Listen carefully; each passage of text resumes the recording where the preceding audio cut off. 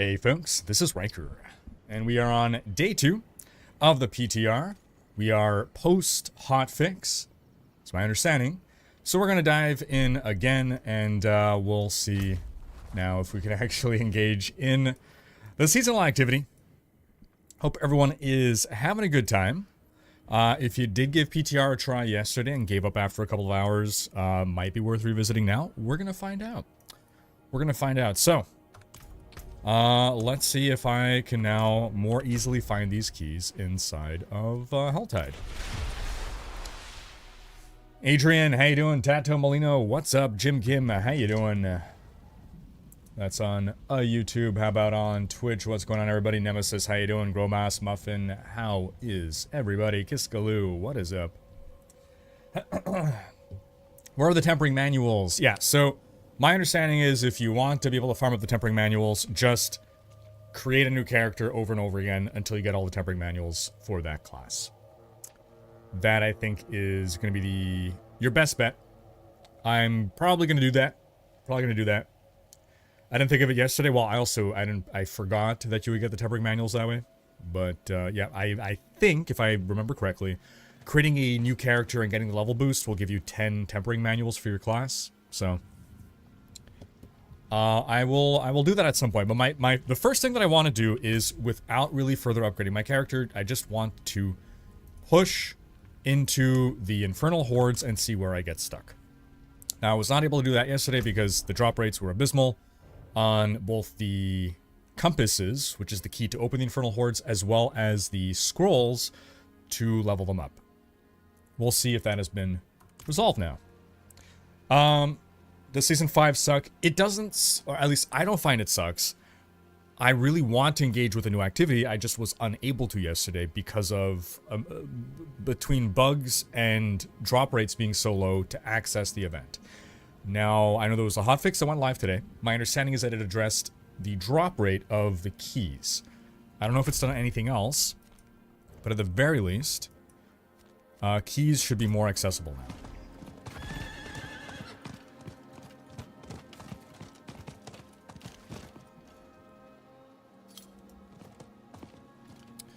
Yeah, Mom was saying, just wondering if you saw my YouTube comment on a recent Season 5 video of yours about console, mouse, and keyboard. It depends on how recent. What was the question, yeah, Mums? Or comment, for that matter.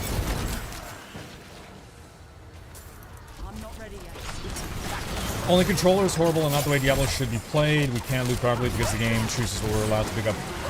First, can't target enemies properly without the cursor. Many skills don't work properly, like leap and teleport. It's a completely different experience. I'd say, okay, so you want to be able to have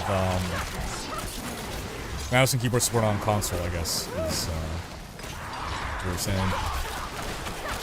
Yeah, so I don't see why that wouldn't be possible, given PC has controller support. Why would it not be possible to have mouse and keyboard support for console? But I'm not super familiar with console in the landscape to know how common is it to have mouse and keyboard support and all that. Volume's a little too loud here, I feel. Maybe just the text volume.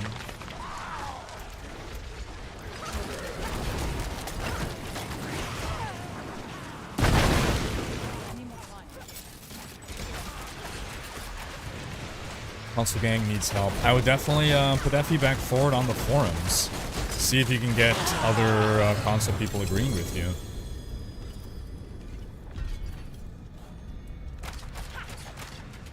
Okay, so let's see if revised whispers are going to give keys, because I did a bunch of whisper turn-ins last stream. I got 1 key, and I gave up on doing whispers. I did several nightmare dungeons. I got 0 keys. I gave up on doing nightmare dungeons. Can't do that here. I did a few, and I heard of people doing a few Uber boss runs. No keys. Give up on that.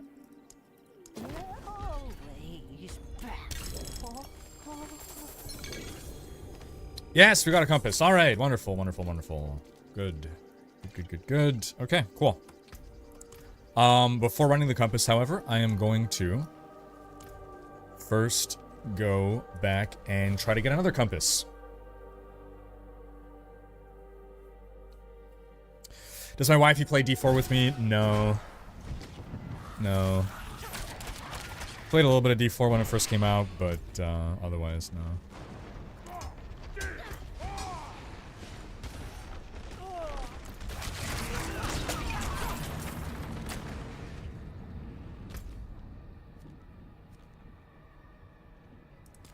Yeah, okay, let's go. Let's go open something here.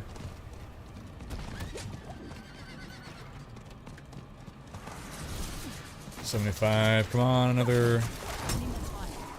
Give me another one.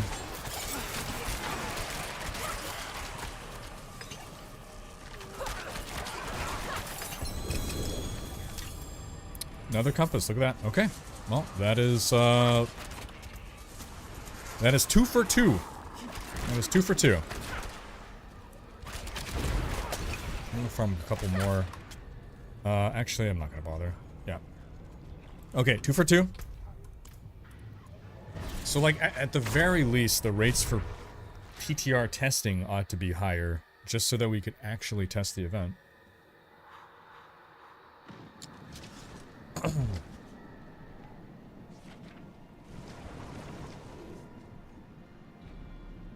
How you doing, Dark Azrael? Yeah, so we delayed stream today because I wanted to make sure that the hotfix had gone live before I started streaming. There's just no point in me playing PTR until they buff the rate. I want to go do other work in the meantime.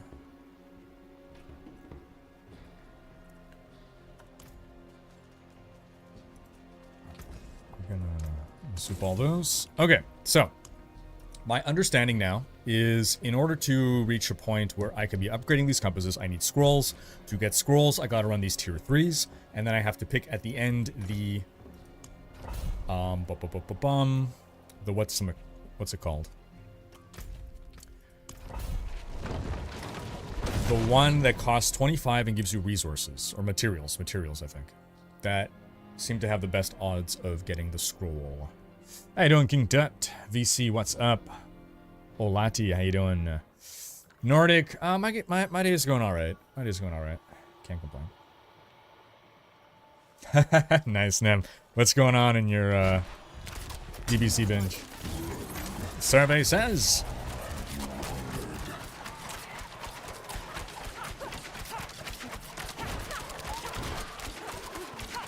Saying I got all my tempering manuals when doing the season quest to unlock Infernal hordes. Maybe I was lucky. I didn't get any of them. I'm sorry, maybe I got a couple, but yeah. I was not able to re-roll my gear, basically.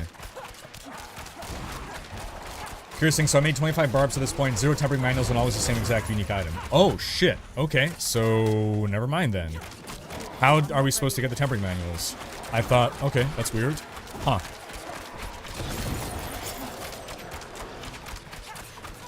Huh. Okay. So now I don't know anymore. I'm not ready yet.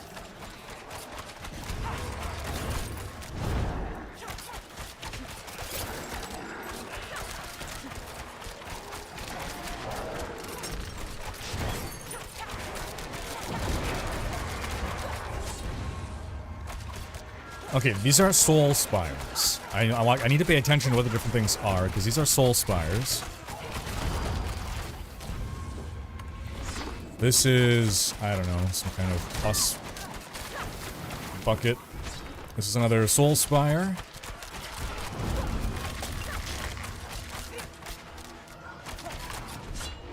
This is another soul spire. Wow. They are, have they already, like, made changes?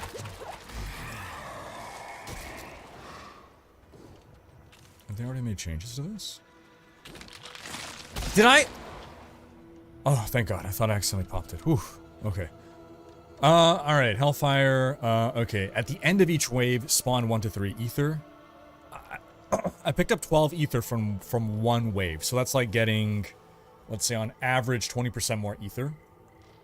Hellborn grants you 1 ether. Hellborn are hunting you. How many Hellborn are going to haunt me?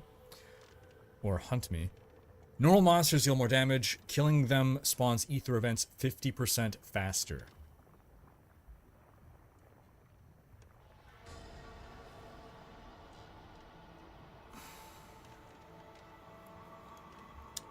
I think that's the play.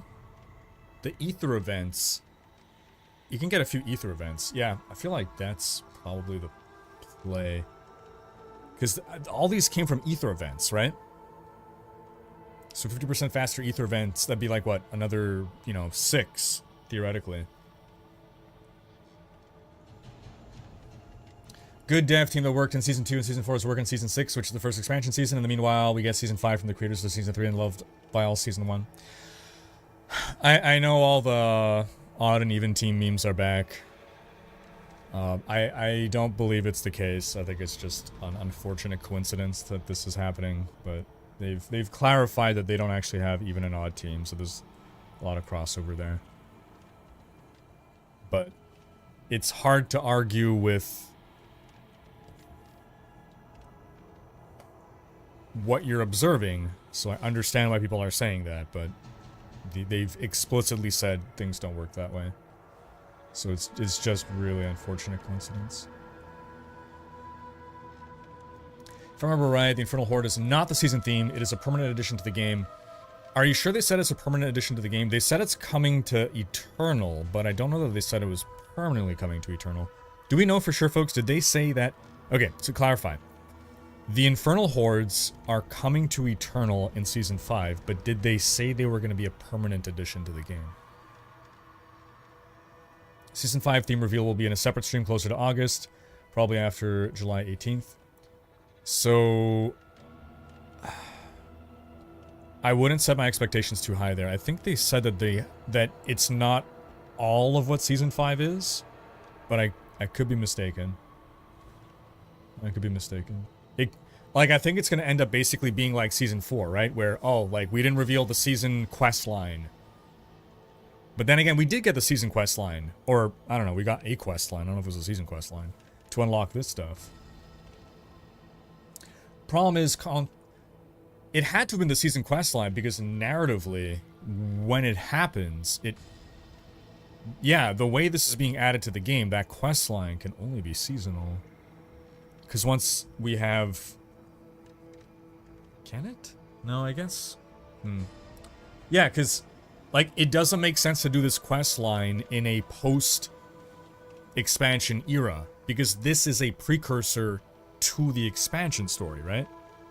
So we can't be redoing this quest line every season in the future forever. I think we're just going to have it unlocked from the start. That's my guess. I don't know. Problem is, console can use mouse and keyboard just fine, and the devs won't put it in our game. That is weird. That is weird. Do you, Rax, Woody, and Rob all test the PTR at the same time on purpose, or just coincidence? As in, are we all online and streaming at the same time? Well, Rax, Woody, and Rob are absolute blasters playing 24/7. And so whenever I come on, one of them is on, because they're always blasting.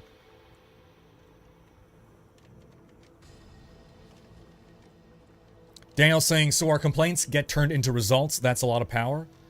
The D4 dev team absolutely has been listening to us from day one, and almost all significant changes in the game have come from digesting player feedback and implementing it generally in a way that's more intelligent than how players have requested the feedback be implemented.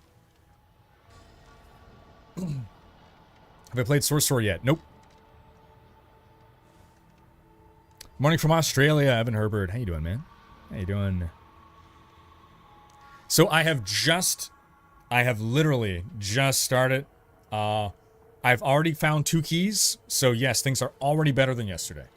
Beyond that, we're about to find out. We're about to find out. What's up, Iron Valor? Okay, so I wanted to do this one. Yeah. So my goal here, I am hoping I can get some of the scrolls now. Because as you can see, tier 3 is very easy for a level 100 character. Oops. So I want to, I do not believe this character will be able to handle a tier 8. Which is good. I want to see where I max out. And I want to see what I gotta do to empower my character to handle a tier 8. Oh, event up here. I need to actually do the events for it to be worthwhile. I gotta pay attention. There we go, right here. There we go.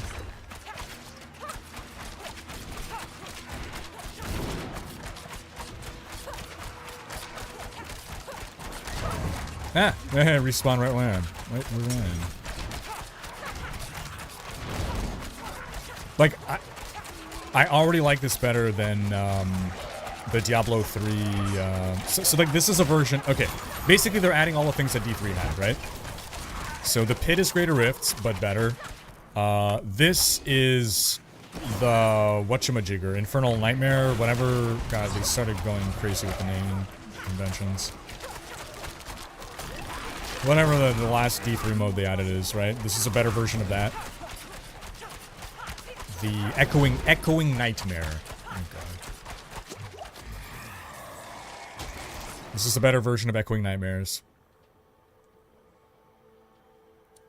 Xbox supports keyboard and mouse natively, however, developers have to support it, and both Blizzard and Bungie, the two biggest who were asked to support it, said no, citing it would give an unfair advantage over controller players. Huh. But when your game is cross-platform... What is that? When do you think Blizzard will put Diablo in the game, and more importantly, how? I think Expansion 2, we're gonna fight... I was gonna say the big D. We're gonna fight Diablo in Expansion 2, is my prediction. I believe we're gonna see an echo of the previous story, the Diablo 2 story. Mephisto is trying to bring back his little bro.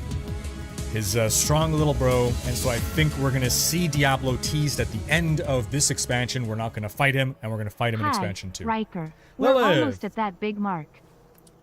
We are 1 month away from the 100. Hope you're doing well. Well, hope the summer's been treating you well. How's the weather been? How's the weather been treating you? Okay, Burning Rain. Okay, at the end of each wave, spawn 1 to 3. Ether Fiends grant +1. Etheric Mass grant +1. Okay. Let's do this. We're up to 21. So we're guaranteed to have 25 at least to open one of those. If I can get 50, that'd be great. I need to figure out which of these guys are Ether Fiends. Just kill everything too fast. Alright, here we go. Boom. Okay, destroyed the mask, got the ether. I need time to do that. Is this doing something again? Oh.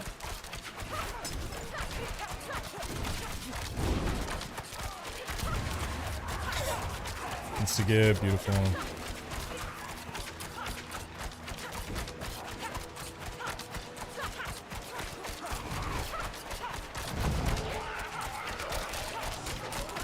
Teacups. I was going to ask you before we found about Season 5, do you think they'll have a problem making an enjoyable season after Season 4 was so popular? Yes, yeah. So Season 4 was such a high that it's going to be really difficult to top it. Season 5 has big shoes to fill, but I don't think Season 5 has to top Season 4. As long as it's a good season, I think it's okay. Also, it's going to be a shorter season. Even if Season 5 is a total letdown, we're 2 months away from, or we're going to be 2 months away from Vessel of Hatred, and then it doesn't matter anymore. People will ride the high of Season 4. Season 5 could be terrible, and it's going to be okay. It's not going to be great, but like, it'll be, like, D4 will be okay, right? People skip Season 5, they're still coming back for Vessel of Hatred. It's fine. That said, I don't think Season 5 is going to be bad, but if it is... Ether Fiends explode and damage foes. Okay, so this one is yellow. Oh, M to view prior choices. Look at that. Yes, I love this. This is great.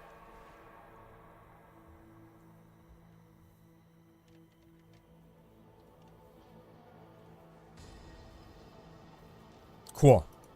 That's great. Yeah, that gives it that roguelite, you know, quality, right? You get these little... You can see what your previous buffs were and everything. Goku just transformed. Now, next episode... Frieza, huh? This is a PTR. Okay. You know, Frost is going to use the big D comment. Oh, man. Oh, man. Are the new aspects in for testing in PTR as well, or just this? Yeah, everything should be in for testing, is my understanding. Everything should be in.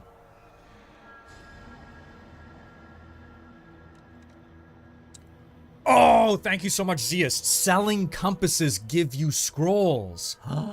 Selling to who? Just to a vendor? So they're doing like PoE, where selling to vendor will give you things other than gold. Is that for real? Selling them or salvaging them? That's insane. That's so good. I already gave Frosty the clip he needs. Oh, man. I don't know if I just got lucky, but I opened 8 Helltide chests and of all kinds and got 8 compasses. I'm 2 for 2. You're 8 for 8. I think that's the new... I think that's the current drop rate. Now, I don't know if that's just for PTR, but I think at least for PTR, it should be accelerated so that we could actually get some testing in, right? Mephisto looked massive in that trailer as well. Yes, sir.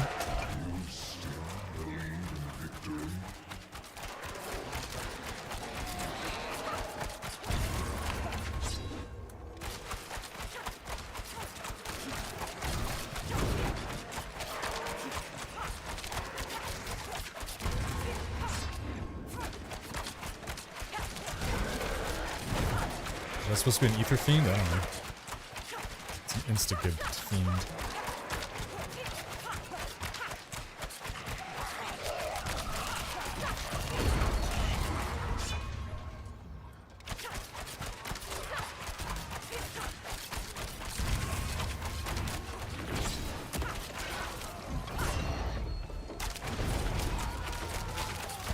I need more time.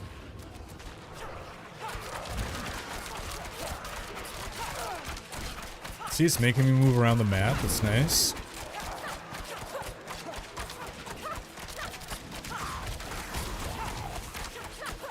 I gotta be running a difficulty that's actually challenging. Is the thing.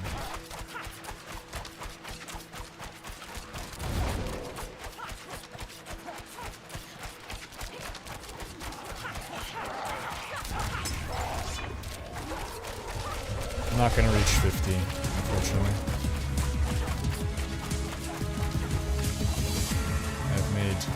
Oh, we get one more. Okay, good. I will hit 50 then, hopefully. Woohoo. Greg City 101. How you doing, Greg? Hope you've been well. Were you saying, but if they allowed it and you're on Xbox only with crossplay turned off and you're up against another Xbox player with mouse and keyboard, the mouse and keyboard player is going to have the advantage. It's probably out trying to give a level playing field. Not sure I agree, since I play on and off with controller. Don't really feel that disadvantage against mouse and keyboard players. Also, like, PvP is such a small part of the game. I don't know. Walking on clouds, happy right now. My missing sister has been found. She was adopted outside of the family and is the reason I did Ancestry DNA. We reunited online last night. Finally, I can give you good news. That's great to hear, Lil. Wow. So happy for you. Congrats. Meanwhile, compass drop rates in Helltide feed into testing of Cinder drop rates. Compass drop rates in Helltide feed into testing of Cinder drop rates. I'm not following. So far my main feedback is boons are so insanely boring. Okay, so salvaging the sigil. Okay, salvaging a compass will give you a scroll. Interesting. Okay. The real Bakugu. Hey, how you doing, man? Oh, I'm happy to hear that. Happy. Saying thanks for the first ever response to any of my comments on anyone's videos. Ah, I'm happy. I'm happy for you.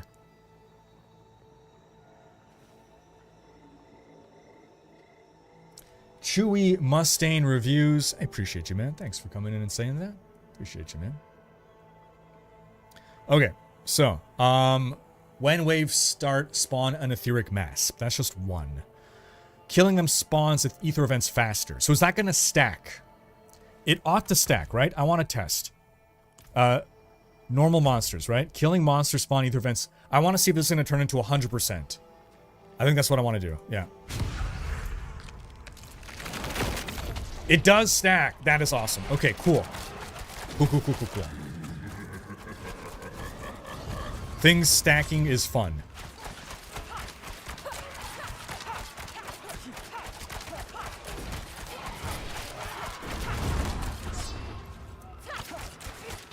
So I'm pretty sure these are the ether events that they're talking about that are spawning faster.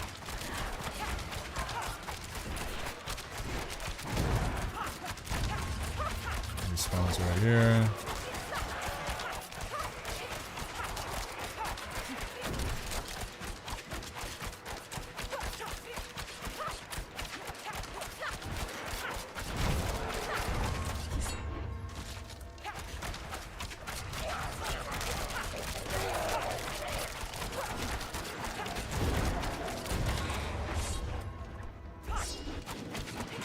I guess that's the etheric mass that bursts.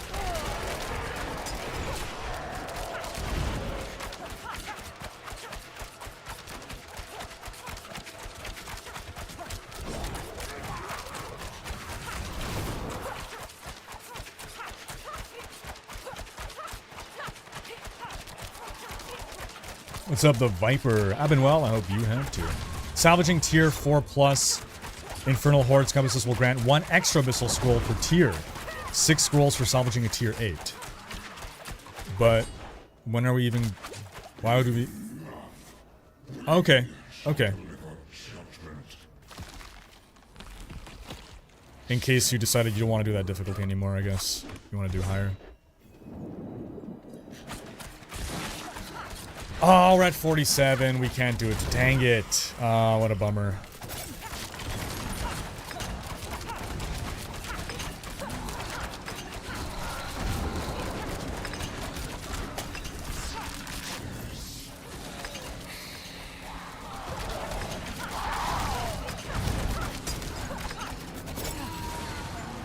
That is cool. Okay. So... let's see if we get another compass or... Okay, so we don't have a super high rate, it seems.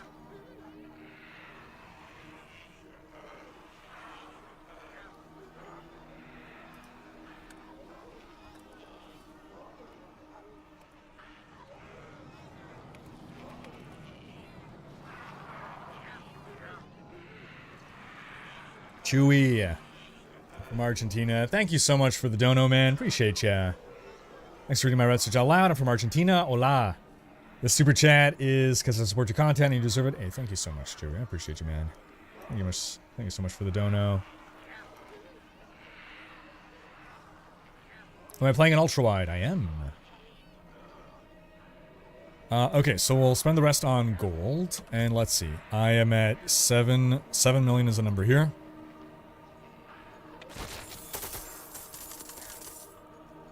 Okay, less than 1 million. That's not too bad. Whatever. That was like, what, 22 ether? Did I count that right? Yeah. That was less than 1 million gold. Actually, that's not really good. Am I crazy? Did I do the count wrong there? I got less than 1 million gold for that, right?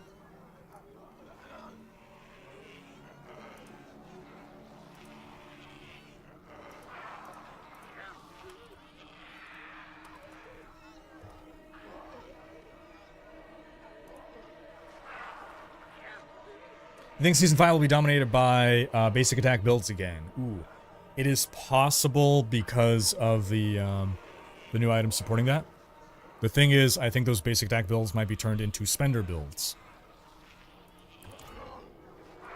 Okay, so I have one more key. Instead of spending it, now that I did not get anything, I'm going to farm up a bunch more keys from Helltide and upgrade. Where I'm going to farm up at least one more key. Now that I know that I can salvage these to transform them. So, Helltide chests seem like a good source. I've run Infernal several times now and I'm finding the higher tiers take way too long overall and give a little amount of rewards. So that's good feedback for the devs, right? Bumping up the rewards, super easy for them to do. So that is very valuable feedback.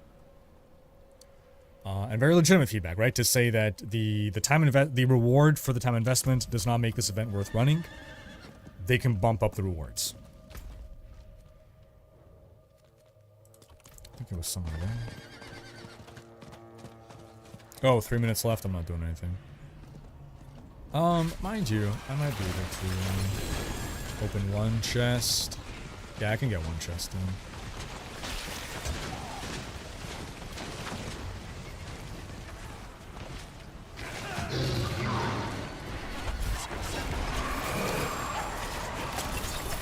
Especially with this guy.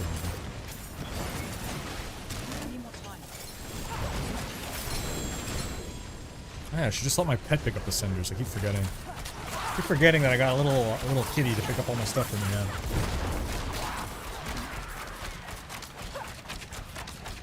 now. How do you level so fast? I've yet to get a character to level 100 in any season. Well, so in PTR, you could just boost your character to 100, but it also capped, the PTR also copied over your characters. So, those are two things. Outside of that, though, I actually have a video, I believe. My Ultimate Season 4 guide goes over the latest fast leveling techniques.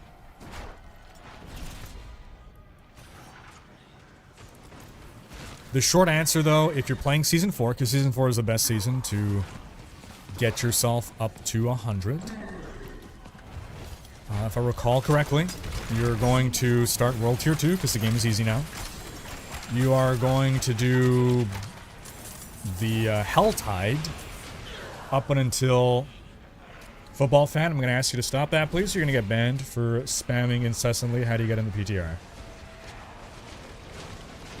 To access the PTR, what you're going to do is in your Battle.net. It's only available on PC Battle.net. Pull down here and select Public Test Realm and then install it.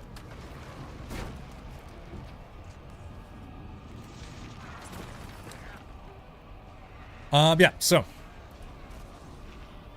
do Helltide up until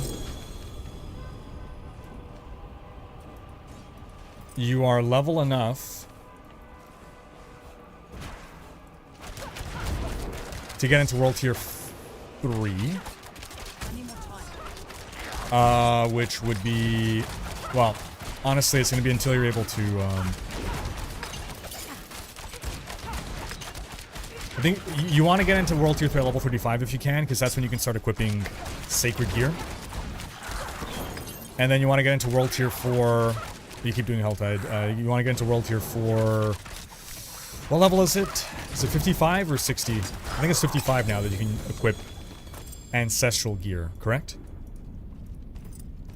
Basically, as soon as you can equip Sacred Gear, you want to be in World Tier 3. As soon as you can equip Ancestral Gear, you want to be in World Tier 4. Once in World Tier 4, you are doing Nightmare Dungeons to 100. You want to be fighting monsters that are exactly 10 levels higher than you. Okay, we're going to have 5 minutes of downtime. We're going to see if the pit is fixed.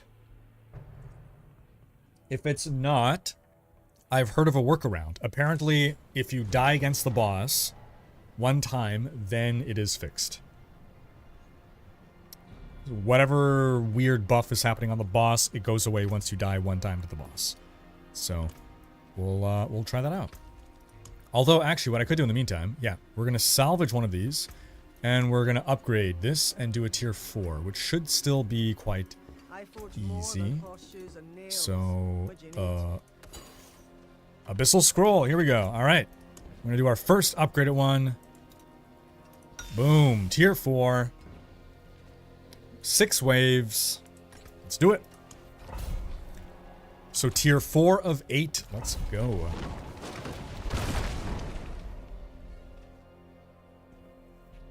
Citizen saying, I watched your video and wonder if Blizzard could do the same thing they did with WoW Remix and Horde mode, where by the end you're like 200 plus level mobs if you take the correct mods. That could be cool. I don't know too much about that, but I've heard it's received well, so... Whoa, ho, ho! Alright, look at me. I'm already taking... I took a big damage there. Exciting.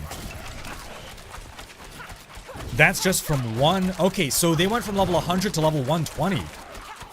They bumped up by 20 levels, if I'm not mistaken. Alright. I gotta pay attention now. That's great.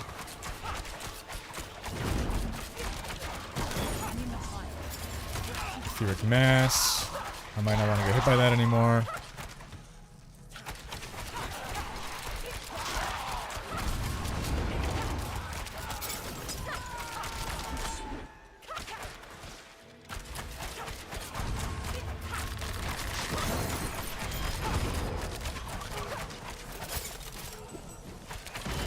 Alright.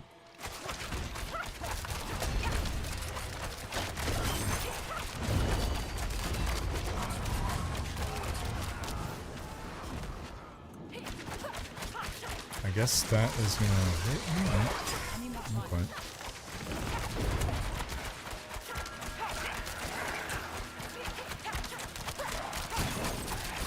Cheers, Necromancer.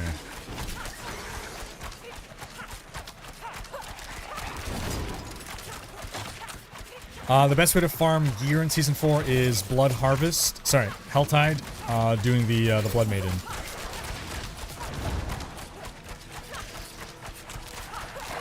Is Infernal Horde party applicable or just solo? You can absolutely do it with a party. Okay, let's see. Etheric mass damage, Ether Fiends, +1 Ether. Jesper, 33 month. Oh, resub. What we're doing well. Also, we might have missed this earlier. Cestus, 3-month resub. Appreciate ya. Cinder drop rates have gone up for Season 5. Oh, interesting. So we can open more chests, and now we get good drop rates for compasses as well. Ah, nice, nice, nice, nice. Cool.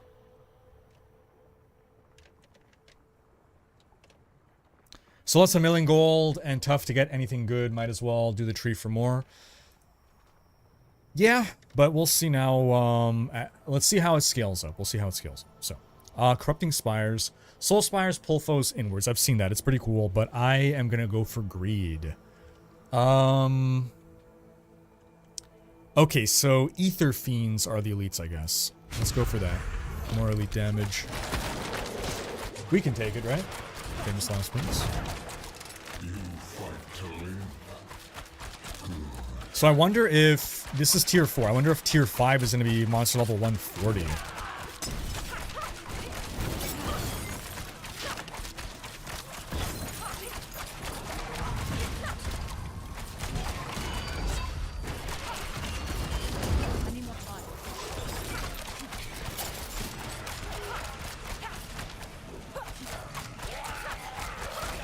we're only at 10 so far. It's not great. I don't know if it's just bad luck or what. So, whoa, whoa, whoa, whoa. What are all these? I'm not ready yet. Okay, boomers. Jeez.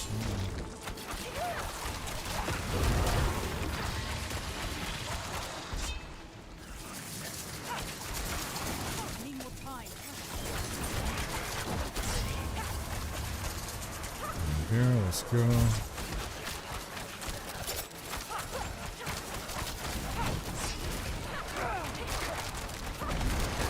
I need more time.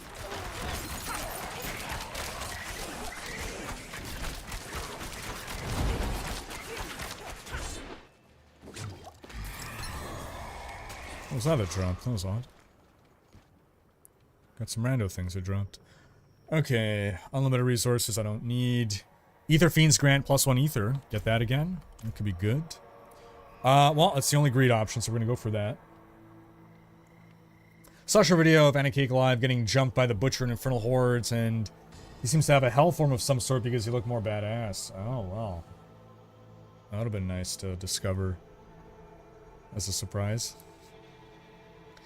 Should I start playing D4 now or wait until expansion and start from there?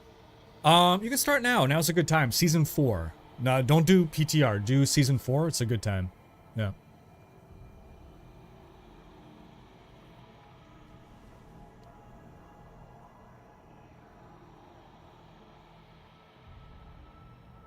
So a hardcore friendly pit workaround, exactly. The higher the compass tier, the more waves there are. Correct. It maxes out at 10 waves at tier 8. If you try to upgrade to tier 8, it will consume the scroll and do nothing. What? Then how do you get tier 8? Okay, so compass level 8, monster level 200. Okay.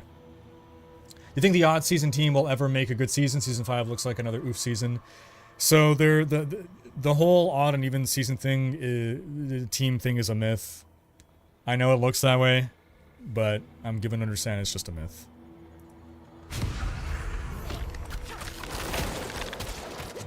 Think they'll ever make the chests in Helltide reopenable? Oh, good question. I don't know. If enough of the community asks for that, sure. I've not seen the community ask for that. I think it'll be better. Actually, I prefer that they're not reopenable, because if they're infinitely farmable, then you're going to be pressured to stay in Helltide more. I kind of like that it's like, okay, you're done. You don't have to stay in Helltide. You can leave now.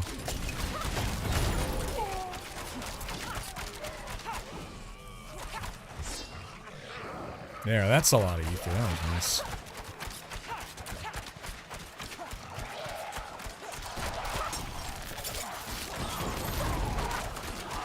Man, these waves of fallen lunatics.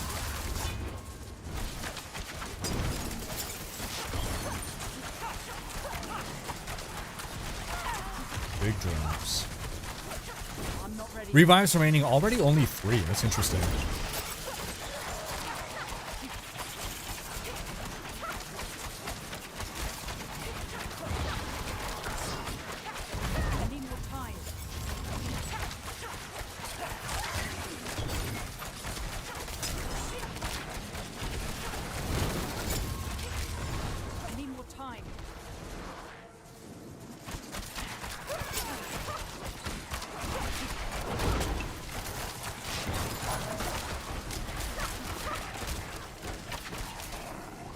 Yeah, we're already up to 45. This is so much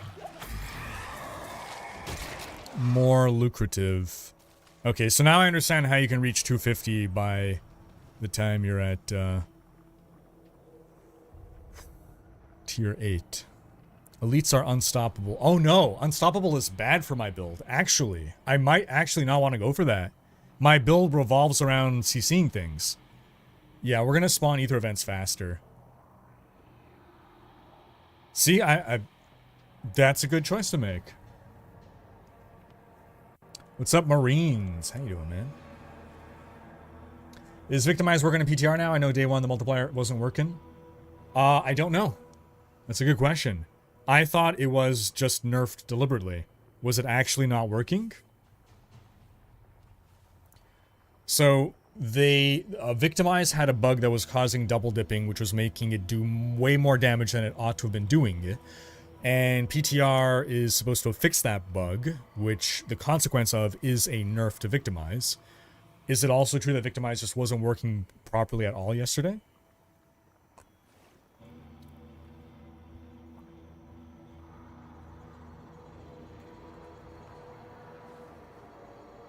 Mike, I appreciate you, man. You folks are awesome. You folks are awesome. Appreciate you.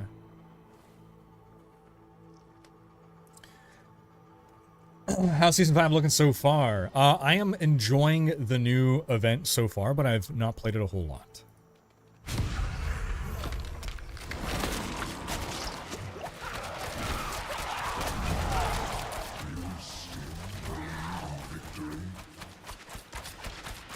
I wonder how rewarding this is in XP. I mean, you are killing a lot of monsters.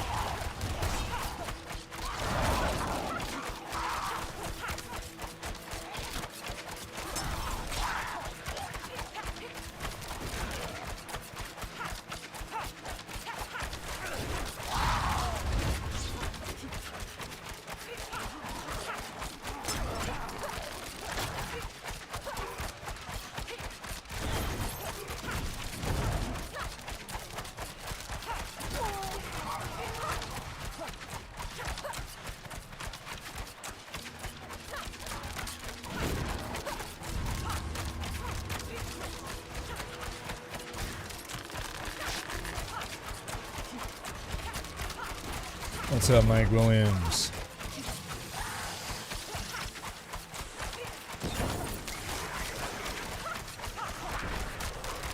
Need more time.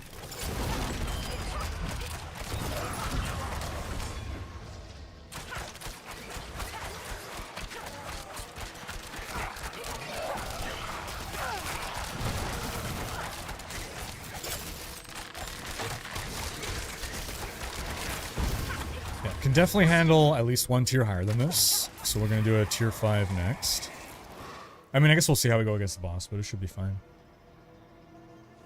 Varshan will still require the full set of materials to summon in PTR. However, only Malignant Hearts are going to drop in PTR. If players have all the materials going into PTR, they will still be able to summon Varshan. I guess that change wasn't working as well since you got a Trembling Hand yesterday. True, yeah. Mage and Gizmo, what's up, man? Welcome to the stream.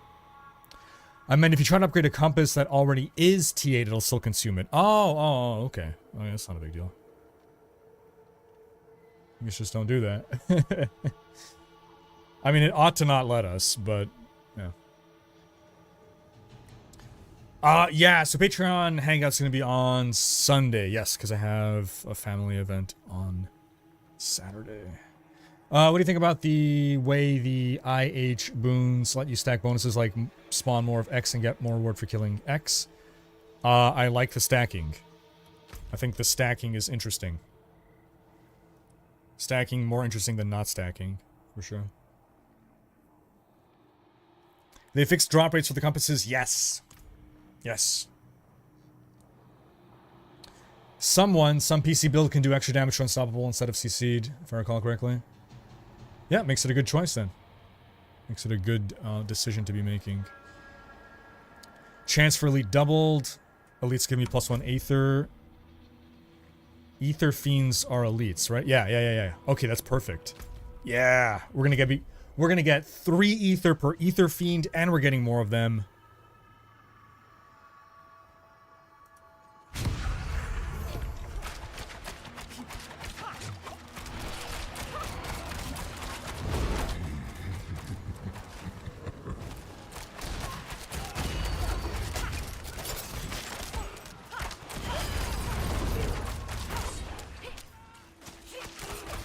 Okay, we're already at 55, so we can buy 2 things. I'm gonna keep trying with the materials, I think, just to see if we can get anything to spawn there.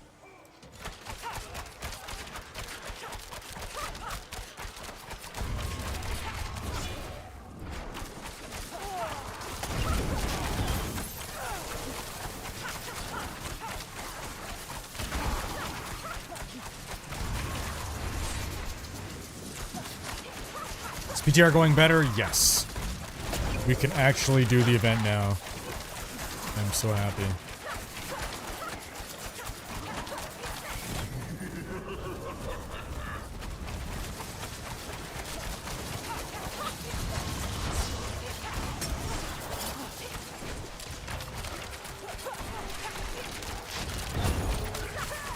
See, and this is something different, right? This is not just a dungeon. This is a different thing.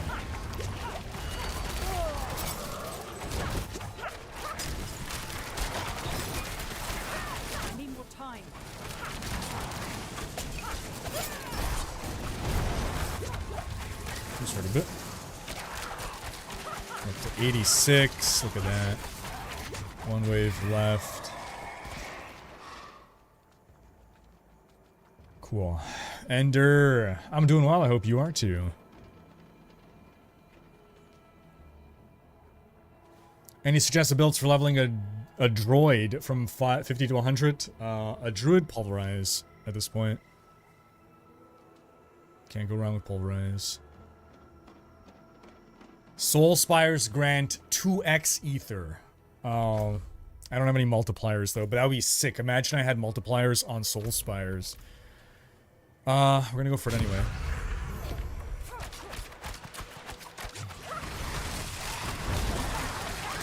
I know, I'm just pulling your leg, Weeheart. I know. These are not the druids you're looking for, okay?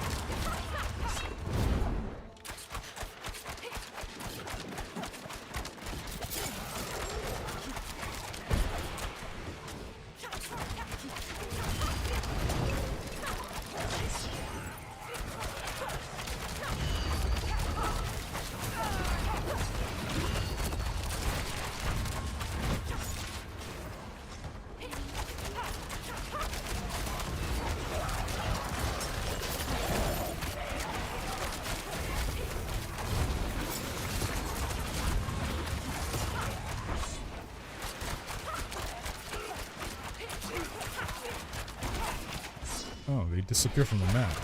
That's not good. Are there any others that I've missed? Shoot.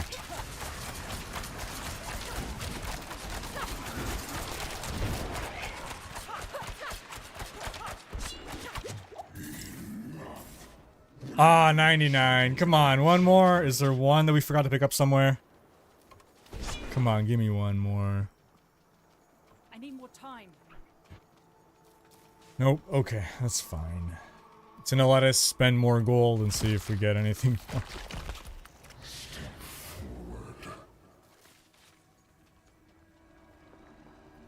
Do the monster mobs in those events scale with more players? Good question. Probably, but I don't know. I've only played solo. Can anyone answer that? Like, I don't think more monsters will spawn. It might just be, like, standard scaling rules of parties. I imagine why, like, the entire game works that way, right?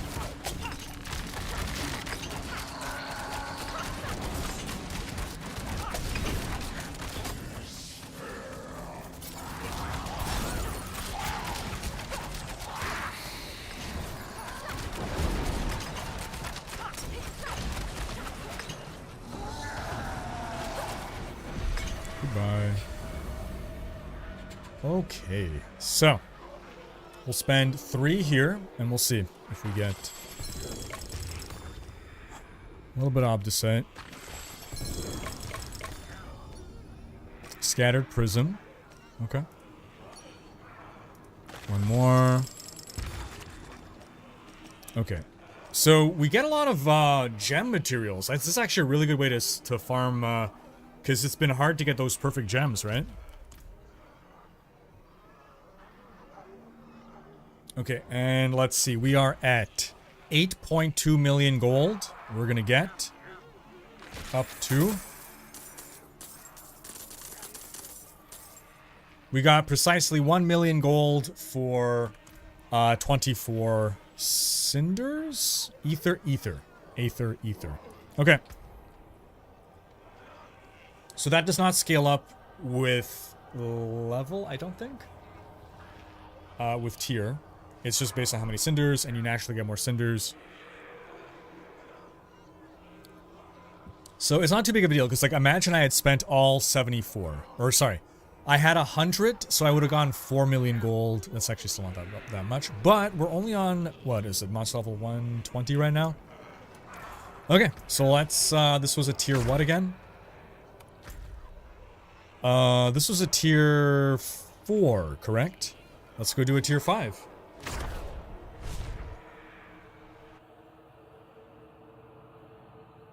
We're gonna keep the blood pressure down today. Yeah, no, so far things have been good today. Fingers crossed. So far things have been going well today.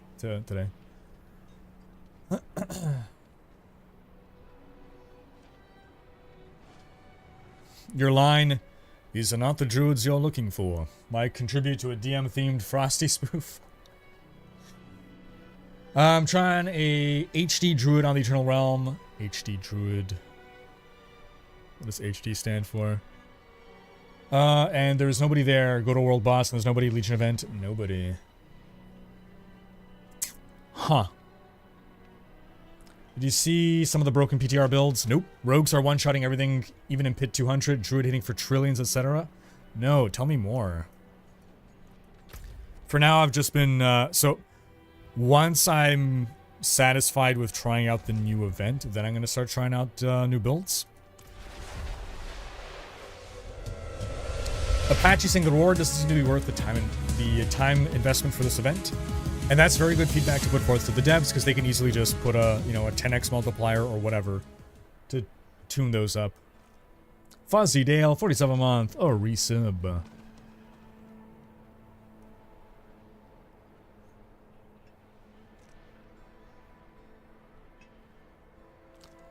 Quit after couldn't find enough Stygian stones to fight uber bosses. Endgame content is fun, but when you can't do them well,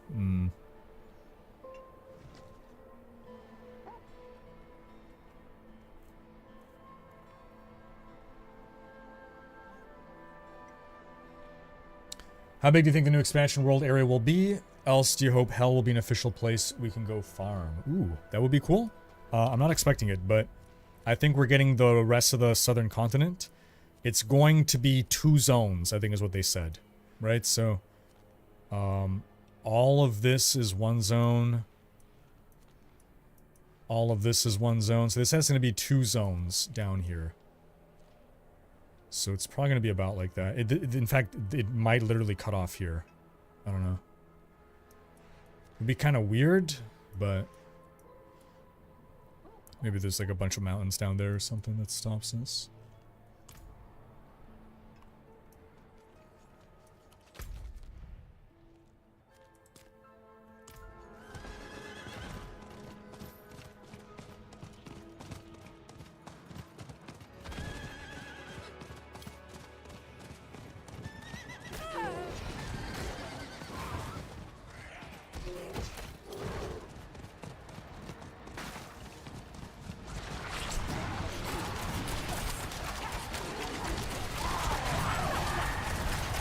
Things are going a lot better today, Anthony Moreno. I feel like I have agency over getting these drops now.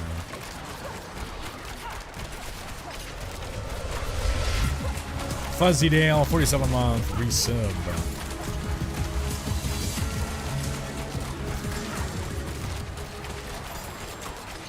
How's it going? My hoser from another igloo.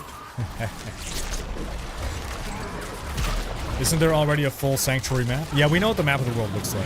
Yep. So we know what the southern half of the continent looks like.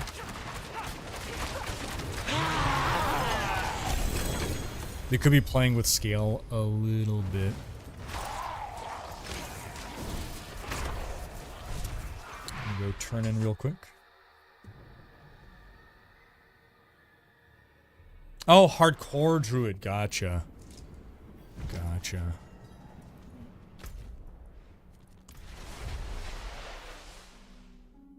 I mean, so you're joining in like midway through a season.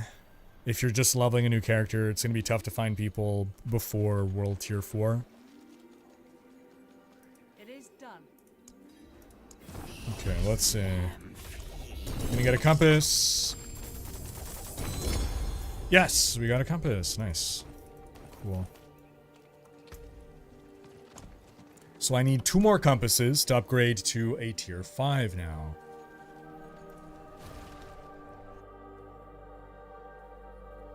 I do not feel hopeless.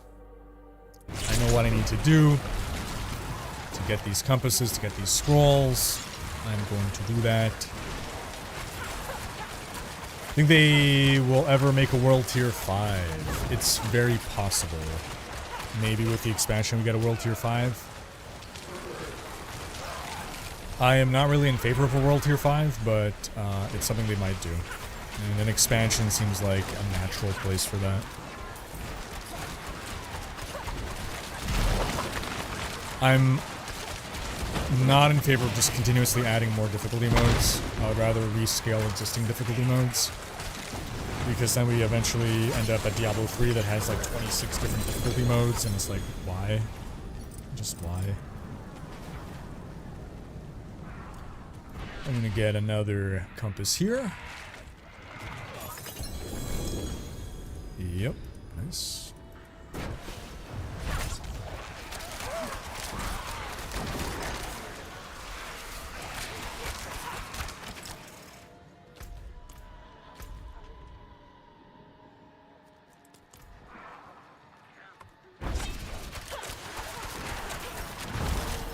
I do miss the profane mine cages. I wish they would have made that permanent. Although, they said they've rebalanced. Well, I guess it's more about the difficulty.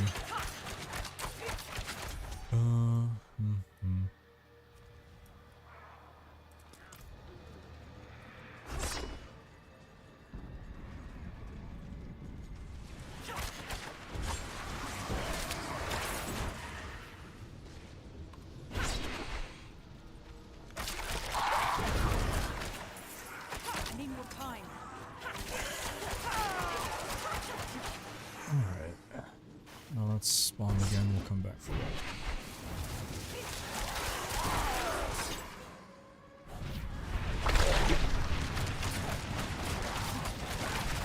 I think Lilith will revive from within us since we still have the rose petals inside us. While that would be cool, I don't think we're going to see Lilith again in Diablo 4. I feel like we would undermine the ending that she had to bring her back at this point. I think she had a very powerful ending as a character, even though I didn't want her to die. I think it would weaken the ending of the base story of D4 for her to come back.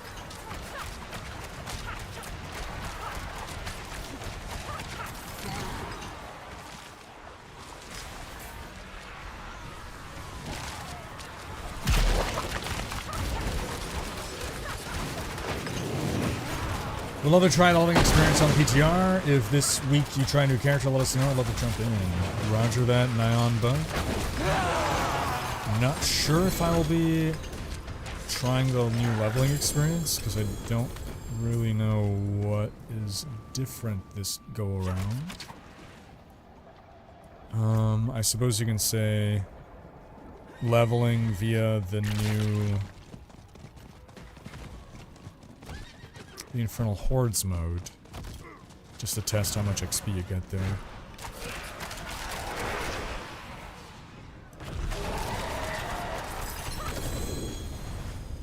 I cared in Season 4 to see how the new leveling went because they changed how itemization worked. It feels like there's less reason to test out how leveling goes in Season 4.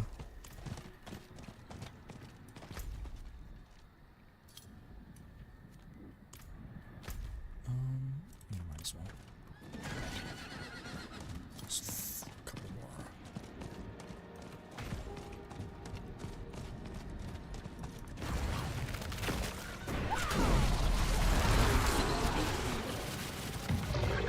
Yes. Ooh. That's what I needed, more monsters.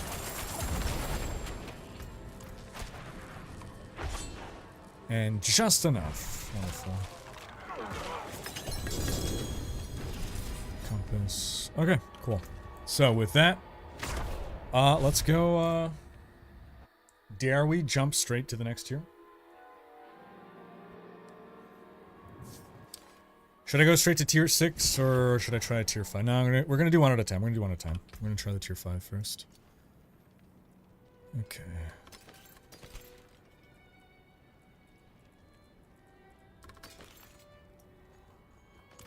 Need something forged? You can take what's left. You can take what's left.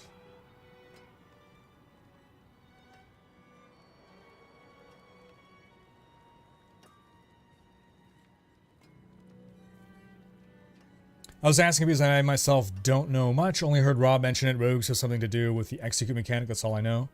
Ah, yes. Good old execute. The forever broken mechanic since D3.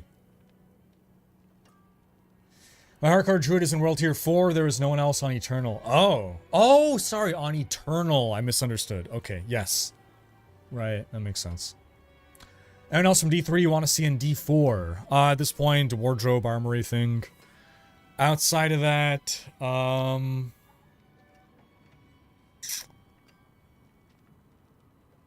something similar to the, oh god, I don't remember what it's called. That skill tree thing that you level up.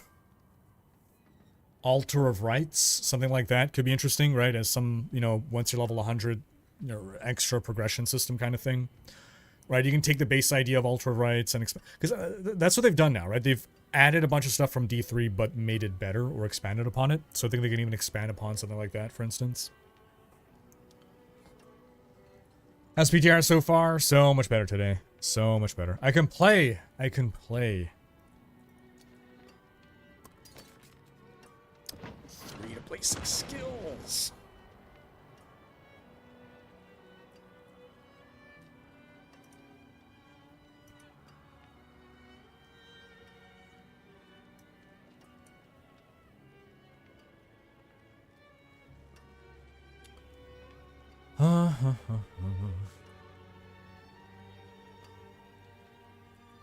No. Okay.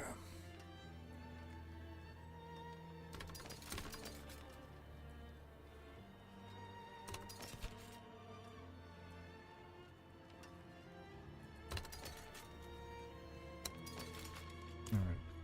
Father bless. Let's go salvage. Papa bless. Okay. So we are going to pop, bop, and we're going to double upgrade one now. 1, 2. Tier 5. Let us commence. Should be monster level 140 now. It ramps up big. Damn. Still get the blood drop things from killing things going to Varshan. Blood drop things. About 20 years ago, there was a short conference report by a geography tutor on WoW. If I recall quickly, WoW at the time was definitely smaller than either US or Canada, but all physics stuff worked like an Earth-sized planet, so Blizzard has a lot of white map space to fill in their games. There was a short conference report by a geography tutor on WoW. WoW at the time was definitely smaller than either the US or Canada. I guess like geographically smaller, right? But all physics stuff worked like at an Earth-sized planet, so Blizzard has a lot of white space, map space to fill in their games.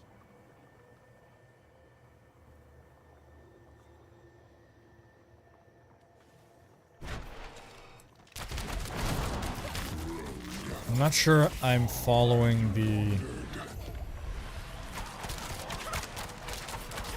train of thought. Natalie saying, I miss legendary gems. I know the Paragon tree is sort of supposed to replace it, but I'm not ready yet. running around with some of the more niche ones was fun. A lot of D4 is very meta-centric presently. So I can see opportunity to add legendary gems as, like, imagine they're somehow, like, Paragon, nodes. Like, that you can, well, I guess, how's that any different? Oh, yeah, maybe that's just, imagine that's what, because we know with the Vessel of Hatred we're getting legendary, what is it? Ooh, I'm taking damage. Legendary Paragon nodes, is it? And you see that execute? That execute was pretty strong. We just deleted a bunch of enemies instantly. I'm not ready yet.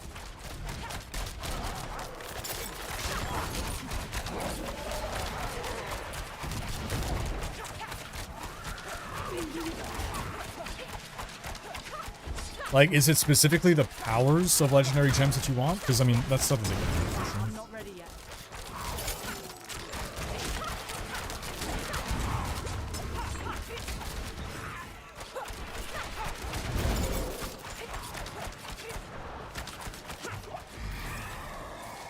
Thing is, I mean, even D3 was very meta-centric. It's always going to be a meta.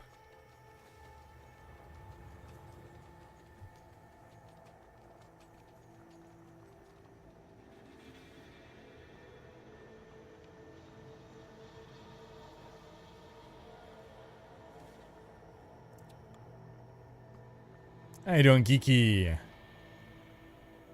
I appreciate you, Geeky. Always appreciate you. Clearly they need to add a fishing minigame. True. Smokey saying my opinion is that cosmetics are the real end game, but no one ever talks cosmetics, so what's your take? Do you like the cosmetics? Do you wish for more outfits or colors? Any styles in particular? I do like the cosmetics. I would wish for more colors for sure. Like having an actual black and an actual white as opposed to just gray would be very nice. Yeah, I would really like to have, like, while more cosmetics is always great, I think right now I would rather more... I would be fine with an entire season of not getting any new cosmetics if it meant getting new dye options.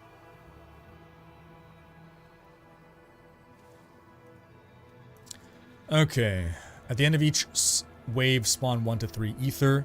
See, this is a good thing to start with, but... Wait, hold on. When they say at the end of each wave... Do they mean one of these 7 waves, or do they mean the mini waves between waves? No, they can't mean the mini. That would be insane if they meant the mini waves. But like 3, even 3 ether, like... The hell is that? Extreme weather warning?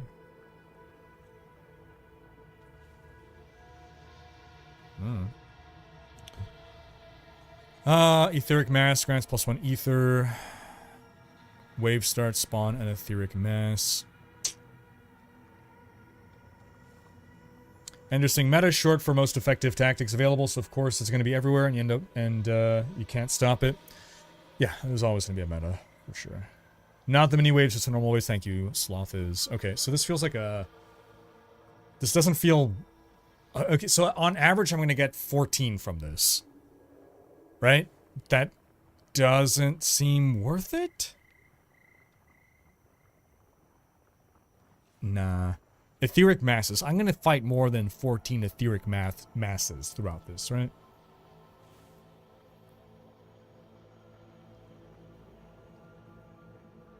How does the Infernal Horde activity feel after the hotfix? Still too unrewarding and slow? It's not rewarding enough, but at least I can play it enough.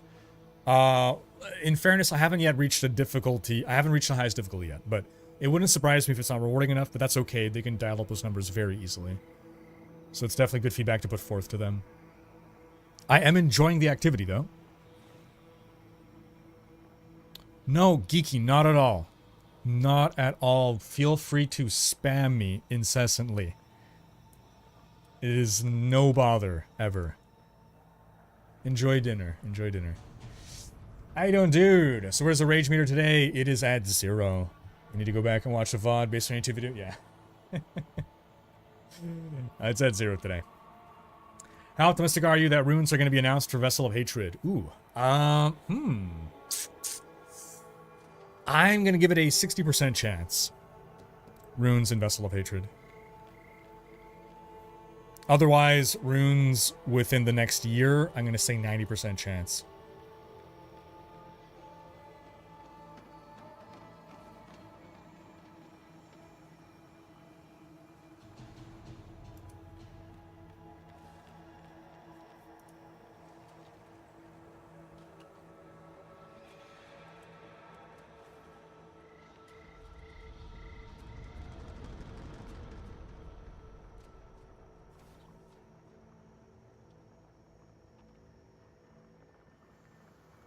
Okay, so before we start this one, I'm gonna go grab some more water real quick.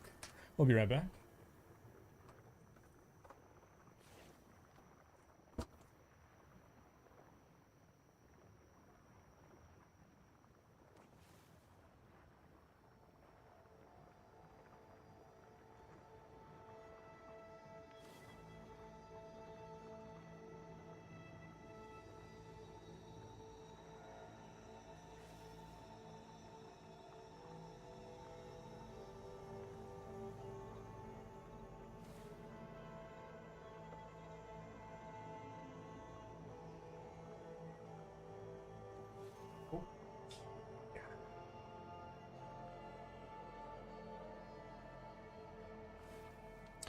Trying out the beta. Ooh.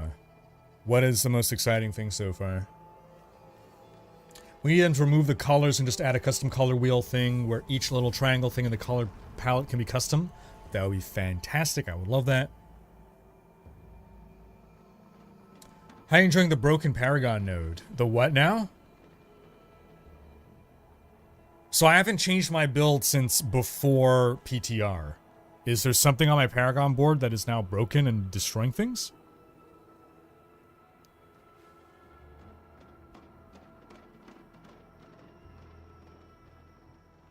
Anders saying, I'm still thinking about what you said about pit level reward being linear is good because making harder difficulty more rewarding is not something people want.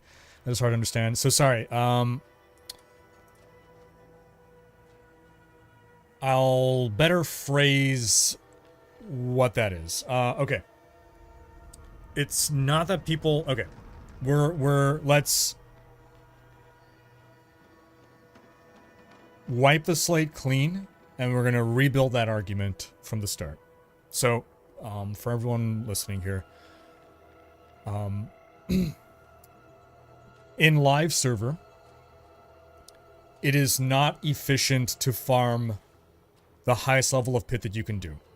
The rewards don't scale up enough to make it worth desiring to ram your head against the wall of pushing high pit content.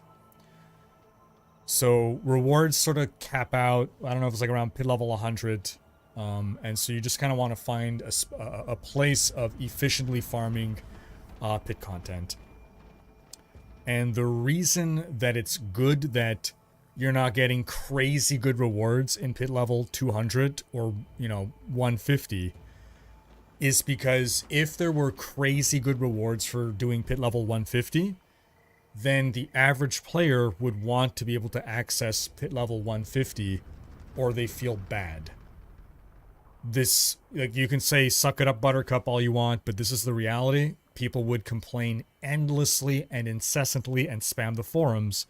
It's not fair, I can't do this. Look at how good the rewards are. I want those rewards. I'm watching all the streamers. They are raining uber uniques constantly. You've made the game too difficult. Blah, blah, blah, blah, blah, blah, blah. So you make it something... If you're going to have something in the game that is so difficult that less than 1% of your players are going to be achieving it, it should be for the EPing. It should be for the status. It should be for the competition. It should be to say, I am so awesome that I can do this thing that most players will never be able to do. Which is especially why it's important to have a leaderboard now associated with the pit. Because having that leaderboard gives extra incentive for that to be the reward, right? Bragging rights is the reward. And just testing yourself, seeing how far I can do it for the feeling of accomplishment.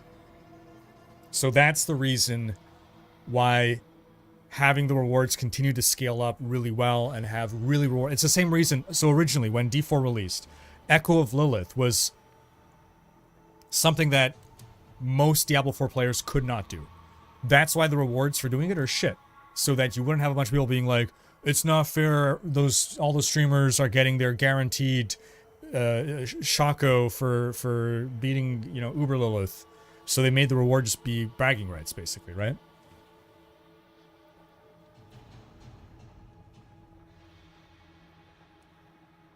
Regarding legendary gems, I'm specifically thinking some of the more utility-centric ones like Boon of the Hoarder, Gem of Ease, Wreath of Lightning. I also just enjoyed having more things to level up. I see. Yeah. So I can see them putting that system in place. Again, either on the Paragon board or somewhere else. I mean, I guess they can even literally do it as gems. I think keeping it to the more utility ones as opposed to the power ones is actually an even better idea. Because as long as there's power ones, the power ones will be the meta. If it's all utility ones, then we'll probably see more variety depending on what build you're running with.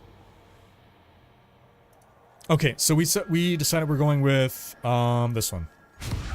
More ether from etheric masses. Let's go.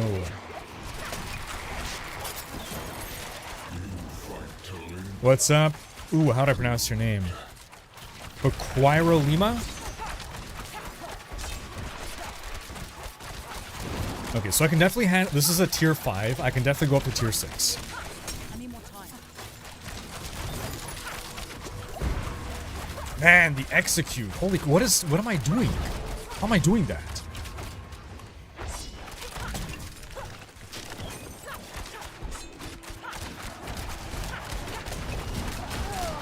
I need time to do that. I think tier 6 is where I'm going to start to struggle bus. With my current build. My current gear setup. I need time to do that. Oh. Etheric Mass, that's the one I have to... That's gonna give me the... Boom. Ooh, he's an angry guy. He's an angry feller.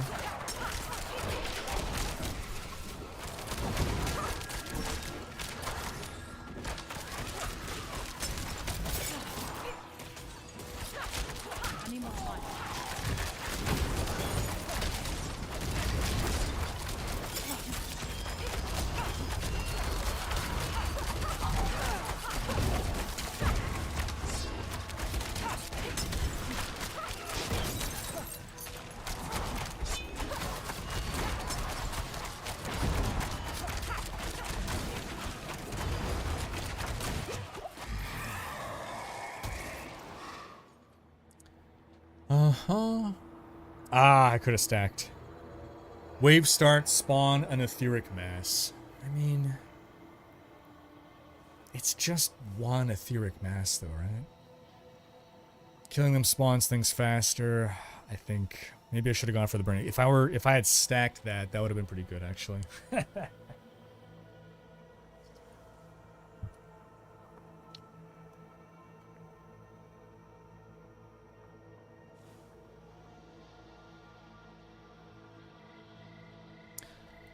Oh boy, I don't know. I cannot read your name. I apologize. He's saying, "Hi, Mr. Rhykker. Did they fix your rage quit problems?" So far they have fixed the main one, which was that I couldn't even play the mode. I can play the mode now. I'm very happy that I can actually test the thing. That is arguably the most important thing to be testing, and I am enjoying it. So I am a happy Rhykker now.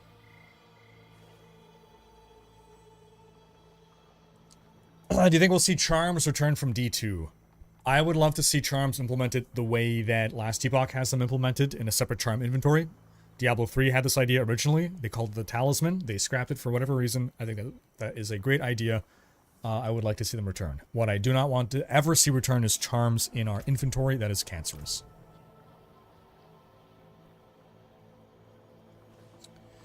Early game progression feels much faster to get you to motorized vehicles. Ooh, interesting. Okay. Black and Dash, feeling good, feeling good. The size of WoW and Sanctuary can be inferred by walking around and scaling results to the world map. If Sanctuary is spherical planet and the world map displays everything, then either it's a very tiny planet with possible repercussions in theory, or there's more map to be added. Okay, so if given that gravity is the same, then it's saying that the planet would be larger. Well, so it's a cute thing to do, but you could, like, you can hand wave that away as saying that it has a denser core, therefore the gravity is stronger. And then I think you can still have a smaller planet just with a much denser gravity core.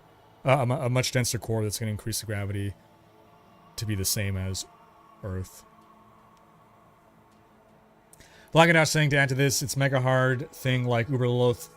If the mega hard thing like Uber Lilith had good rewards, all the builds talked about would be for that activity, not for the rest of the game, which would not be healthy. True. Good point, good point, good point. When you evaluate your Infernal Horde tier, bear in mind that you struggled on Rogue against Pit 80 mobs. They could take quite a few hits before going down. True. Yeah. But Pit was also borked, right?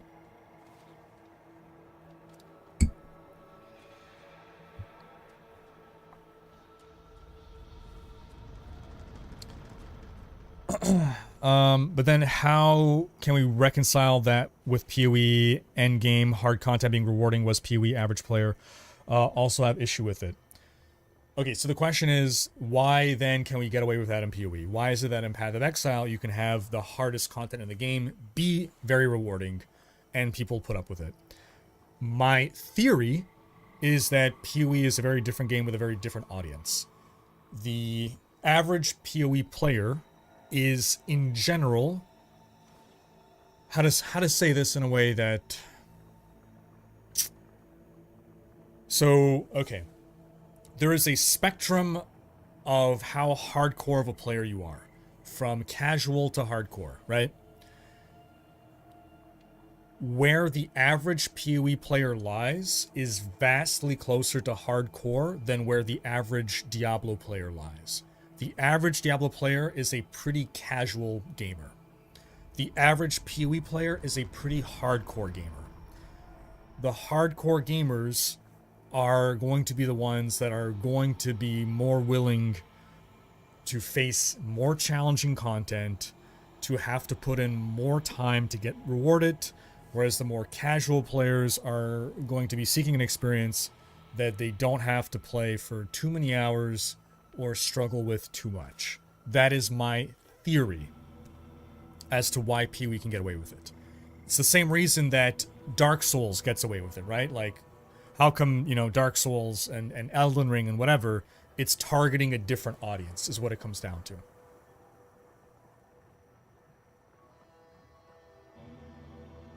If you could have a perfect endgame activity for D4, what would you want it to be, or idea that you would have for it? So that's a great question. My only hesitation is because I can start saying stuff right away, but I want to make sure that I'm not going to misrepresent what I actually desire. because I have ideas in mind, but I don't know if those ideas are actually the best manifestations of my desires. So I guess what I desire is for a content type that is highly replayable. I mean, that is fun, obviously. Fun and engaging. Okay, those are kind of obvious. Like, everything should be fun and engaging. It's difficult to express without just stating things that I think would be a good idea.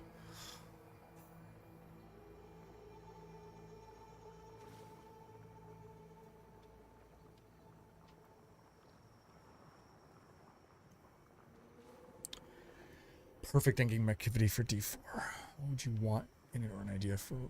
Yeah, for. I would want to feel like every time I'm engaging with this activity, I'm making some kind of progress towards something.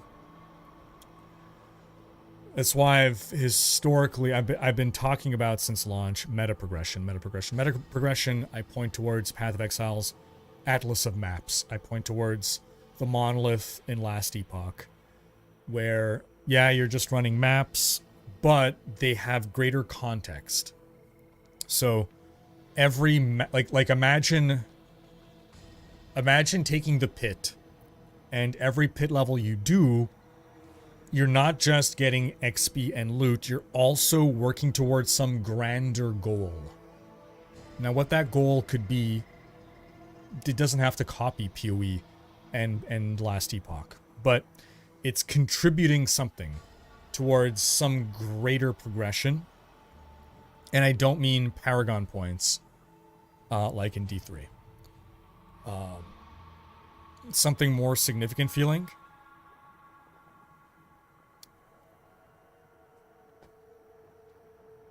I'm trying to think of whether I should get more specific or if that is suffice.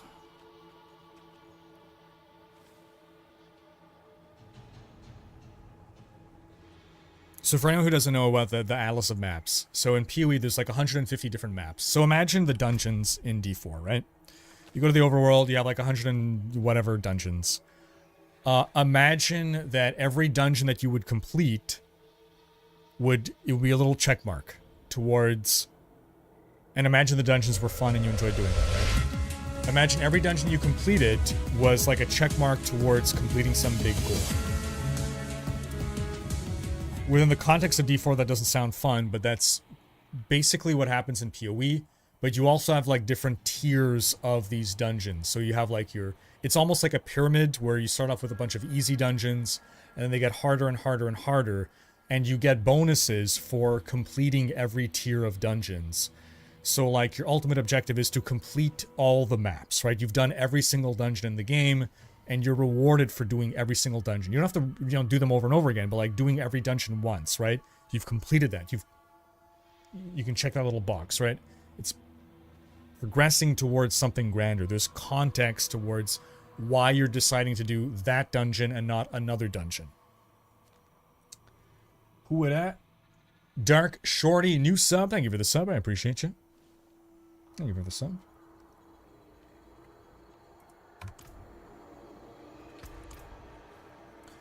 Now, that said, I think outside of that, within the last maybe year or less, I've thought that or maybe I'm just like, this is just like the new hot thing that I'm obsessed with. A roguelite mode seems really cool. This is almost there. So again, think of Hades and whatever. This mode where it's this dungeon where, because it's also like, okay, once you've got your build together, what do you do at that point, right? To me, that's always the question. I want something that I could engage with for the rest of the season. For myself personally, right? The question was, what will be the perfect endgame content for me, for Rhykker? And I realize that I am in the minority here. I realize most people want to be done with the game after 2 weeks and move on to other games and then come back at the start of the season. But what I want is something, not something that's going to force me to log in daily, but something that is so fun and engaging that I want to log in and play every day. And I feel that there's a point to doing it as well. Because in D3, in D4, I reach a point of gear progression where I no longer feel like there's a point in playing. That upgrades are so... like, that I'm strong enough and upgrades are going to be so small and far between, so few and far between, that it's basically not really worth it anymore. Especially because, okay, at this point I'm just getting stronger for the sake of getting stronger to tackle content that's just slightly stronger, to be able to tackle content that's slightly stronger, and it's just like this sort of loop, right? Which is fine. Like, there's a whole lot of players that are into that, which is why it's cool that it's in the game. It's not content for me. So what I want is something that, yeah, the inherent gameplay loop is fun enough to keep me going. Just something to do, to keep doing once I have my character that's fully built or built enough that I feel content with. So now, like, I'm almost combining the idea of this meta progression game mode with also this sort of like roguelite mode where, and this roguelite idea comes from No Rest for the Wicked, who have wonderful ideas on innovating the RPG genre, where basically, imagine you go into this endgame dungeon with your fully decked out level 100 character, and then after every wave, the choices that you're making, it's all buffs, but it's all different kinds of buffs, and depending on what build you have, you're basically building another build on top of it to make yourself even stronger, because the content gets so difficult that you need these extra powers to tackle this content. You can even maybe tie in itemization into it. I don't know. Something where no two runs are going to be exactly the same, right? Like, that's the thrill of the roguelite, right? Oh, what am I going to get on this run? Am I going to get the right combination of affixes? Oh, okay, I didn't get what I wanted, but let's see what I can make work with this combination of affixes. Let's see how far I can go with it. And roguelites, as opposed to roguelites innately have progression even when you fail. And I think that's actually a really exciting way to keep things going. So at this point, I'm wondering, is that the solution? Is it a roguelite system for when you have completed your character? Totally optional, right? You don't have to keep doing it. It's just a challenge mode. Something that becomes increasingly more challenging. See how far you can go. Keep doing interesting, like, you know, crazy builds and whatever.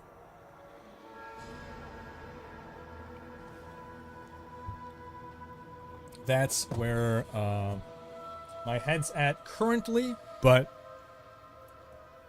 I think what's important there is less what I described as a suggestion or idea, and more the spirit of what I am hoping for the game to fulfill in me.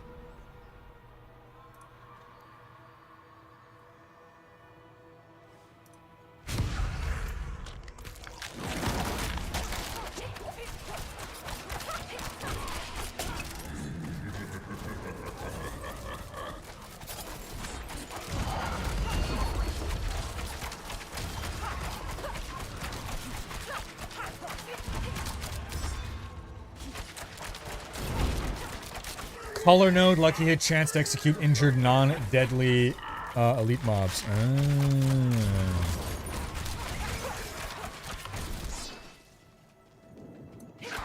So that's why I stacked lucky hit chance. Huh? So wait, did they buff it in PTR? Or what's going on here? Because again, I've not made any changes to my build. I'm suddenly executing enemies.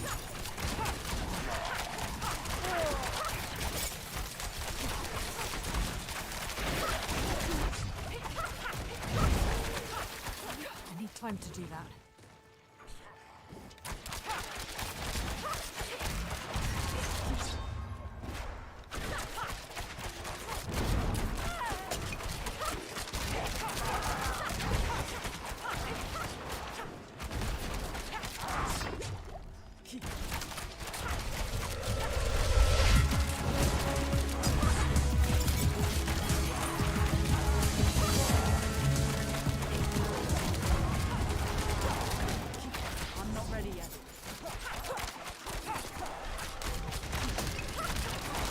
Fishy, new sub, welcome. Thank you for the sub, appreciate you. As a reminder, folks, if you are an Amazon Prime subscriber, you are automatically also a Prime Gaming subscriber, which allows you to freely subscribe to one Twitch streamer per month. All you got to do is hook up your Amazon and your Twitch accounts.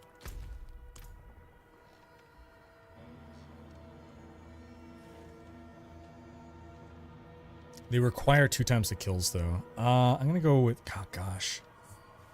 No, I think I'm going to go with this.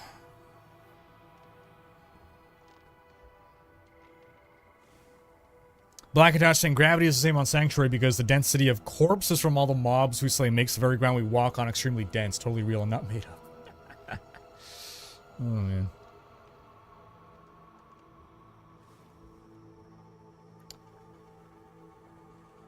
Atlas and Monotype endgame growing as you work on it. Yeah, fishy.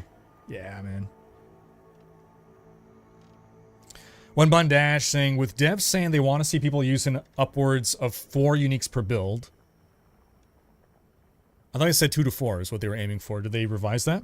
Many aspects will rarely be used. In my opinion, they should move some of the weaker aspects into the Paragon board.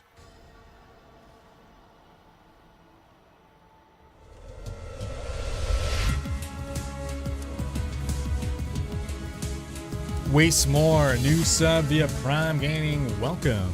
Thank you for the sub.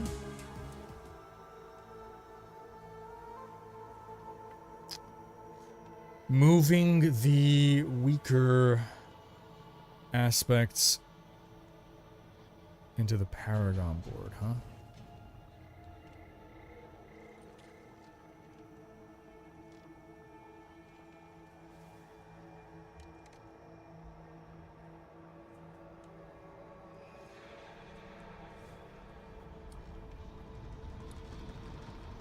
Like as legendary nodes on new Paragon boards? I guess they can do that.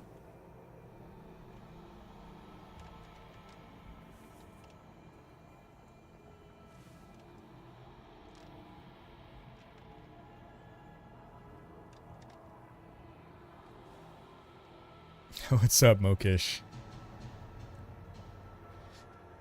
I'm a hardcore gamer and I can see my gaming experience blind me toward non-hardcore gamers, and what you said makes so much sense. That also explains why Elden Ring DLC negative reviews too. I thought the negative reviews were because of performance issues. Is it people complaining about, like just people QQing? I'm gonna keep that opinion in mind when I make games. Thank you very much. So basically, know your target audience and don't mess with them. Yeah, that's just know who you're targeting, and that's it. Yeah. Would a meta progression system similar to the season journey, but with more challenge and more permanent, meaningful rewards, be the kind of thing you'd enjoy? So for me, the season journey, for whatever reason, I don't. It's technically a meta progression system, I guess. It technically is, but I don't care for it.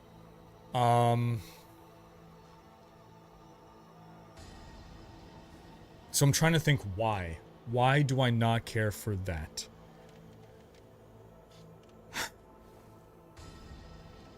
Like, I literally don't even complete the season journey. I couldn't care less. The only times I would do it in D3 were to get a cosmetic reward.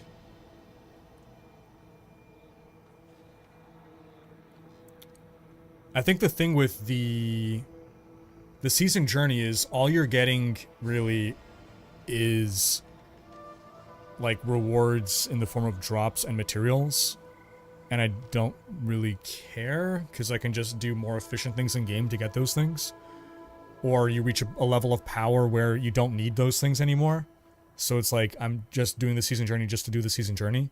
It doesn't feel like I'm really progressing anything that has any meaning. I guess that's it. I want meaningful meta progression, and the season journey doesn't feel meaningful. I think it's also that it's completely disconnected from the game. Like, the Atlas of Maps and the Monolith of Fate, they are built into the game. They feel like they're connected to the game, whereas the season journey is literally just some UI that exists that has nothing to do with the game. Right, it's just like Steam achievements, and like I never cared for Steam. Like, I'm not an achievement hunter. I know some people are, right? Again, so I'm not saying get rid of season journey, just for my own taste and what I care about. And I don't think the only thing in the game should be stuff that I care about. I think you should have stuff in game for everyone. But for my own taste, like I never cared to achievement hunt. So like achievements in games doesn't make a difference to me. So they're almost like achievements where it's like, okay, it's something that's not part of the game. There's just like a list of chores that the devs gave us to do. And it's not interesting to me. So even if they put more challenge and more reward, well, hold on. You said more permanent, meaningful rewards. So if the rewards were permanent, maybe I would care more. I think my preference still would be, though, for it to be somehow built into the game. This is also something, like, way out there now, but, like, I think... And like, this is just not possible to do, but, like, how cool would it have been... Because I played a bunch of Helldivers 2, and what I really like, one thing I really liked about Helldivers 2 was the sort of like meta campaign going on, where like Helldivers 2 is a very straightforward game at face value. You go to a planet, which is just a map. You go play on a map, right? You have a bunch of maps to pick from. You go play on the map. It's like picking a nightmare dungeon to run in D4, right? You pick a nightmare dungeon to run, and you go clear it, and that's it. That's Helldivers 2 at its core. But on top of that, they've built this whole ongoing narrative and campaign. So imagine... Okay, I'll just say it in Helldivers 2 terms. Certain planets are under human control, but there's two enemy factions trying to invade different planets. And so there's this campaign where it's like, oh, like, you could do whatever you want, but... if the community goes and does this planet here and does enough missions on this planet collectively as a community, right? If we do 1 million runs on this planet throughout the entire community over the course of a week, then the entire community gets some reward. And there's like little story and narrative tied into it. And so like this galactic map is like changing over the weeks as the story is going on, and like, oh, we lost this planet. But now, you know, we managed to defend this planet, and because we defended this planet, we have this buff for a couple of days and whatever. So it gives context. For those who don't care, they can still just go play whatever planet they want. A lot of people do that. But for those who want to be a bit more dialed into the community and have a bit more direction in what to do, it's like, okay, you know, this week it's this planet. You know what? I hate that planet. I'm not going to bother this week. But the next week, oh, it's this planet, and oh, that's the reward? Okay, I'll help out. Let's do the community goal. Yeah, let's all play on this planet, and now we're gonna, you know, get this reward. And they even do things like, there's 2 planets. If you defeat this planet, you get this reward. If you defeat this planet, you get this reward. So it's just this, like, cool little stuff. It's stuff that gives greater context to what we're doing. And I think context is something that I often find myself missing in, like, D3, for instance, right? Like, you know, it's you just do greater rifts over and over and over and over and over. There's no context to anything. There's no meta progression, like it doesn't, like, one greater rift to the next, it's just some random thing. It's always some random thing that has no meaning, no context. It's just something to do. It's over in 2 minutes, and that's it. You're not going to have any memorable moment from any greater rift ever. It's not going to have any significance. If you think back onto 3 weeks of doing greater rifts, you're not going to remember any specific greater rift. None of them have any differentiating factor between themselves. They're all just the same random thing. Whereas once you start adding context, you can create more memorable and exciting moments around different things, create more of a narrative, allow people to feel like more stuff is going on, even though at the end of the day, what you are still doing is just playing a map, right? It's about duping us into thinking there's more going on than there really is, basically is what it boils down to.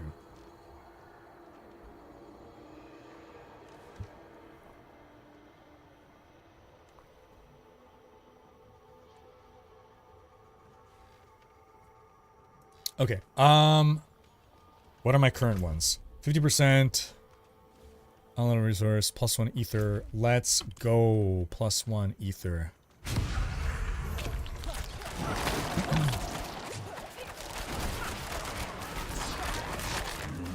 Mythic Vigilante saying they can do something like nations to join and get points and contribute to the evolution on that with points, and each nation gets some types of buffs or something like that. I love the idea, yeah. Imagine even tied into the clan system. Your clan joins one of 3 factions. right? Or, you know, things like that, or whatever. If they don't want to make it a PvP thing, right, then just, you know, you can make it a all of us versus whatever. Just make different enemy factions. But yeah, those are all, like, really interesting ideas to play with, right?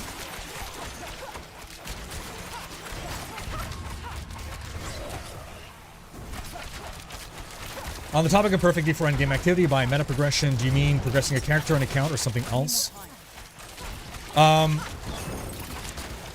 So again, the examples that I point towards are the Peewee Atlas of maps, where you're not just running maps in order to get XP and get loot, you're also running maps in order to complete your Atlas of maps. Same thing with the Monolith of Fate. You're not just doing the Monolith to get XP and loot, you're also doing it to complete your Monolith of Fate. I need time to do that. So, the map you decide to run, you're making decisions. It's like, okay, well, I'm going to do this one as opposed to this one because this is going to get me there and this and that, right? You have opportunity for greater player agency and decision and choice.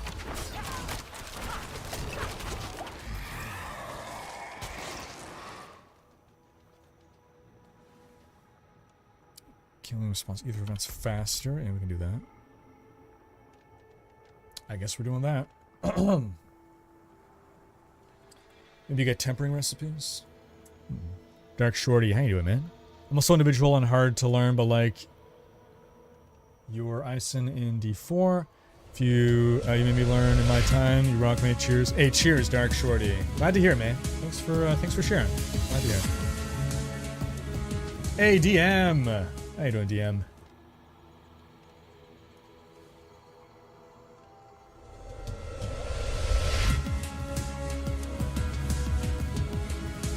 Hope you're doing well. Let me get kind of a chat here. Breezy Seashore, 2 month Hey resub. Rhykker, Twisting Blades is awesome again, smiley face. Great to hear. But is Flurry better? I don't know the answer. I'm asking. That's great to hear, though. D3 Dark Shadow, new sub via Prime Gaming. Welcome. Thank you for the sub. Appreciate ya. Diablo team needs to listen to that sentence very carefully. Context, not just content. Well said. Thank you, Raiden, for making me sound more intelligent than I was. Context, not just content. Context, not just content. It's a great way of distilling the message. Well put, Raiden. Leandra is saying, slain demons don't vanish into thin air. Do they, angels and demons alike, have been invading Sanctuary for decades? They die, they rot, they build up the soil. There's space for geology majoring here. You got dungeons, intelligent, made, or karst or whatever to research and theorize. True. Curious things from my Bash Barb, who did speed pit 120s just at a T6, and it took ages. Oh my god, really? And the roars are so laughable. Now I think I could get this Barb back to his former power level, but I need all those new uniques and one Uber, and I'm not going to bother trying to get that on PTR. Interesting. Monito, there's our month resub. Happy Wednesday, Monito. Hope you've been doing well. What you been playing these days? Happy Wednesday. Lakadash saying, glad I'm not the only one who feels done with a character once I've got my build done enough and not interested in the minute upgrades for the sake of it. Yeah, I've been that way since D3. Right? I reach a point where it's like, okay, this is enough. Like, I'm especially not interested in just getting better versions of what I already have. Like, it's exciting to me to find the base item, but once I reach a point where I'm just looking for a better version of what I have, or taking long for small upgrades, at that point I'm like, okay, I think I'm done with this character. And that's okay. And that's okay, right? And for other people, they have higher thresholds. Other people are able to blast a whole season on that. So I'm glad it's in the game for those people. I just would also like content for people like me.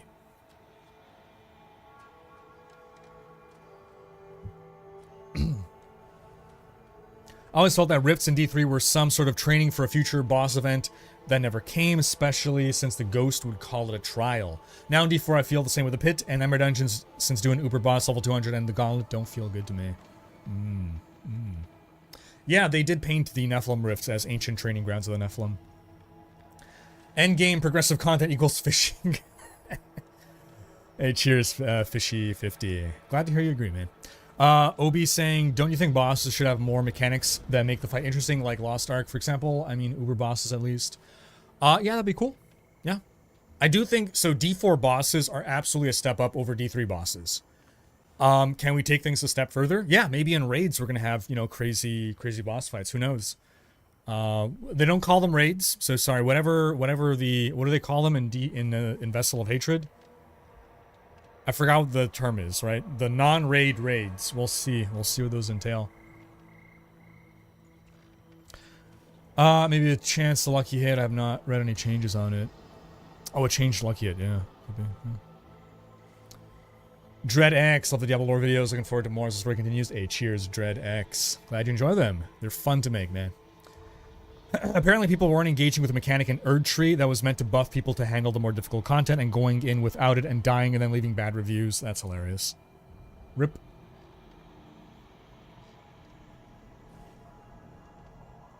Blackentosh saying for the Elden Ring DLC, it's a mix of two things besides performance. Bosses are overtuned, not in damage, but in design. 20 attack combo strings, no openings, etc. And flat damage buffs being tied to what are effectively Korok seeds from Zelda Breath of the Wild. Okay, that's the thing that buffs you, right? The Codex of Power is a meta progression system. True. Yeah, the problem is that it's totally random beyond the dungeons. Yes. It's mostly random. Technically, you can farm, like, right, you can spend obols to target farm. So, I like the Codex of Power. It's a good system for what it is. But it's not something that, like, oh, like, I need to go level up all these aspects that I'm not using, right? Like, it's good for what it is, but I don't think it serves the purpose of something of like, ooh, I want to level up all these, you know, I want to max out all my Codex powers.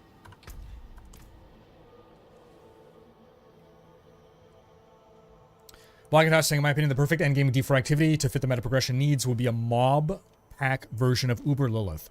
Extremely difficult, not good rewards, but a good end point to say, I did it, I'm done. Mob pack version of Uber Lilith. Like multiple Uber Liliths at once? Holy cow.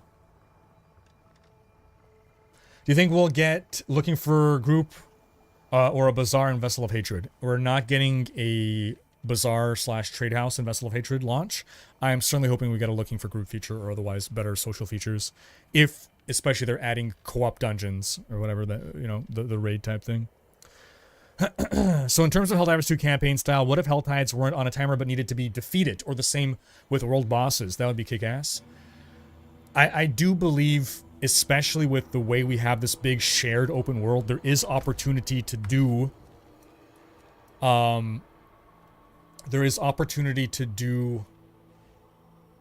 Helldivers 2 style narrative events within Diablo 4, right? You have these different monster families. You can play with that. Yeah, so like the Helltide could be, you know, an invasion front, and maybe it's a different, like, depending on the narrative of the week, it could be a different invasion force. Maybe it's the Drowned one week, right? Like, I don't know, whatever, you know. Having a world map isn't all that different from having a galactic map. Having different planets isn't all that different from having different zones. There's a lot of parallels that could be drawn here. Unfortunately, D4 is not set up to do this, so it would be an immense amount of work for the team to get something like this accomplished. I just think it would have been cool if it was something that was part of the game. Like every week, right, we can have our weekly news update on the status of Sanctuary. You know, oh, the Drowned have taken over Ked Bardu. We can't even access this city anymore, right? Like, you know, the world changing dynamically on a weekly basis, or you know, whatever, a monthly basis, whatever you want to rotate through. DreadX, new sub. Thank you for the sub. Appreciate you, man. Okay, how far behind on chat am I? How have I not reached DM's sub? Bugs will be followers of Mephisto. Automatons will be followers of the Church. The Illuminate, rather, would be followers of Baal, and Helltides would be the conflict at hand. Love it, Zeus. Love it. Yeah. Exploit weakness Paragon node now executes and resets at 50 stacks. Ah, gotcha. Thank you, Ballin. That's what's going on. Do you like PTR so far? I'm having a grand old time today. Complete 180 from yesterday. Kira's saying, true, I will remember Meridia. I will remember the creek. And it was all just regular missions and some lore text from Joel. There you go. Skosglen is under assault from an invasion of demons coming from a portal near Tul Durra. Defeat the Helltide and close the portal. This is sort of what you had in mind. Sounds badass. Yep. So that could be an example. Exactly. Bingo. And it also further justifies why we have this shared open world. Secret. Hopefully the hot fixes are helping. Absolutely helping. Big time. Yep. Very pleased today. Very pleased today. Cheers, Secret. Hope you're doing well. Oh, and I read about your upcoming vacay. Hope you guys have a grand old time. What do you got planned? What do you got planned for the week? The overall lore in D4 feels rushed at some points, and there are elements that are quickly brushed over. Even the pinnacle dungeons lack context. I guess that's fair.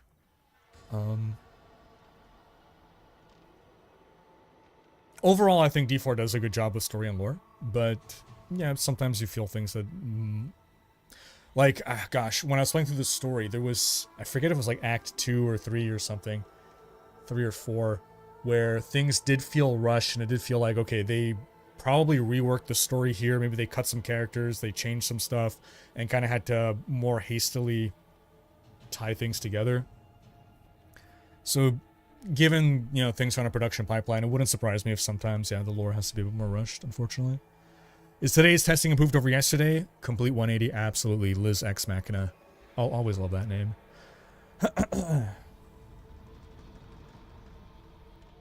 Binary saying my first PC game was Doom back in time. Second was Hexen. Then I played Diablo for the first time, and I got to know this different flavor of game. This flavor is what is lost since D3. If you watch D2 and D2 cinematics, they knew how to introduce the scenes in a new way, but with D4, I felt like watching a novella. I plan to take her around the Wisconsin Dells to all the various attractions. The Dells, nice. A night at the county fair for a tractor pull. Some bingo at my sister casino. Lots of good food. Sounds amazing. That sounds great, Secret. Hope you do have a grand old time. D4 felt like watching a novella or regular story-driven cinematic from any game. Do you get me on what I stand as happened to the Diablo franchise? So, what you're referring to was Diablo 1 and Diablo 2, you didn't play through a story. The storytelling was more like in Elden Ring, where it's kind of like it's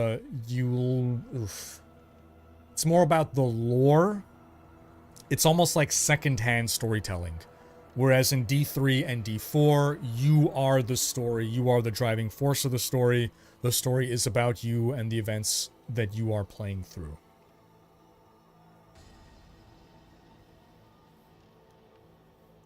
Tag plays games saying, my god, I'm so far behind. Speaking of No Rest for the Wicked, what are your thoughts on the pre-release era we're in now, where games are released incomplete and then have a hard launch 6 to 12 months down the track? I think it's fine. We've been in early access games for a while now. I think the strength of early access... So there's two things that could potentially happen, right? One thing is, okay, we're going into early access because we've run out of money, and we need more money, therefore we're going to sell the game before it's ready, therefore early access. So that's bad, obviously, but the good is when you set out from the start to make a game with the community, right? So there's sort of like two ways to make games, I feel. There's way one, where you basically have an auteur, I'm probably mispronouncing that, sort of like a visionary director. A sort of auteur, an auteur, visionary, who wants to make a game a certain way, and they don't really want input or significant input from players. And I think for that, you don't want to go early access. You just want to make your thing and then you release it. But if you want to make a game, especially if it's going to be a live service game, especially if it's going to be a living game that's going to be updated a lot, it does make more sense to go early access, where you can get the feedback and react to it. Especially, again, if that's part of your plan, is to react to feedback quickly, rapidly, iterate on design. I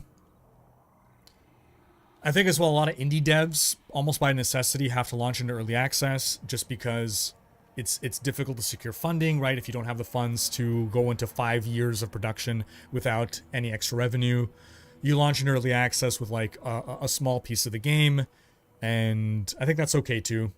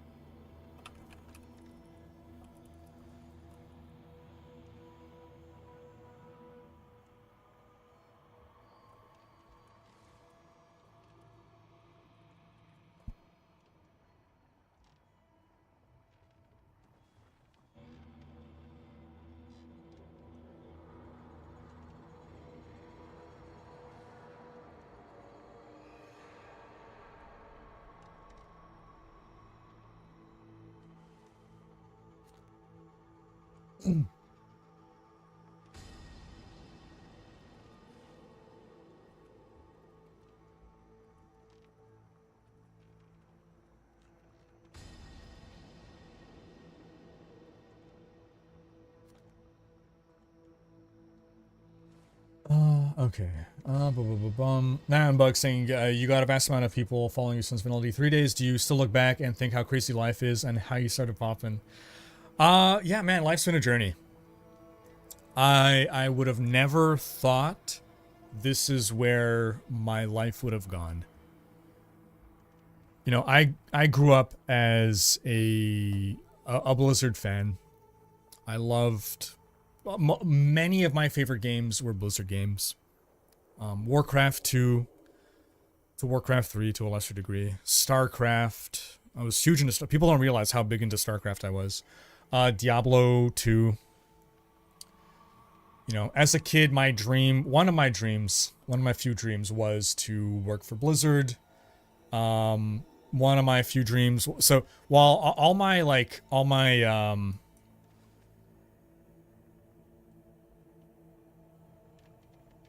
people in my school class, so I'm Canadian. All the boys in my class, all their heroes were hockey players. They had posters of hockey players on their wall. The closest thing that I had to as like a hero or an idol, like someone that I wanted to be, was Chris Metzen. I would look over those old lore books.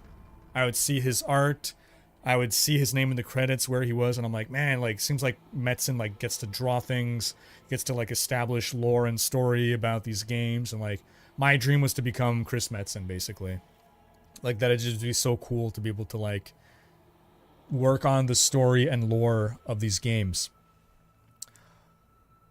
And so yeah, that was like my childhood, right? Because like, you know, so obviously I have a bias towards Diablo, I have a bias towards Blizzard. I know Blizzard isn't, you know, what it was, right? The people are Blizzard and all other people are gone, but you know, being a lifelong Blizzard fan, obviously I have a bias there. But I started doing YouTube in like, I don't know, 2007, 8, 9, no, well, maybe 2010 is when it started for real. Like way early YouTube days. There was no monetization. There was nothing. It was for Dungeons and Dragons content, because Dungeons and Dragons is actually my biggest passion and hobby. But then I got super into D3, and when Reaper of Souls was coming out, I started doing guides for Reaper of Souls in 2014. So it's been 10 years that I've been doing Diablo streams and videos.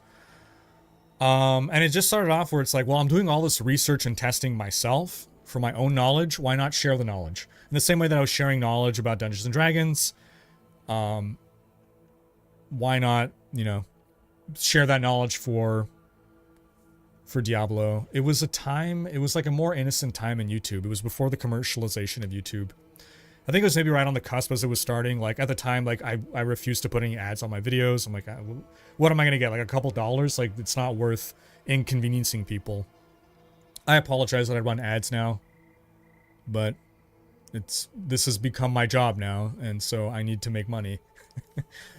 But yeah, so it was for like a year and a half. I was doing it just on the side, and I had my regular job, working as I guess a video game journalist, you can say. And I was just kind of doing that stuff on the side, and it was building up. It was popping off. Like D3 in 2014, right after Reaper of Souls, it was popping off. It was hot for years. Yeah, like the channel grew fast, and I always wondered, like, okay, I'm doing this on the side. I see, like, you know, some amount of money was starting to come in with getting monetized on Twitch and whatever, and I'm like, I always wondered, if I were to do this full time, would it scale up, or would there not be a correlation between, you know, a linear correlation between time invested and monetary return? And in 2016, I got laid off.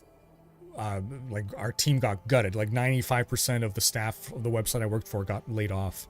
This site was basically shutting down. I gave myself 3 months to try to do this full time, and, you know, before looking for a full-time job, and I've been immensely fortunate / blessed / whatever you want to call it, to have a wonderfully supportive community, and things have worked out since then. I'm doing it full-time. Would have never thought I would have found myself doing this full-time. The funny thing is, I started doing the whole YouTube stuff, actually, or leaning into it more, was one of the main motivations was building platform, because I wanted to be a novelist. I just wanted to be want to write novels. But I learned that, oh, the job doesn't end once you finish writing the novel. You actually have to market your own novel these days, and so you need a platform. So I'm like, okay, well, I gotta start building platform. I gotta have people, you know, to tell, hey guys, I published a novel. Maybe check it out, please. But yeah, that's because I never set out to become this. I don't regret it. It's, you know, life's been a journey. And it's been a fun one. And I think it really hit me last year. It really hit me last year when I got invited to Blizzard HQ right before the launch of D4. And it almost hit me with a sort of sense of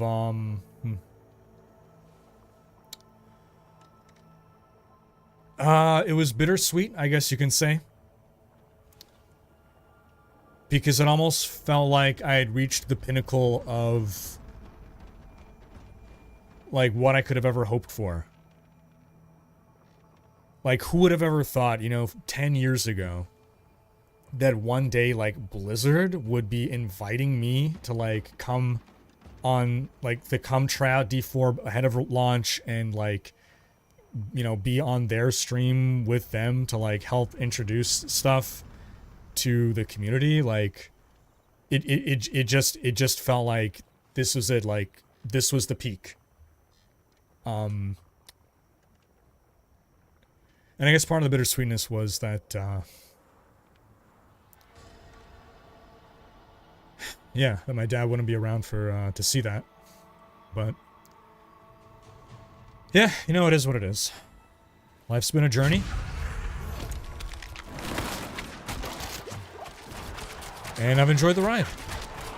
And who knows what the next 5 years, the next 10 years are going to have in store. But I can say that I've enjoyed it. I can say that I've been enjoying it. And I have no regrets. I have no complaints. You know, sometimes people ask, like, you got a bachelor's degree in Earth and Planetary Science. Do you regret, like, wasting your time in university to, like, become a YouTuber? And I'm like, no. It's all part of my life journey. I don't know that I would be here today if I didn't go through all the things in my life that I went through. Maybe I'm not using my degree right now, but I went through experiences that impacted, changed who I am as a person. Time to do that. And if I hadn't, who knows? Who knows what my life journey would have been? Maybe it would have been better. Maybe it would have been better. I don't know, but I'm not going to regret it. I'm not ready yet.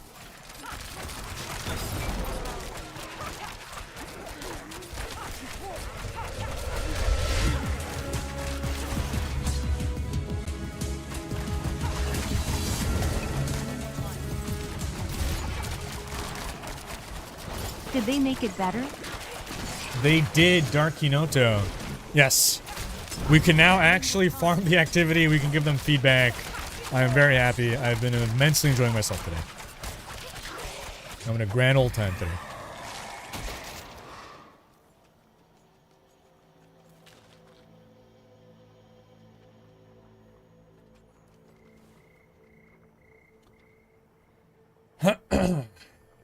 Hey, cheers, blazing fire.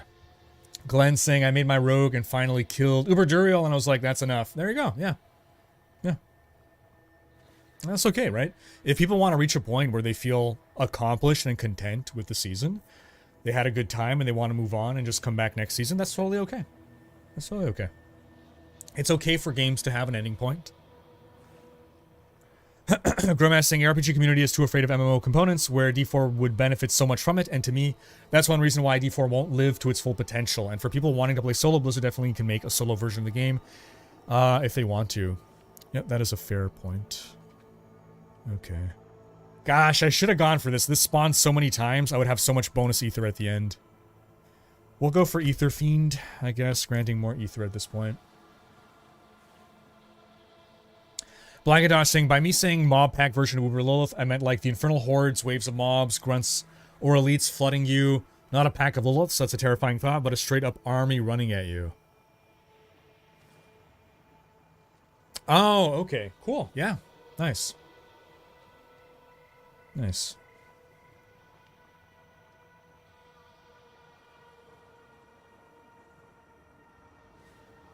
Okay, let me get caught up on some YouTube chat. I'm still not caught up on Twitch chat, but let's get caught up on YouTube chat a bit here. Okay. Also, folks, as a reminder, put @Rhykker in your message.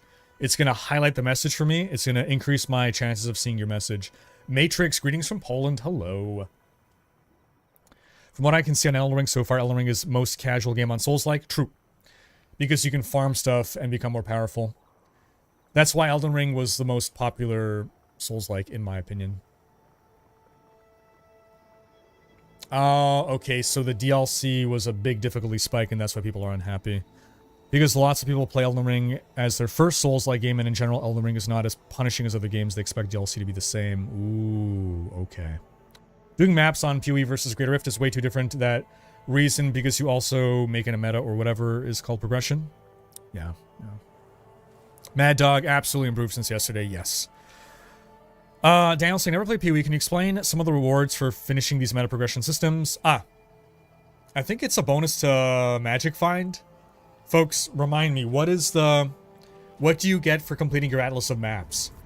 I think it's for every map you complete, you get a little bonus to Magic Find. So by the time you completed all of your Atlas, you achieve your maximum bonus of Magic Find. Is that correct?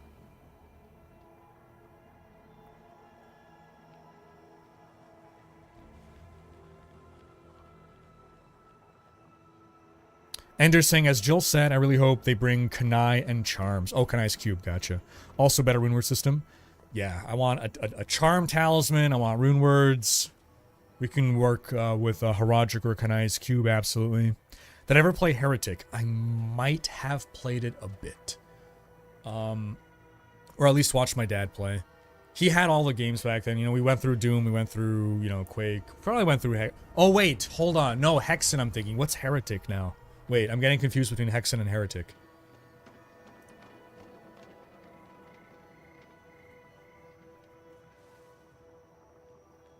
RJM, thank you so much for the dono. Sorry for getting late on this. We're paid to beta test this game.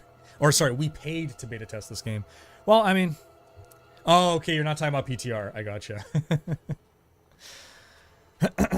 Ginger... Hey, Ginger Gaming Mentor. How you doing, man? We never got any update to that whole thing back in the day, right? I am having a good time today. After my rage quit yesterday, I am now having a good time. They did a good patch today. And they're saying, at least in my case, I'm super glad they went with early access for two reasons. One, feedback. Two, funding, and both work so far. Also, at least for people like us, your game being there is motivational. Yeah, absolutely is a great idea. So we are basically the same, and I'm super angry to Blizzard for crushing our hopes and dreams. I still remember the first time playing D2 on 2000 was, as a 9-year-old kid, Worker 3 was also huge. It was an absolute... I mean, Blizzard is still a force, but it's not the same.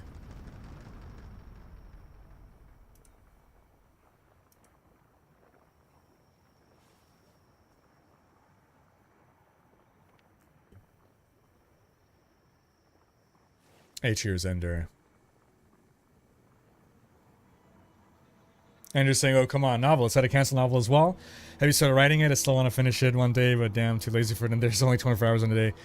It's a lot of work. It's a lot of work, yeah. But I mean, you know, one page at a time, right? If you write one page a day, that might be a lot. You can write just a few words, if you know, a couple paragraphs a day, right? Okay, theoretically, if you write a page a day in a year, you got a novel. A year for a novel is actually pretty fast, though. But so here's one thing to think of. Tolkien was like in his 40s when he published Lord of the Rings. A lot of novelists were like pretty old when they published their first novel. So there's always time. Have I started writing it? So I don't think like I have like one. I know that I had started writing a novel when I was like 20. I don't want to write that novel anymore. Am I still interested in writing a novel? Yeah, I'm not sure what it would be right now, but I write a lot of short fiction actually. Basically, within my Dungeons and Dragons campaign, so we have a server because we don't play very often. Sometimes we'll do like roleplay scenarios. And sometimes I'll do a scenario where it's just NPCs interacting with each other. So it's basically I'm just like writing a short story that takes place in our campaign that is relevant to my players in some way. It's not stuff I'm ever going to publish. It's just for the love of writing. You got invited to Blizzard. Your gear is complete. Time to start a new build. There you go. Hey, cheers, Ender.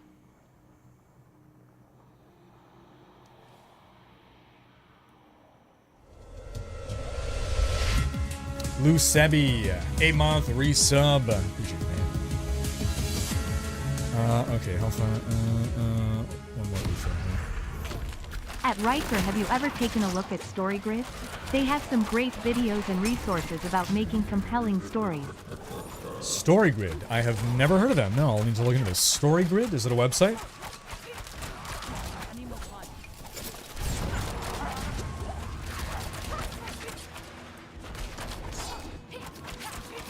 Let me drop that down here in a moment. Yeah, so basically, after I got my degree in Earth and Planetary Science, I took 1 year of personal research into writing and novel writing.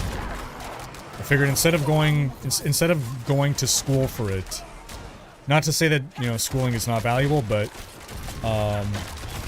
for something like writing, I felt like there were enough resources at my disposal for free that I could still learn enough. Because some people are novelists with no education at all. So yeah, I just took a year of like doing personal research. So I'm very much in favor of personal research. So I'm very interested by the StoryGrid idea, StoryGrid thing that you're mentioning here.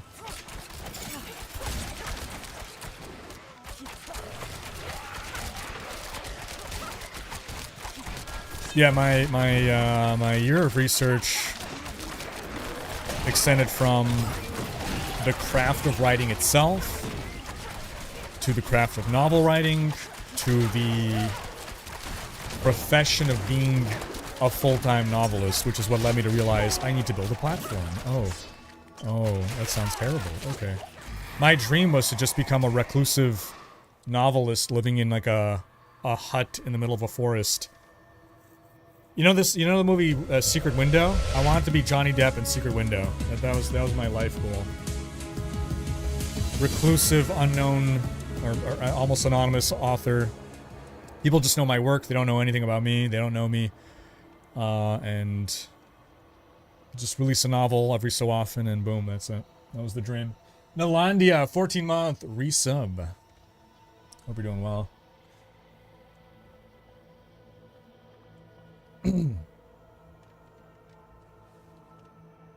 Oh yeah, Ginger. Sorry, man. Alloy saying, I think your dad... I appreciate you, Alloy. He would. Yeah. He was my biggest fan. Yeah. Thanks, Abraham. Appreciate you guys.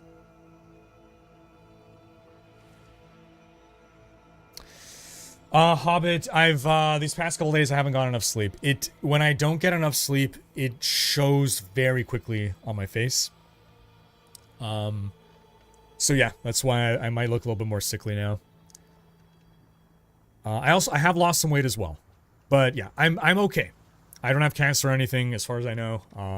I just I look like shit very easily if I don't sleep enough. So yeah, in general you can tell like, oh, like it's PTR time, or like it's, you know, it's video crunch time, because Rhykker looks tired. I'd actually reached a point where I was getting enough sleep for a while, and I noticed like, oh, I kind of look healthy now. And then bam, a couple of days of the difference that a couple hours makes. I envy people that can get by on very little sleep. I don't know how people do it. My body is a piece of shit. It's like an old beat down car. I need so much sleep to not look like I'm dying. And to not need to live on caffeine. I still need coffee, or I still drink coffee. I choose to have coffee, but...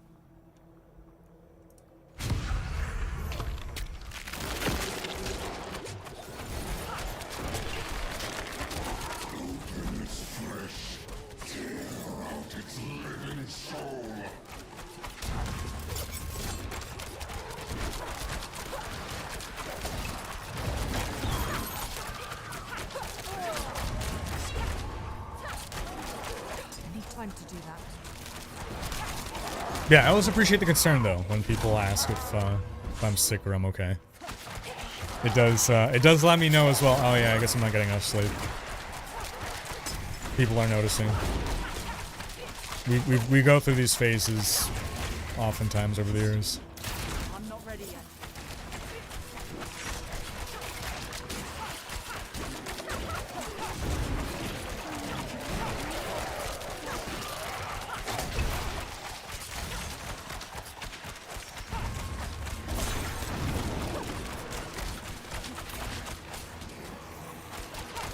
Man, I'm getting less...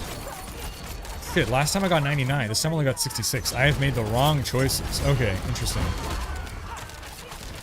You know, I don't mind this minigame of picking the different greed options. Honestly, the choices are interesting.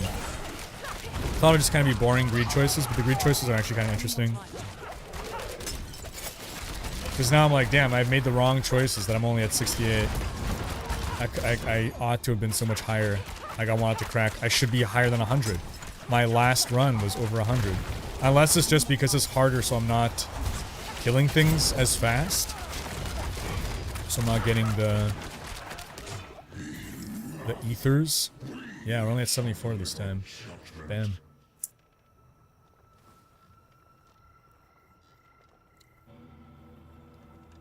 What is your favorite part about Season 5 that you're seeing so far? So all I've really experienced is this, and this is my favorite part, this new event.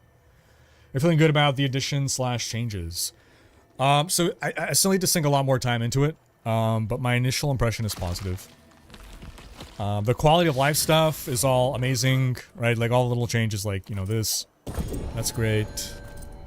The codex powers all being like now colored and stuff, that's cute, like it. Good stuff, good changes.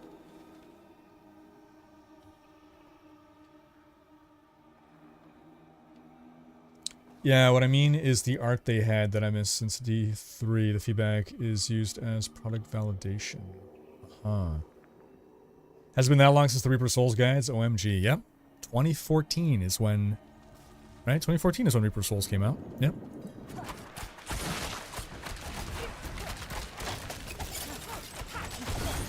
Oh no, I should do this guy.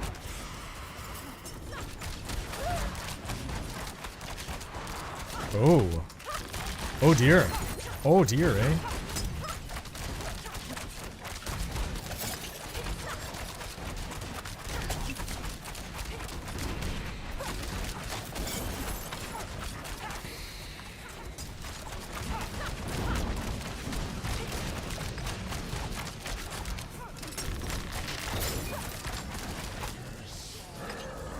Okay, fight's starting to get real. Fight's starting to get real.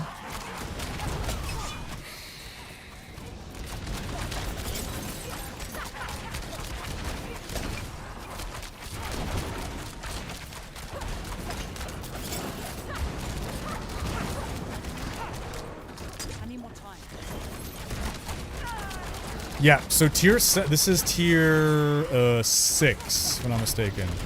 No, this is tier 5. Oh wow. Tier 6 already is going to be quite the challenge for me. That's great.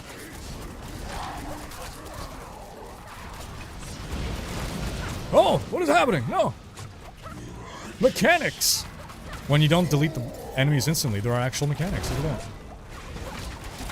Oh. Oh, jeez. Oh dear.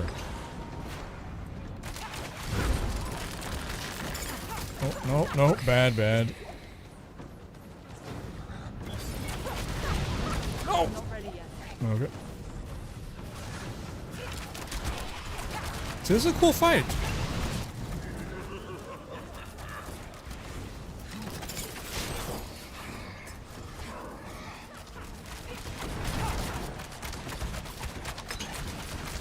So the thing is, I got him right where I want him. It'd be funny if he got hit by his own fire.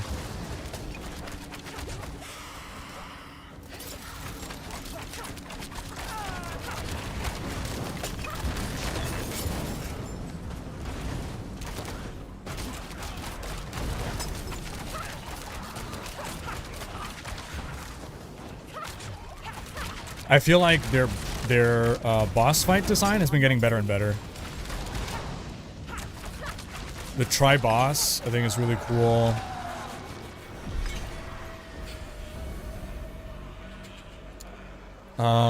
Yeah, the rewards. Okay, do we want to see? I guess we'll bop another 2 here. It's just a bit of oh, Abyssal Scroll. Nice. Okay, we do get them here. Cool. So already gonna level that up. Come on, another scroll. Forgotten souls. Up the side. Another scroll, yeah! Look at that. Sick. Okay. I need one more to get it at tier 6. Okay, so we're expecting to get about 1 million gold. We're at 5.2 now. We should get to 6.2. Yep.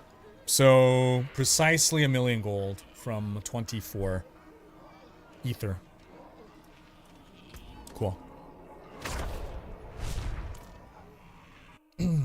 Like publishing a Diablo lore book. There's been a lot of good Diablo lore books. Butcher in T5 in the Infernal Hordes is damn hard. Oh, I just did a T5 and I didn't get him. I gotta try T6 next. Flexible Not, as my favorite creator, I've been watching your content for years. Glad to hear working out for you on your end. Here's a strong future. Hey, I appreciate you, Flexible. Thanks so much, man. Appreciate your loyalty, man. When you just saying everything you have achieved is much deserved. You have come one of my favorite creators, and I can't wait to see. Thanks so much, Juanito. Glad we got to play some D&D together. Those were fun times. Some of my favorite streams.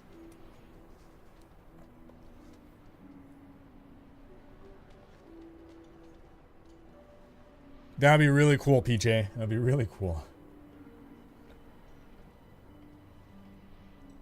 Cal level, any update, expansion or new season? I think at this point it's going to be expansion.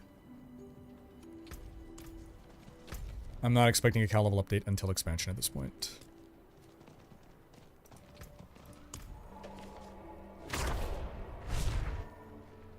Have a good one, Black and Tash. Take care, man. DXMZE saying stumbled upon YouTube videos since D3 and been a fan since. Hey, thanks so much, DXMZE.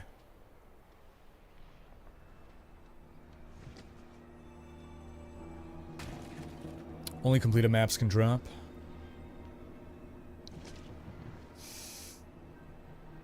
Greetings and well met, Blackjack. How you doing, man? Jill Feeney saying, I didn't actually say that. I just said it's probably eventual but premature. It took us years to get it in D3. That's fair. That's fair. That's fair, Jill. Was you asked why doing Atlas on PoE? Well, it's more map and complicated, more Atlas skill points you get, and with that skill points you can adjust your end game experience.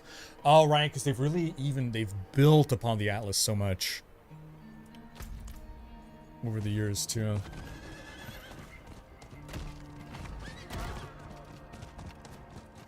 Okay, so I just need one more to get this to tier 6. And I think tier 6 is where I'm going to start struggle bussing.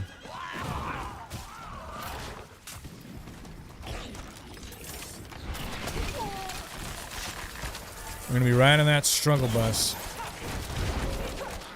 That's good. It means now I have something to work on to get better.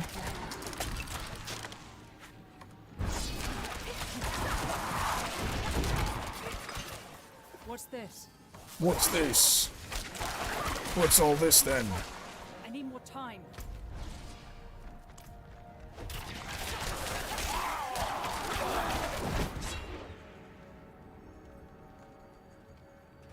Oh man, no one's loitering around here. Citizen saying, hate to ask, what is pretty old? Oh man, what was the context there? Hey, cheers, Danger Stin.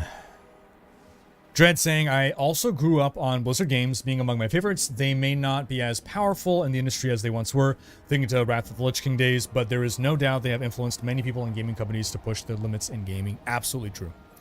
Absolutely true. As much as people like to hate on Blizzard these days, their games are still significantly above average. They're still, in many ways, excellent. They're still very successful.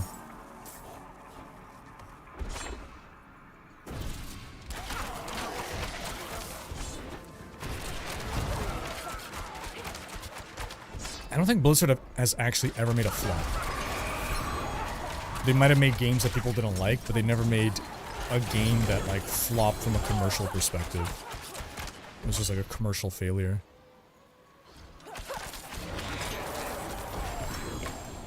I guess, I don't know. Maybe the closest would be Heroes of the Storm? We don't really know the numbers on it, but I mean, it never reached the numbers of Dota 2 or League. It feels so harsh to call it a... Oh, no! Oh, I didn't realize we were right at the end of that's fine. Okay. So, I'm gonna try to do a pit.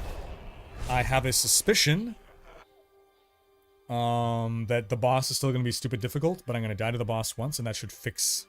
So we'll see if that fixes things. Yeah, no, it feels rotten to even suggest that Heroes of the Storm was a failure. I loved Heroes of the Storm. I thought it was such a... It was my favorite MOBA. It's really a shame. I think Blizzard, the only mistake Blizzard made with Heroes of the Storm was being too late to the genre.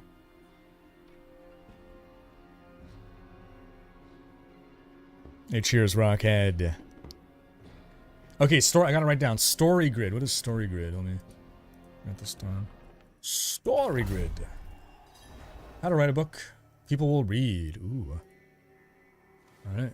I am on the website. That is another tab open. Alright, this is a timed event. What am I doing? Okay, so this is 160. So we're in a 60. We're doing a 160. The tier 5 monsters, were they 160 or 140? Hold on. Tier 3 was 100. Tier 4 was 120. Tier 5 is 140. So tier 6 will be 160, so this is equivalent. I mean, the trash mobs are easy. I need more time. Boss is going to be tough, but again, I'm going to die once against the boss, and then we'll take it from there. We'll see if that fixes the weird bug issue with bosses. If George R.R. Martin wrote a sentence a day, the next Ice and Fire book would still be longer than the Encyclopedia Britannica. True. Oh, George R.R. Martin, man. I don't blame the guy. He's never gonna write it. He's never gonna finish it. I don't blame him. I'm sad. I'm upset, but you can't blame the guy. Not after what happened. Not after how they butchered his boy.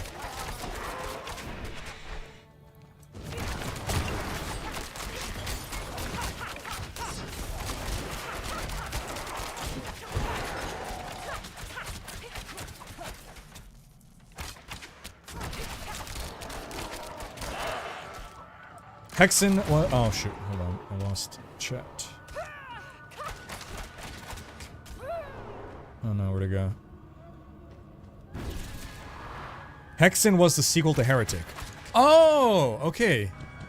Interesting. Fresh meat. I don't think I ever played... Did I ever play? I don't know anymore. Huh. I played those old FPSs at least a bit. And my first PC game was Duke Nukem 3D, okay? I need time to do that.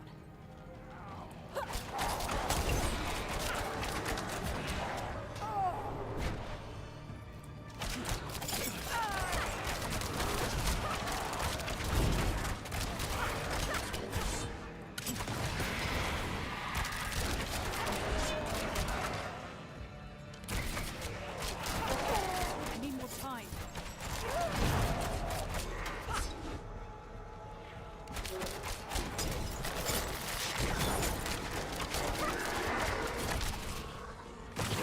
I'm not ready yet.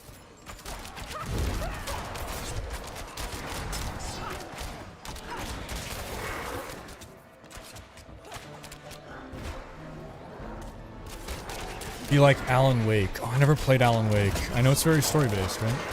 Story grid is like a way of analyzing stories to understand why the best ones are so compelling and how to apply that to your own stuff. It kind of systemizes a lot of the other stuff that's out there. That actually sounds really interesting to me.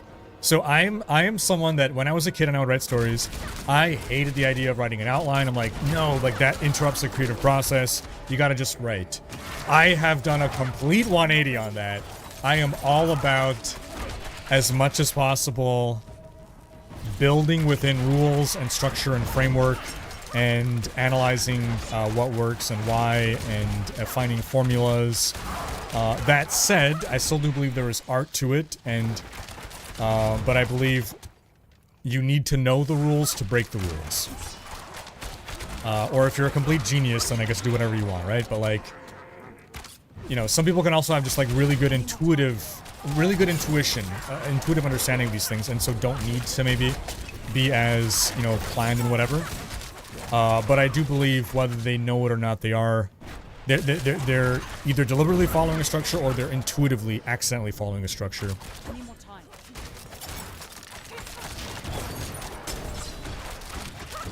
It's also interesting that in the West, that story structure is so cultural, right?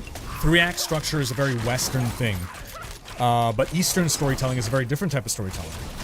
And so the formulas that work here don't work in the East.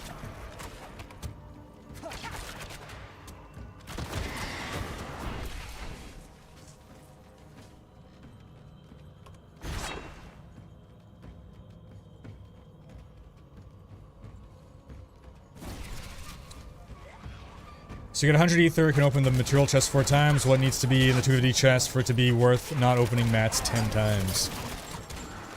Well, I saw Rob open it and he got 3 items with 1 greater affix, so more than that. Honestly, like, it should just be like a combo discount, right? Like, instead of popping the regular chest 10 times, make it be like 15 times that. And then it's worth doing.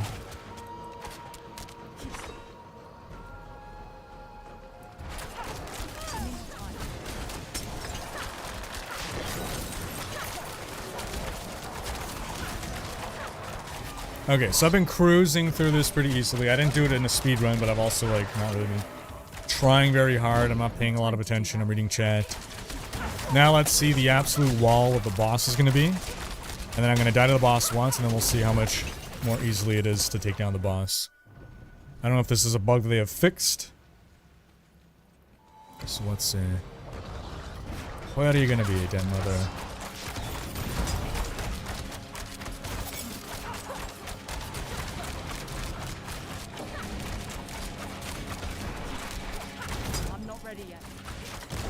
It's not that bad, actually. I think they fixed it. This doesn't feel that bad. Oh, but now we're building up stacks. That's interesting, actually.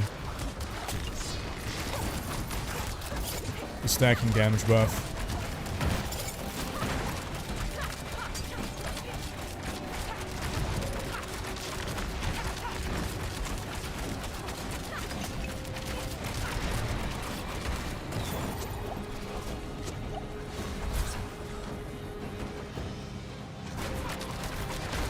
Oh, no! Whoa. That escalated fast.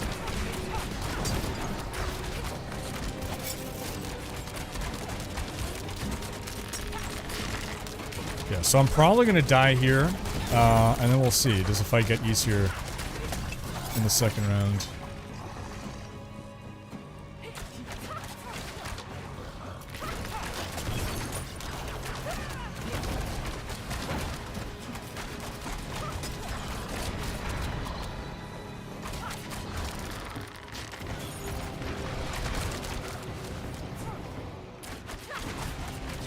Hello, Lilith.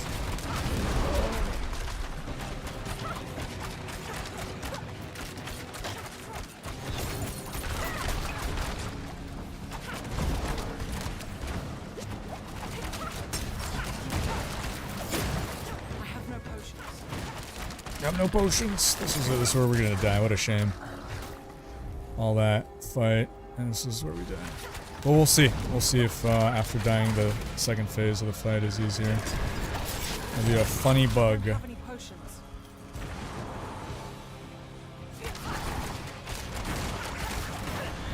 Alright. So we'll see. So allegedly, if you die to the boss once, whatever crazy buff they have on them goes away, and then they're a lot easier.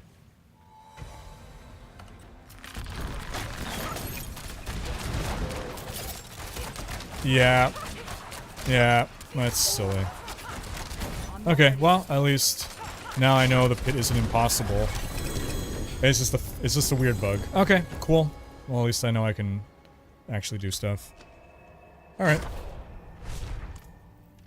Next time I'll just die to the boss instantly, so that I can fight it properly. So you want it to be Robert Frost?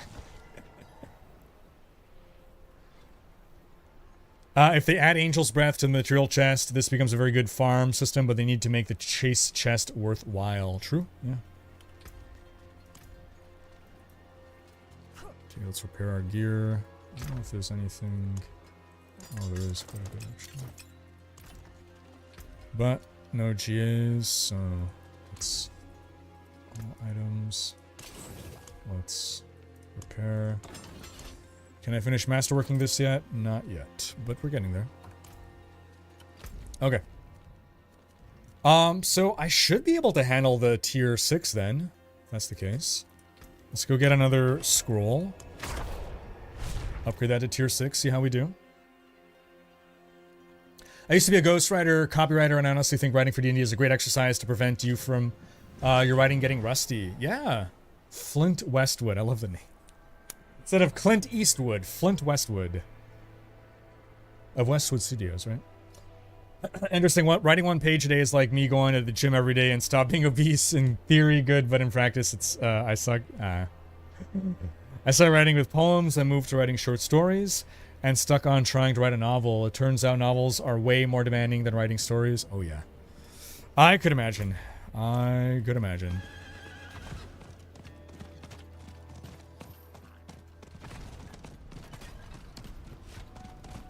Also, reason I even moved from poem to short stories when I realized my poems were becoming like mini stories, so I was like, oh, don't mind if I do. Then tried writing short stories instead. There you go. Oh, come on, get in on this goodness. Get in on this goodness. I was once told by a PhD holder that all of his degrees amounted to was credentials, high-priced credentials. They didn't make him any smarter than he already was, saying Jolfini. Yeah, so that was like one reason.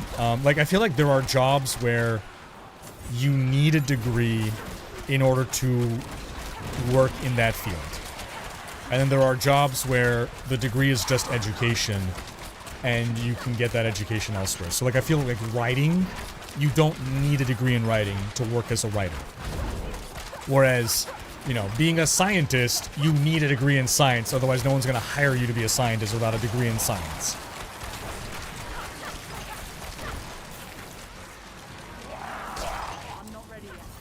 But for the most part,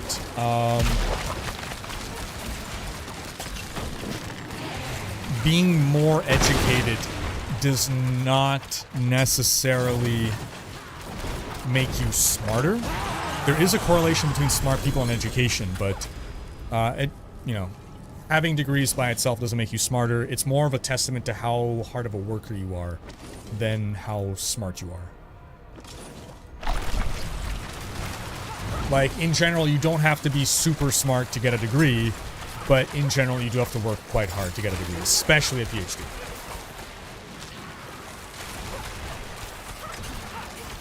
I'd venture to say there are probably less intelligent people that might hold PhDs because they were willing to put in the years of work.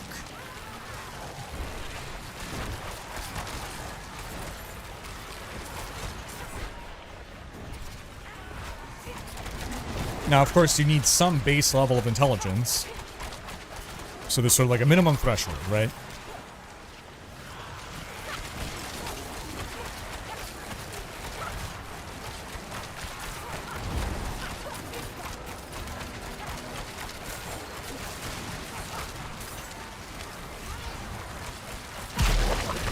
What is my favorite fantasy novel series? So, the Lord of the Rings trilogy is what made me want to become a writer. So I kind of have to say that. But Robert Howard and his Conan short stories are actually the writing style that I enjoyed the most. That I guess looked up to the most. How's Heartseeker in Season 5? I hear it was getting nerfed. Yes, it is nerfed. It is not completely dead, but it is weaker due to the fix to victimize.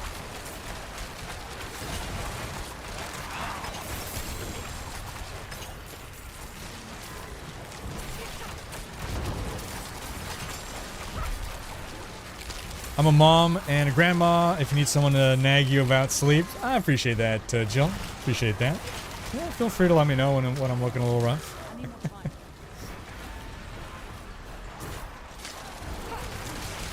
Andrew's saying I sleep around 6 to 7 a.m. and wake up about 1 p.m., but sometimes I just skip sleeping. I hate sleeping with passion, and I really wish I could just skip sleeping entirely. I don't hate sleeping. I do wish I didn't have to sleep just so that I could be more productive, but, you know. When I pull all-nighters, I feel it.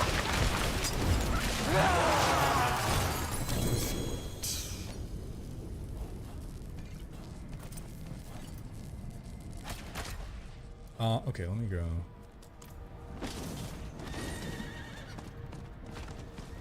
Let me go zoop some of this here, because I only need one more, but I actually am going to spend all my cinders.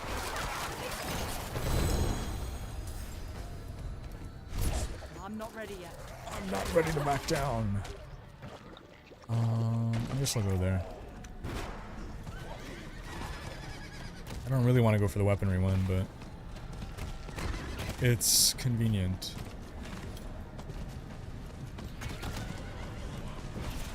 $150, that is highway robbery.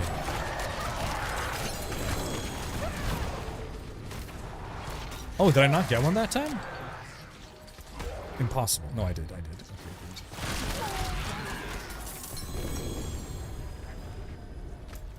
Okay, we're gonna port back here in order to go there.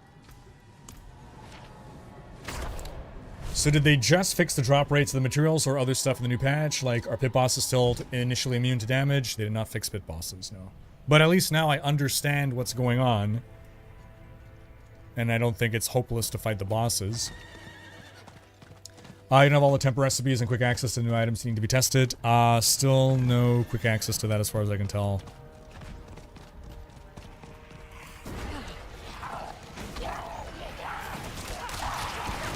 Alright, we're gonna go do a tier 6 now. Let's see how that goes.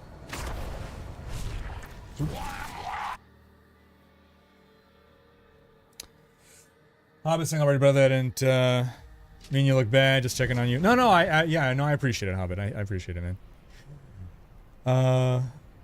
Surprised I can't guess what I thought. Yeah, no, it's just been a recurring thing. Where, yeah, when I get tired, people think, and it's a combination of losing weight and looking tired, people are like, have asked if I'm okay. Yeah. Yeah, no, like I'm not offended. I take it as a well, compliment isn't the word, but it is heartwarming to me because it tells me people notice and care. Javi, what's up, man? Mike Meyer, ça va bien?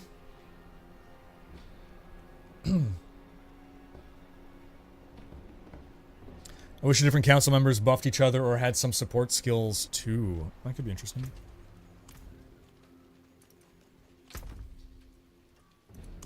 Oh, okay. I'm gonna zoop. Zoop, zoop, zoop. Okay. I forge more than horseshoes and nails. What's still got some good in it? Alright, so I need to not salvage my good one. So I'm going to salvage one of these. Uh-huh. And with this, we upgrade this. Tier 6, and then 7, and then 8. Okay, so I think I could still handle a tier 6, because I just did a Nightmare Dungeon with monsters level 60. These will still be level 60. I guess the thing is, they're level 60, but the difficulty ramps. The difficulty ramps. Crom Shadow saying still not sold on coming back. I think when Diablo's actually in the game, I'll come back to it, or at least the story point. That's fair. Ash Slay, how you doing? I'm doing well. I hope you are too. What's going on? Oh yeah, yeah.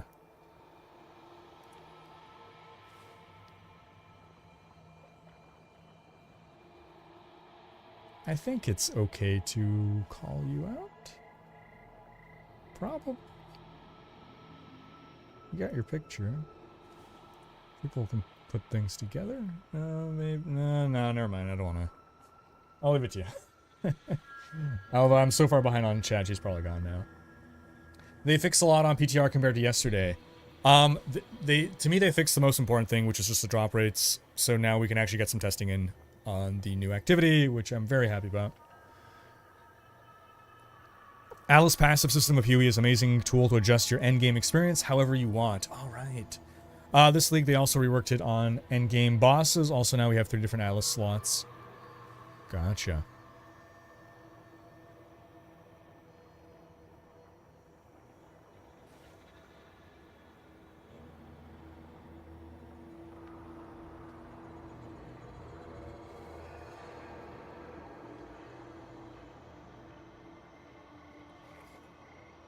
Oh no, Jill, did I miss one of your messages? Sorry, if you want to copy paste it. Oh, there you go, okay. If you get 100 ether, you can open material chest 4 times.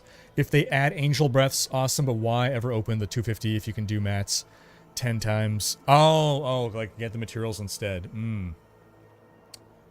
Yeah, I mean, they gotta give us a lot of GAs, I guess, right? A lot of GA items. DreadXing, Heroes of the Storm, although an amazing game, didn't last as long as it deserved. Yeah. HOTS still has a core community. That's good to hear. HOTS lives on in D4. I am fairly certain that Adam Jackson and Joe Pipora came over from Heroes of the Storm. And possibly others. Who knows?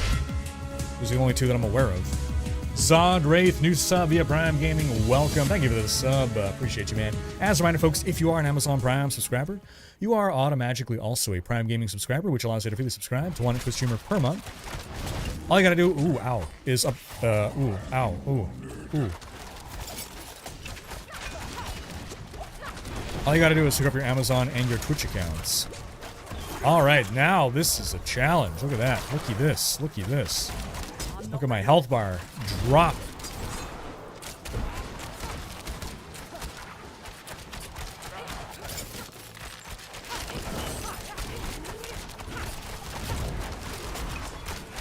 I am waking up now to ash and dust.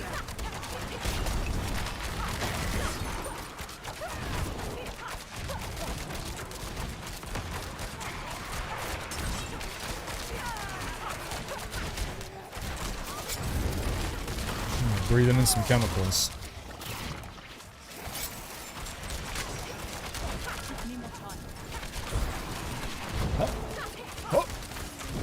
What's attacking me?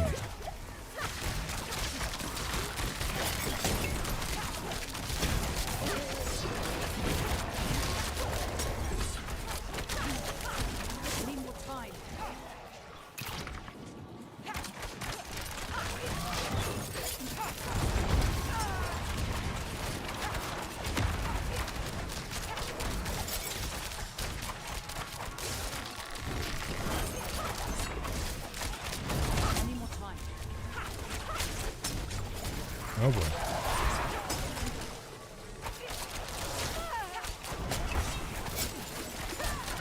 Stuff going on here.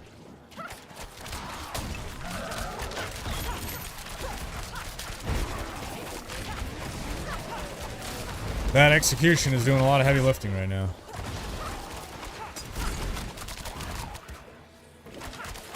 I need more time.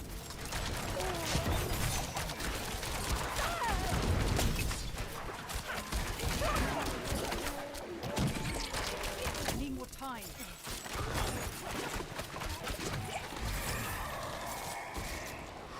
Whew, okay. That's wave 1, man. That is wave 1. Did they make Tormented Andariel harder? Not to my knowledge. I haven't done Tormented Andariel, so I don't know. I'm on a Heartseeker rogue. I think one of the biggest translations from West-East is to change the concept of conflict. In Eastern stories, it's more about contrast instead of direct adversarial conflict. Interesting. The thing about novels and books is that you need to build a whole world, not just a short succession of events.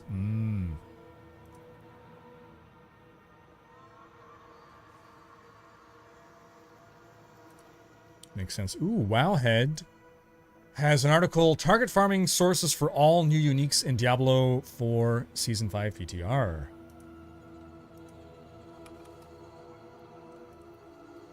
Let me link that for everybody here.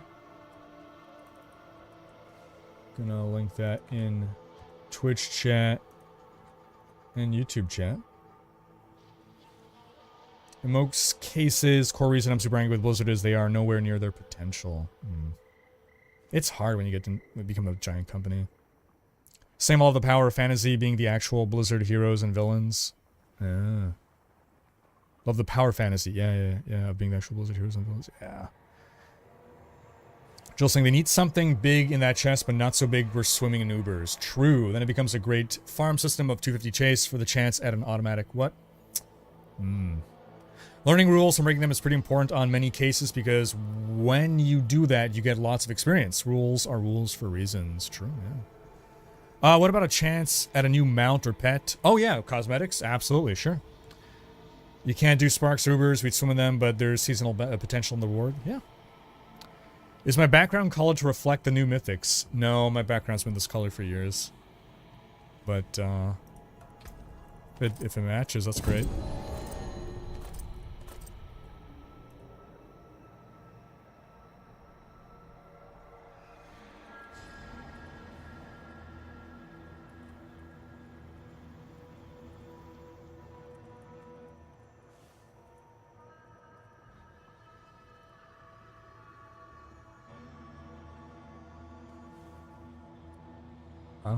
Infernal Hordes, Grigor the Galvanic Saint. Okay, so it seems like the new items have been added in 2 places, Grigor and the Infernal Hordes.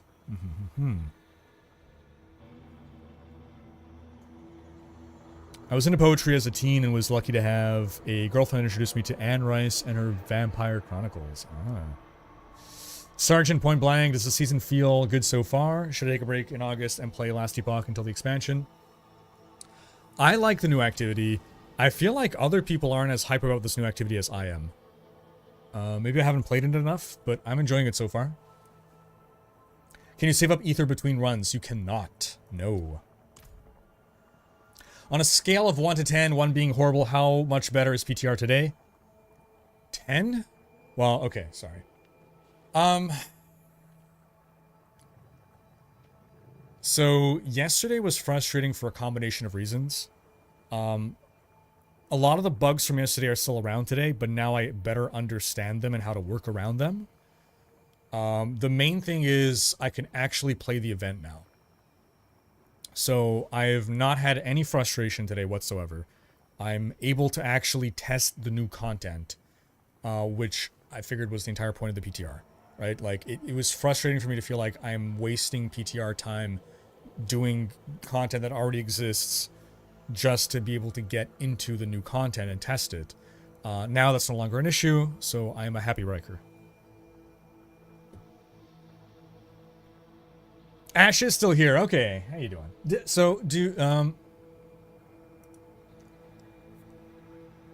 how do I phrase this?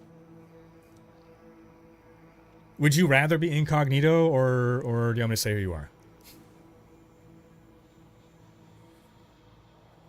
Or you can also message me on... are we friends on Discord? You can message me on Discord if you want.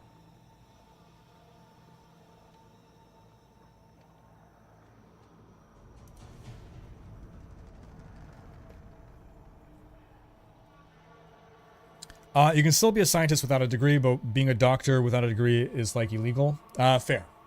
So sorry. You can be a scientist without a degree, but it's very hard to be hired as a scientist without a degree. But just the act of being a scientist, yes, you don't need a degree for that. Very true. Degrees don't mean hard work anymore either. What about PhDs? PhD must. It takes years.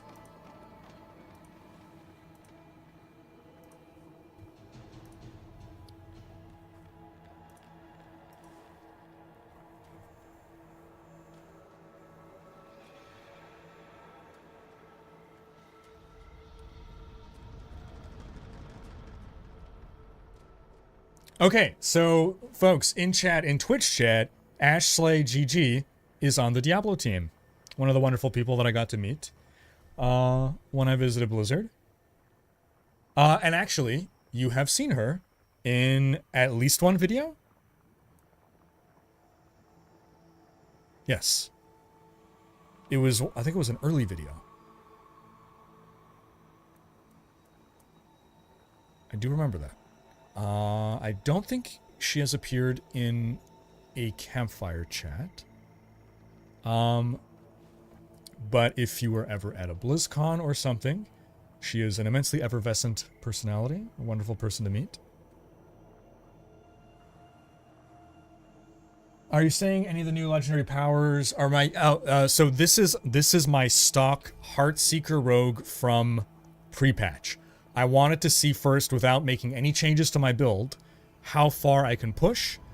Then I want to test out the new stuff to see how much further I can push. So no new items yet on this rogue. Zadre saying, yeah, I followed you forever on YouTube. I had to hunt down my Twitch login to use my Prime sub. Hey, I appreciate you, Zadre. Thanks so much, man.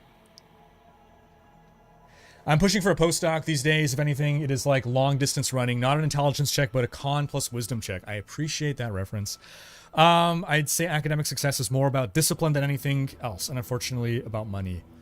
Very well said, Flint Westwood. Yes. Yeah, that is the impression that I get. Absolutely. That's why, like, I still think it's absolutely admirable to get a PhD. The amount of work that has to go into that, right? Like, a lot of people quit. A lot of people, you know... It's a big commitment. Meta progression for cosmetic sets similar to the ones from the shop. I'd be cool with farming cosmetic sets, yeah. I don't think it would quite scratch the itch of what I'm looking for in a meta progression system, but it's... would I go for it? Yeah. Let me farm free cosmetics. I will farm. That said, asterisk, don't make it cosmic wings, please. I did not enjoy farming for that.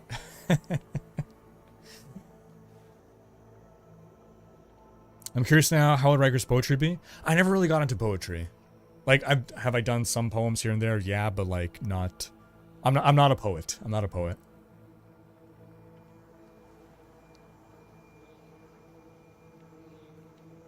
Yes, Ash was in the Endgame video. And hosted BlizzCon. Right, BlizzCon itself. There you go. Yeah.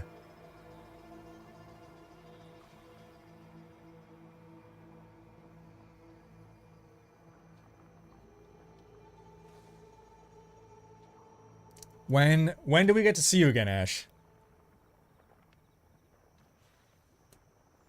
Actually, you stream, I think?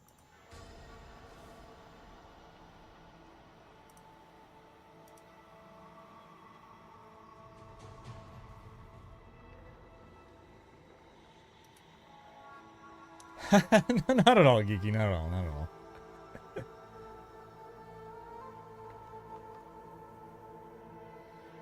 Am I working on any books? I am not. I am not. That's why, like, there's not like a novel right now that I'm in the process of writing or anything. My oeuvre is my D&D campaign that is like a world that I've been building up for arguably decades. If I were to write a book, it would probably be in that setting just because it's so established. But I think my bigger interest is actually in publishing a campaign setting more so than a book at this moment. But I kind of have it's sort of like, yeah, when I retire from doing this stuff is when I'll write a book. My last day at Blizzard is actually on Friday. So you'll see me streaming much more now as a player. Oh.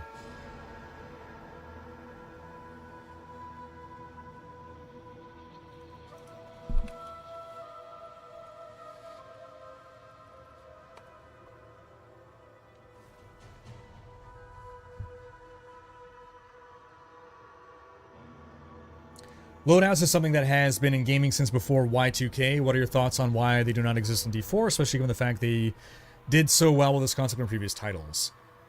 Well, it was only in D3 that they did it. So the original vision of D4 was a game in which you would not be changing your build like you change your clothes. So there was no need for a wardrobe or an armory or loadouts, if I'm understanding your question correctly.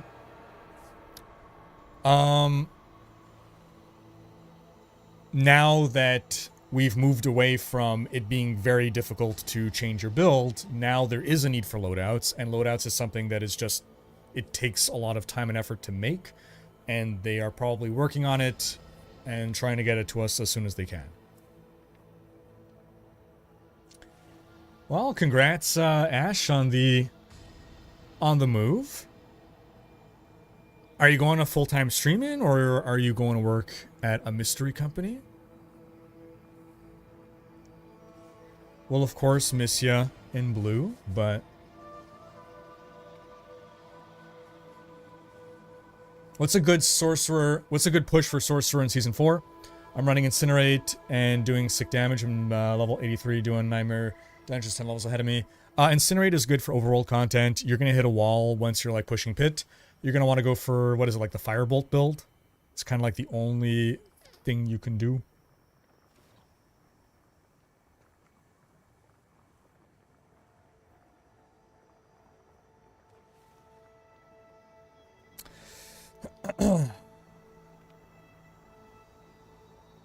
Jill saying, I already saw Rob's drop. Kind of got me begging the question because I love Rax's idea of Angel's Breath in Material Chest 2. What about a seasonal pet or mount chance in Chase Chest?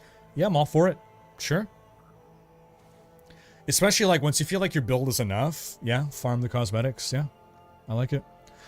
Ender's saying, I heard that pasta al limone, pasta with lemon, or al limone is lemon style pasta, I guess.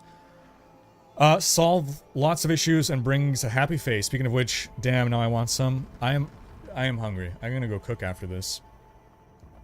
You obviously can't do Spark Uber unless it's one-off, or we'll be swimming in them. Yeah, we don't want to be swimming in those for sure, for sure. To me, we Turks love lemons so much, I think the person who invented pasta al limone is spiritually Turkish.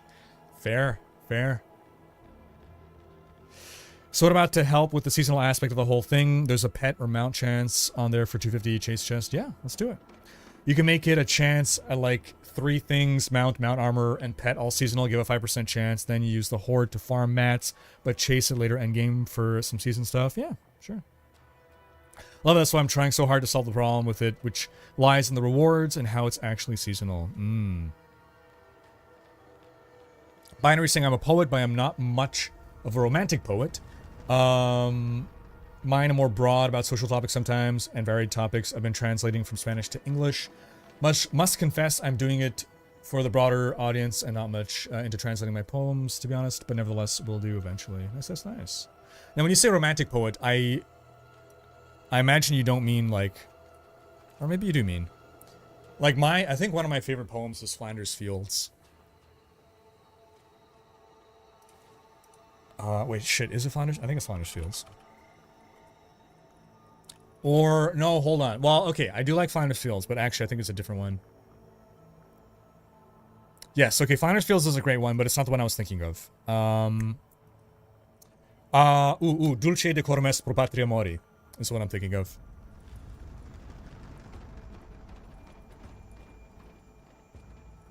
I think that's my favorite poem. Oh, hold on. No, I'm lying. My favorite poems are from Edgar Allan Poe. Okay. But, okay.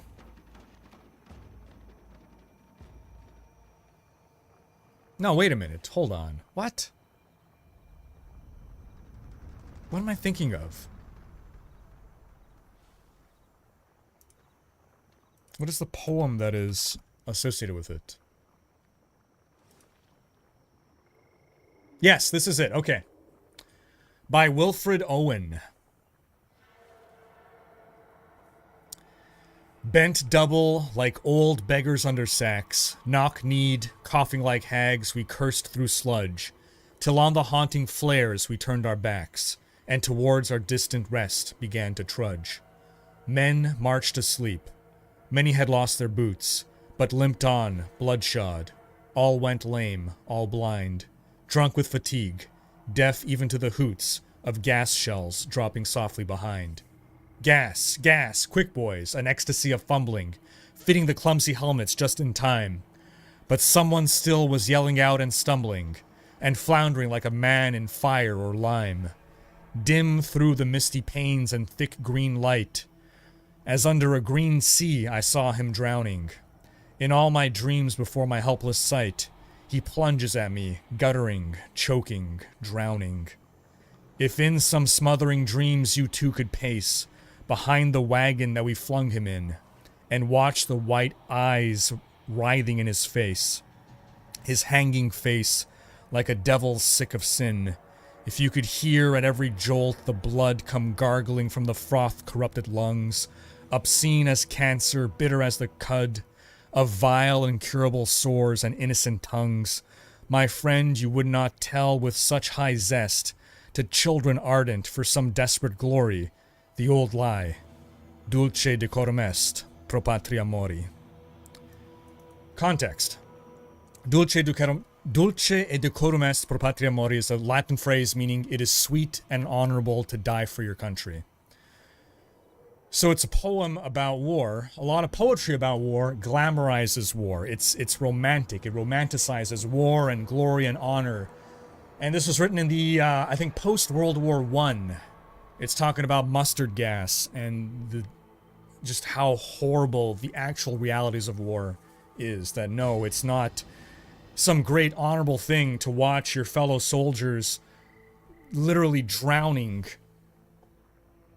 in their own lung fluid because of whatever sentiment of honor existed in war hundreds of years ago with knights and armor and swords. Whatever might have existed back then does not exist anymore. There is nothing sweet about it. Stop propagandizing the children. That said, mad respect to all our soldiers. Especially because it is not something sweet and honorable to serve. It is a duty. And I have immense respect for the men and women who have served and fought and died for our freedoms. PTR today is great, Noadai. It is great. I'm very happy today.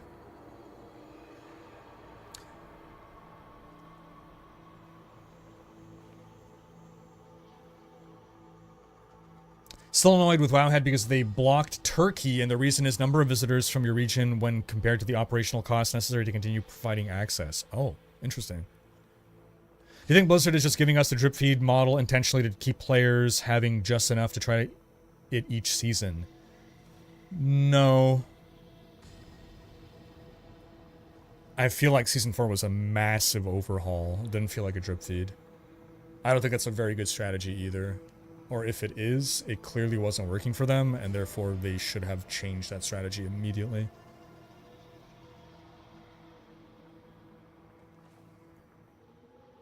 Gigi saying, I'm a nerd. I cried when I saw Friday in the Post the other day being Ash's last day. Wait, this was made public somewhere? Oh, I missed that. What's the post? Wait. What did I miss? Yeah, all that to say, my favorite poetry is not romantic. I like pose, horror poetry, and other poetry like that. Yeah. I'll be part-time stream and full-time company. When do we get to find out where you're going? Congrats on the new job. Good to hear we'll still be able to see ya. The Diablo, and she says, Diablo team will always be my heart. They are home and I will always have a home with them. That is so sweet. Minion, the PTR is in so much better shape today. Yes. One simple change saved PTR. Yes, I meant it more in the popular interpretation of the word romantic. Romance is indeed about feelings of many spectrums. Okay, yeah, thought so. Cool. Okay, hold on, let me... Is this something you already sent me? Let me go through. Let me see, did I miss? Did I miss?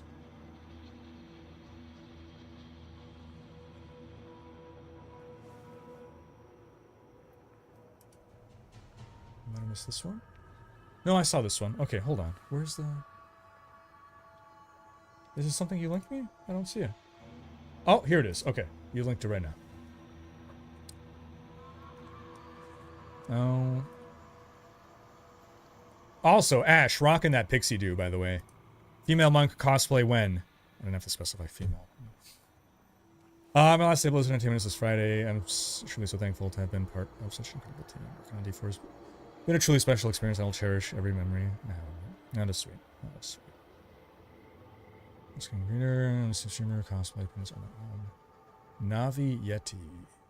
Oh, yeah, your husband, right? Yes, of course. Okay, cool. Let's see. Did you post? Not yet.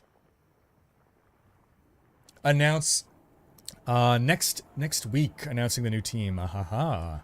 Okay. I'll look forward to it.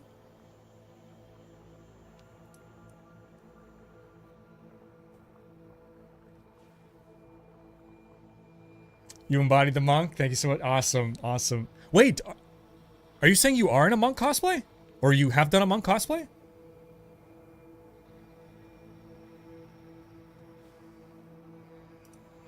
Because you can totally pull it off for sure.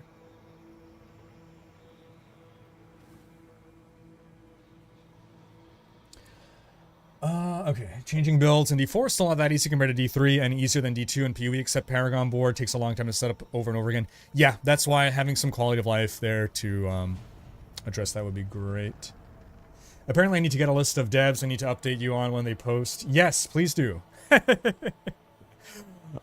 Please do. I'm not super active on the platform formerly known as Twitter. So like what will happen is sometimes I'll be like, oh yeah, what's going on with so-and-so? Oh my god, you know, like Harrison left Blizzard months ago. What? Way back in the day, I don't know if I have photos. Oh, that's awesome. No kidding. Cool. Okay, so +1 ether, spawning faster. I think. Let's get the Hellborn. Yeah. Yeah, so I think once they give us, like right now, respec is tedious to do, but it's not like, oh, like it's very expensive. It's not like prohibitively expensive, right? If you have an endgame character, like you're going to be able to afford respecing. That's not the limiting factor. It's more how annoying it is to respec.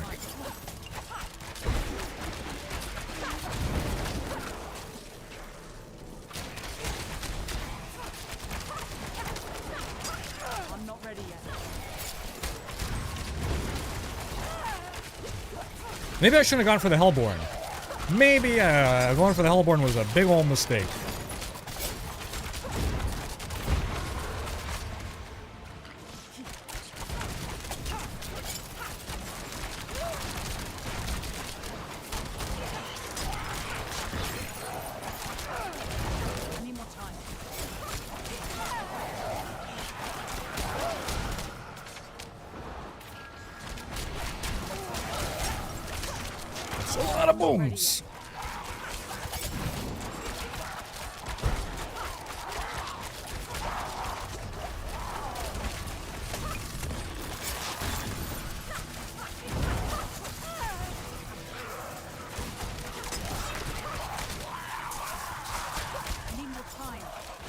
Oh boy. Oh dear. Things are getting out of control. This is exciting.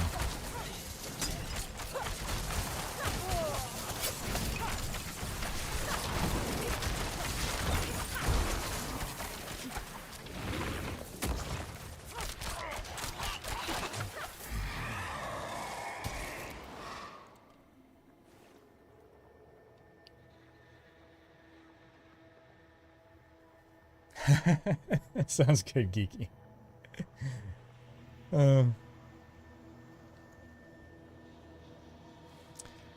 Vuli saying hello. I've been watching your videos for 10 years since D3. Love your voice, man. Hey, Vuli, thank you so much. Appreciate you, man. Hope you're still around. That I might have missed you. Might have been from a little while ago, my message, or your message. Andrew saying, spaghetti with lemon, pretty easy to cook and amazing to eat, and internet says popular throughout southern Italy and in New York City's Italian America. Pasta al limone has ambiguous origins. Alright. If by Rudyard Kipling is my favorite. Oh, I'm not familiar with that one, Nuadai. Jill saying, my modern deck is sleeved in PoEs, the Raven, Nevermore, sleeves. And my commander deck in Shakespeare Macbeth's with the pricking of my thumbs, something wicked this way comes. Beautiful. I like it. Can you ask her why they hate Sorcerer with a passion? Do they want us suffering? No. Zodred saying, I tried a tier 6 and enemies felt way too powerful for only being level 60. Well, how are things getting empowered is the thing, right? Because you're picking the power-ups to make enemies more powerful. Let's get some etheric masses here.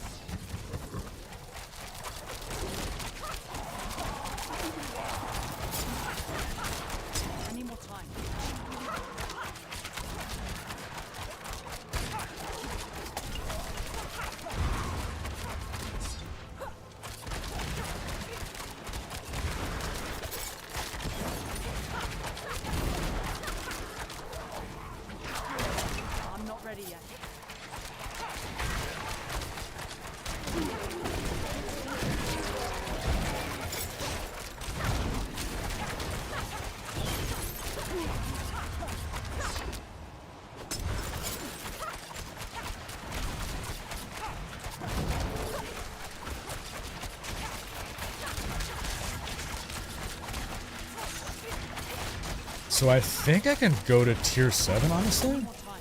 We'll see. We'll see how I fare in the boss fight on this one. I'm not going to have my execute power with me, is the thing. Or I might just get humbled and die in like wave 4. Yeah, those Hellborn, going for the Hellborn was a mistake.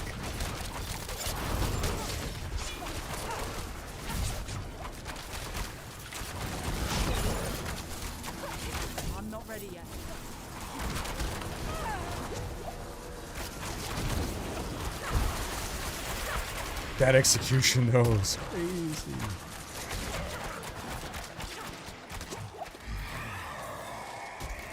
Yeah, I'm only up to 87 here. Sorry, 27. Why do they hate Sork with a passion? Wrong person. Yeah. Why do these horde things, horrible name on their part, remind me of Screams in D3? Yeah, so to me, these are like improved versions of Echoing Nightmares, right? The Screamlined Adventures.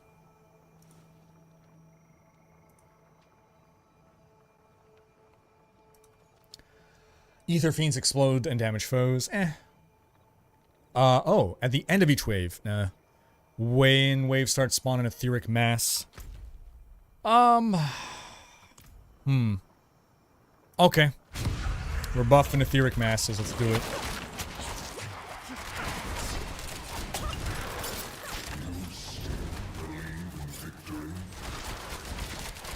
Is that Mephisto talking to us? Or is it the council? It might be the council.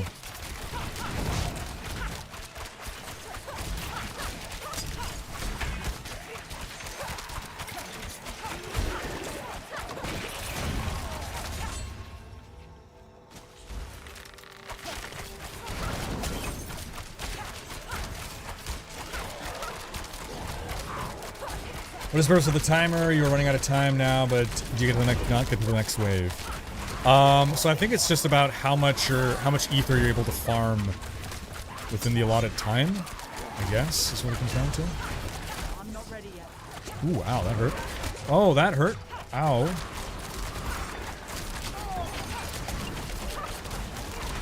This ether fiend is dandy. That execution though. Yeah, that's gonna get nerfed. Execution definitely getting nerfed. Every time they've added an execution thing into any game, Diablo 3, Diablo 4, every time it borks everything.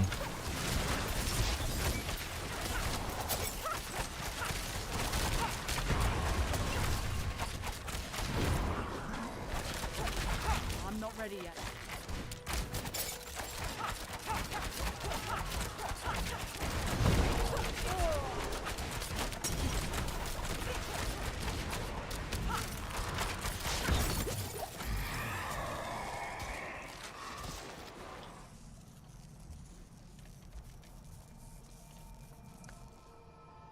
Have a good one, Dreadax. Take care, man.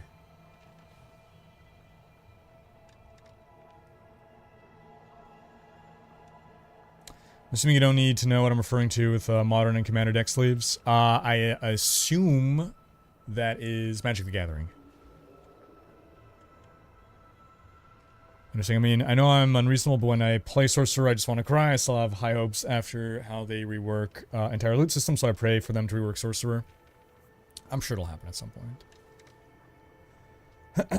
Yesterday was the first day I really watched a lot of live stream, even though I've been watching you for 10 years. Yesterday was also my birthday. Hey, happy belated birthday, Jill. Oh, man. I wish I had noticed yesterday. Mysterious One, I'm doing well. How are you? Is PTR 2.0 any better? Night and day difference, yes.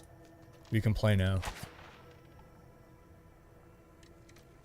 If I do spawn an etheric mass, is it gonna... Oh, it's gonna spawn 2. Yeah. I already have... How come Hellborn didn't register as a boon? One of my boons didn't register. What's going on here? Whatever. Okay. Let's... Masses deal unavoidable damage. That's... fine? Probably. Oh yeah, it's already dealing. What is it going to do? Deal even more unavoidable damage? The damage is already unavoidable. It can't become more unavoidable. Easy choice. Let's get 2. We're going to spawn 2 etheric masses. Yeah. I'm not ready yet.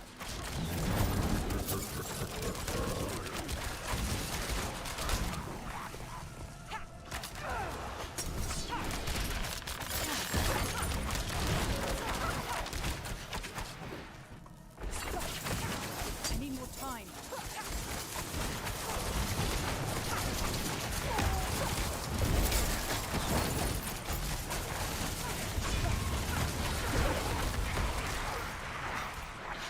I need time to do that.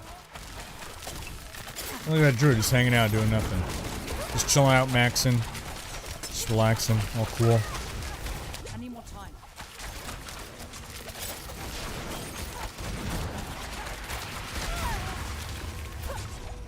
Oh geez, what's happening?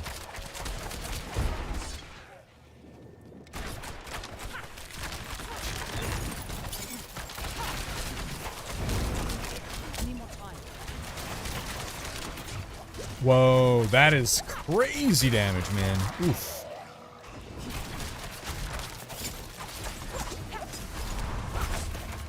Okay, things are ramping up. Things are ramping up. I love it.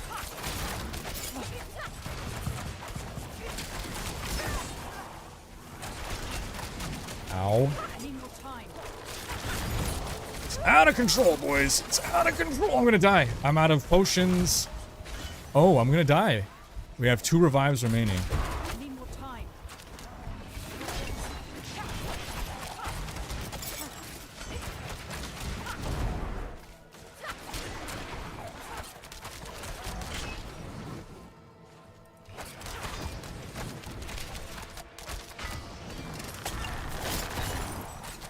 potions. Oh, no, no, no, what am I stuck in? Oh, jeez. Oh, boy.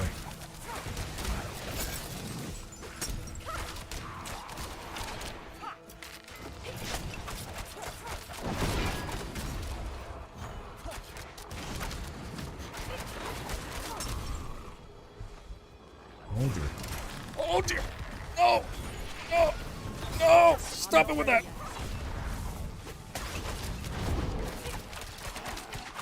Come on, drop a potion, please. I don't even want ether. Just give me a potion.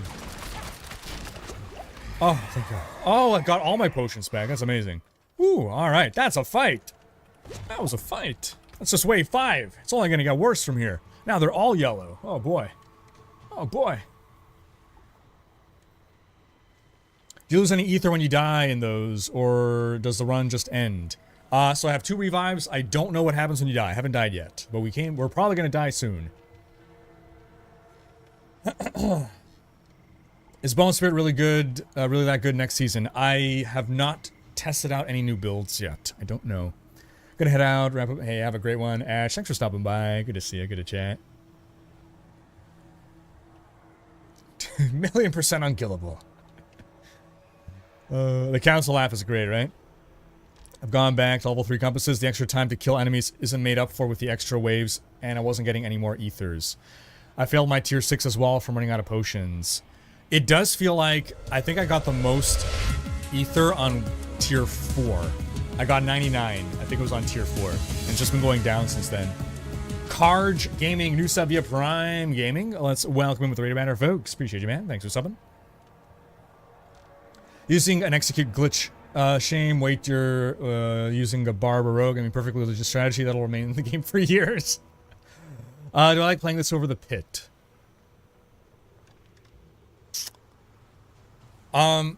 So right now, I would rather play this than the pit. I have not played this 20 times yet.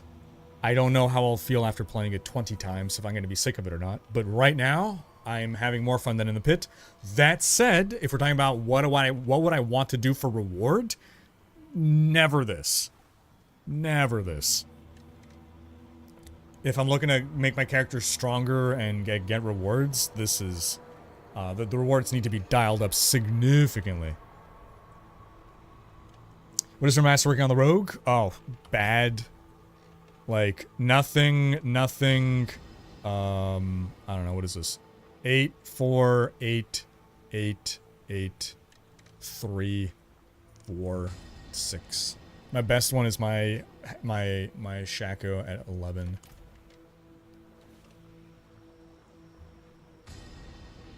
With the updated hotfix and possibly more changes made before going live, do you think there will be enough to keep players engaged for the majority of the season?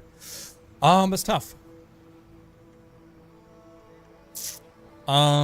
It's gonna basically be another season 4 with an extra activity.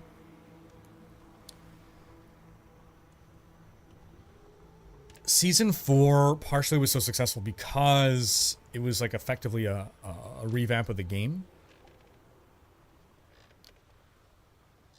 Season 5 is going to largely feel like more of the same, but with this as well, barring any kind of major surprise.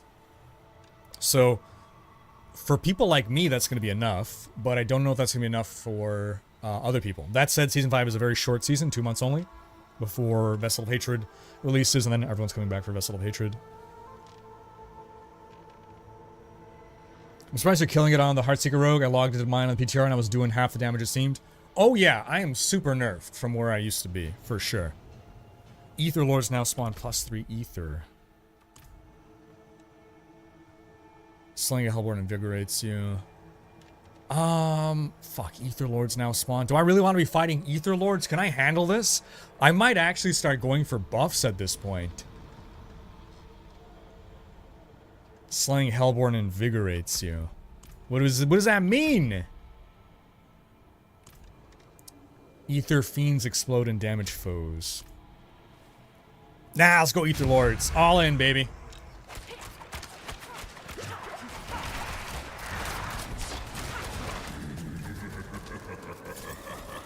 That laugh is great, right? That's something that I just realized was kind of missing from D4 fights. It's like hearing the bosses make sounds. Oh my god, that's an Ether Lord. It's the freaking unkillable. Oh my god, what have I done? No, regret. Regret. Oh my gosh, guy, what have I done? I'm so screwed. Oh my god, I'm screwed. Oh boy. Oh dear, this is exciting though. So, how do you take this and make it into something that people will want to do a lot of? I am so screwed. I am so screwed, and that is great. So the problem right now is the rewards mean... God, that's just the problem with ARPGs. It's like, the grind... If what you're doing isn't efficient, it's not worth doing. And I don't know how to get away from that.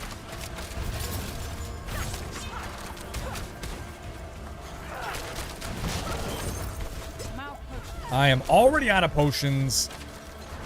I am screwed. I am super screwed. That is great.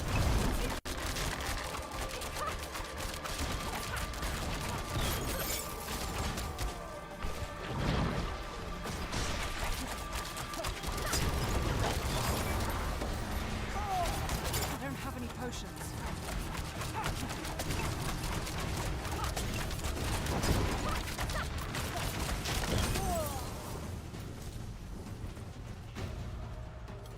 May I have a potion, please? I have no potions.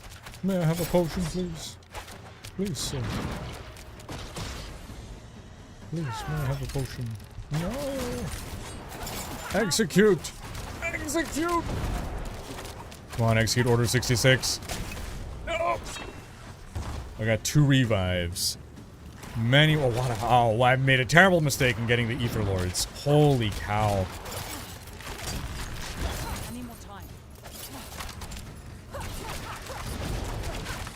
Oh! Bad! Oh, yeah, I'm dead. Oh, okay. So now we find out what happens when you die. I think nothing's gonna happen. I think I'm gonna keep my... Yeah.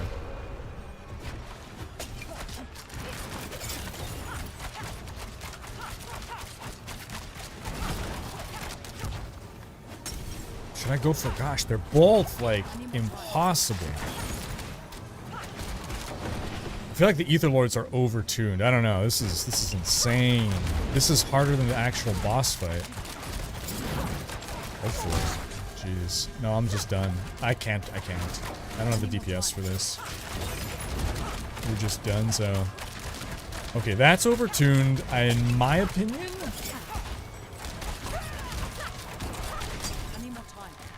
Like, there's just so much health. It's like they have that bug happening, and yet I died, so I should have fixed it. Maybe I should have just never gone for the Ether Lord, I don't know. They do drop 3 things, but just like the difficulty of that compared to literally anything else, it's absurd ramp up. Okay, hold on, we're getting some progress here.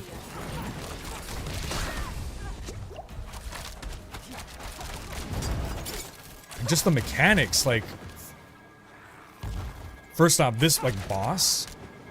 So, Nixar, his mechanics aren't tough. He just has a shit ton of health. But Elias has tough mechanics, man.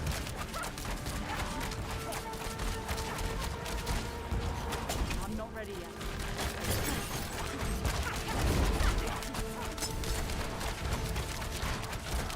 It's also just like, this isn't very interesting.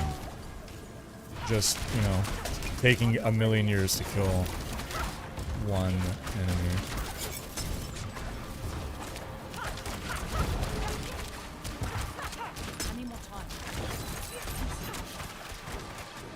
That's a lot of ether, though. Oh, is he bugged out? Good. Let's stay here and never interrupt him. Oh, thank God. This is the only way we're gonna cheese it. It's the only way I can pass this level. No, what did I do? Oh, God. Okay. This is gonna take 80,000 years.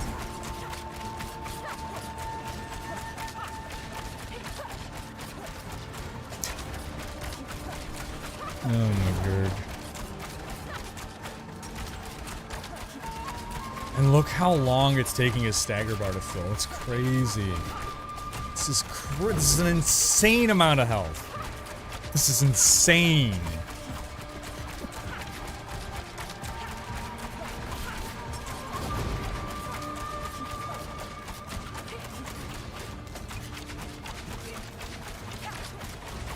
Things are going great today, Miles. Jill saying, I love this over the pit because the rewards are boosted by your own choices as well as ability. Pit is just greater rips with no added bonus for chasing it. You only level your gear via mats. Yeah, this has so much more potential to it. One way I know doing different things have special rewards, like in PoE, different content have different rewards, but also because of trade, you don't need to do all of them as well. True, yeah. But as stated before, it's only better than Pit if they make 250 worth chasing and add Angel Breath to the materials chest. Yeah. Like, look how long it's taking me to kill this guy. Like, this entire run is going to be, like, over half an hour. It's just absurd. Oh, no. Oh, okay, good. He died. Whew. Whew. Okay. Jeez. Okay, more etheric masses. Let's do it. I'm so screwed, though. Because I still have this stupid thing spawning. Oh, no, don't do it. Don't do it, please. Please have mercy.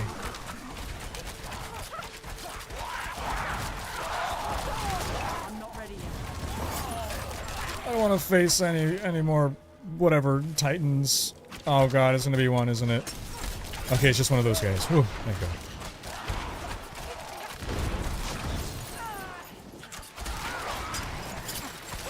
Ow.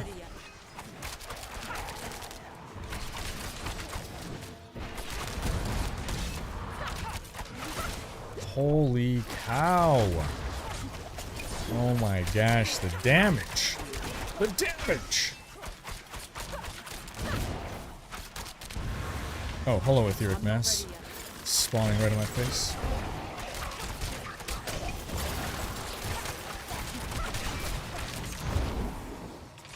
So what happens if I lose my last life?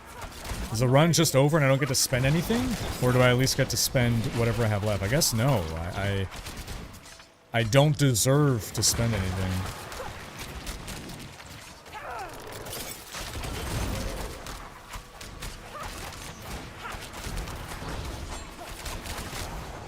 I'm not ready yet.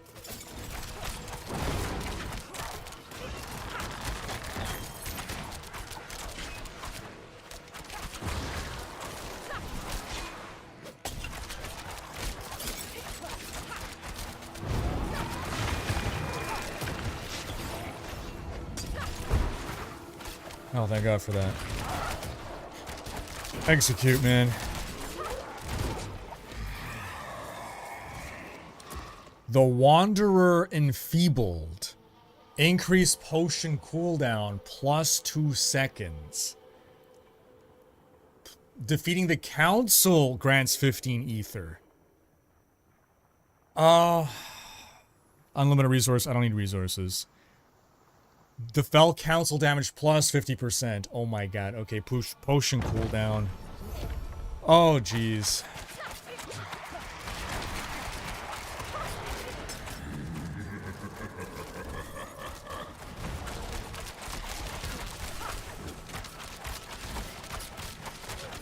I have made so many bad life choices right now.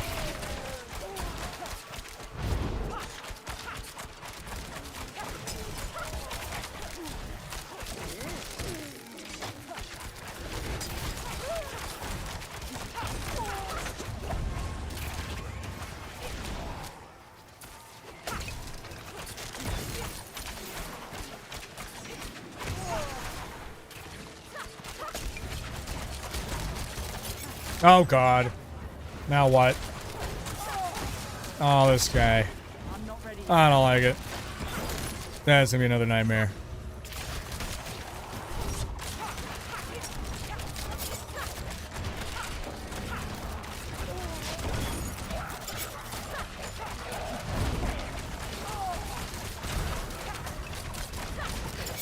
Oh, no, no!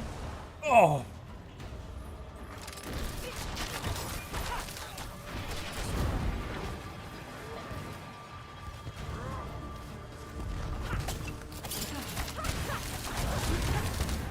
I'm not ready yet.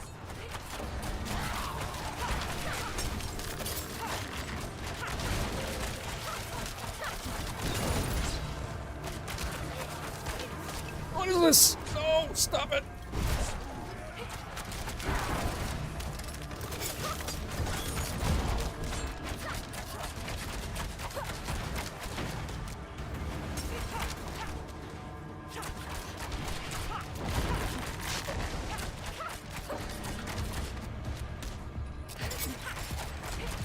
Come on, come on, come on.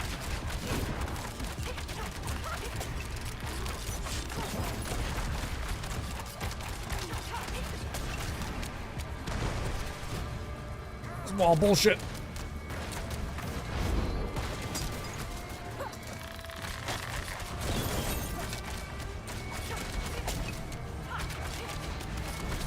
They build up more resistance, don't they? They did the D3 thing. They build up CC resistance, don't they? Oh, look at those rings of... Oh, fuck. That is sick.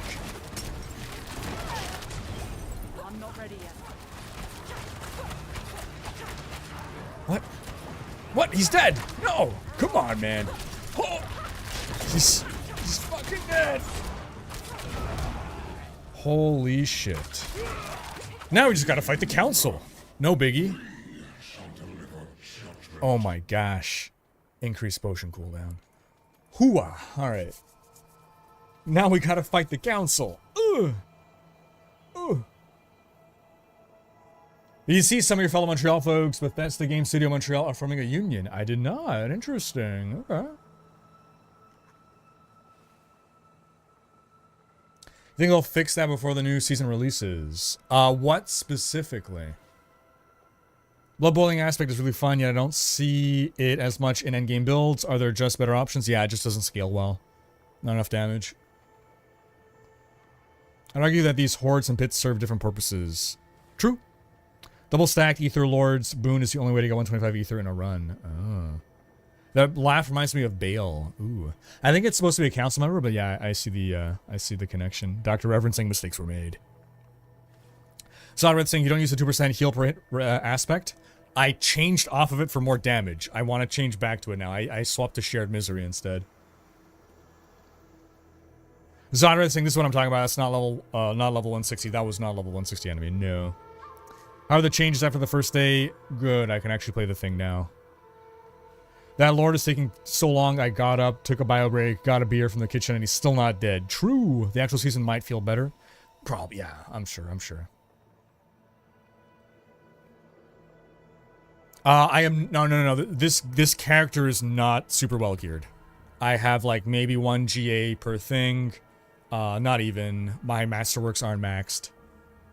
There's lots of room for optimization on this character. Am I winning? Not really, Coalescent. Not really. Where's the pet that gives bonus damage and damage reduction if their happiness level is up?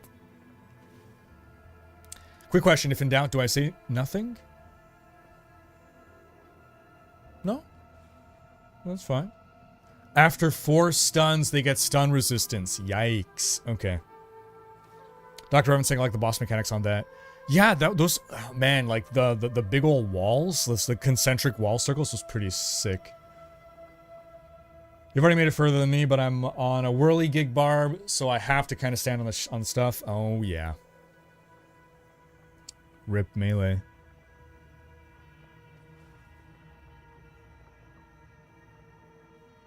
Speaking of potion, unique potions of D3 was a good idea. I hope they think of that here too.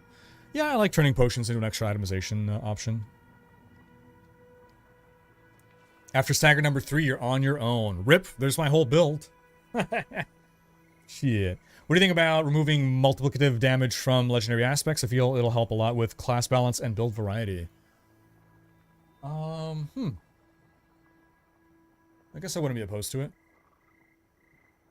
It would help bring down the gulf. Like, in general, I think a lot of the multiplicative... Well, okay. So, I am agreeing with it at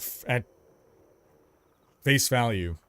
This is without thinking of the deeper ramifications of what that may have, as in it might make items uninteresting. In general, I'm in favor of things that squish the disparity in optimized build and unoptimized build, where it's orders of magnitude of difference in power right now. I think that's... I feel like there should be a 1 order of magnitude difference in power between an optimum build and an average build, right? As in, the best build in the game is 10 times stronger than, like, a build cobbled together by a casual player not following a guide. When in reality, it's like 100 to 1,000 or more.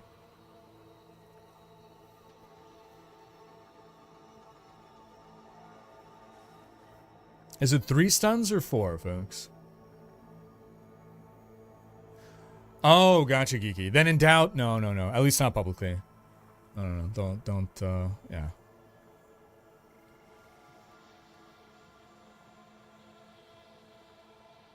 What do you mean you're not geared well? That is some top gear for a normie. I mean, well, like, well, okay. I guess I see a lot of room for improvement, but like if you were to compare me to, yeah, anyway, yeah, okay. It's all relative, I suppose. Have you tried to the boss resets yet? So much better? Yeah, such a great change, right?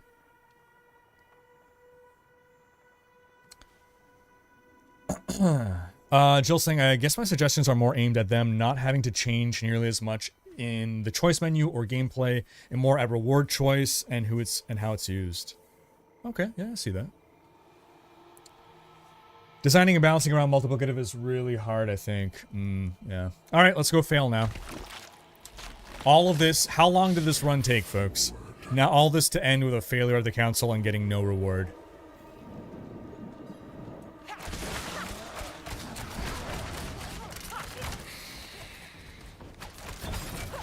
Okay, hold on. Who am I? Who am I? You, huh? Oh my god. No, there's no chance. No chance. Not happening.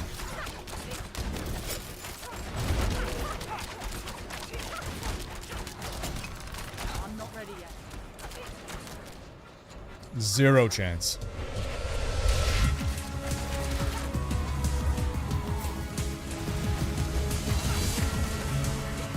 No.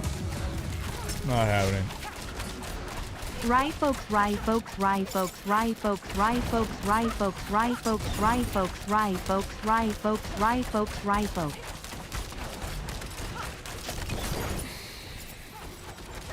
Oh my gosh. Bullet sponges. I'm not ready yet. Why is the jump so extreme? I guess it's not. I guess it was kind of a tough fight last time on tier 5.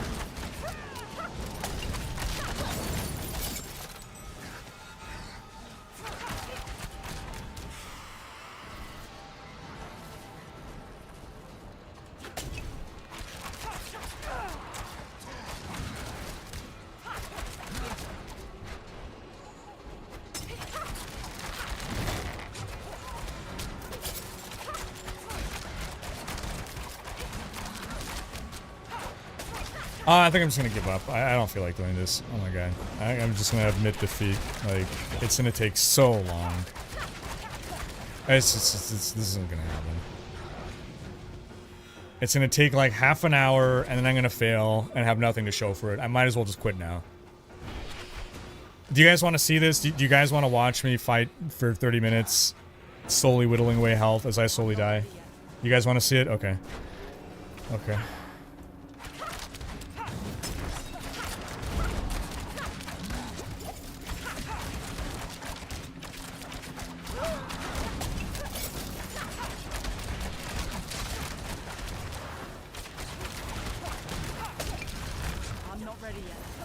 I am just not geared enough for this.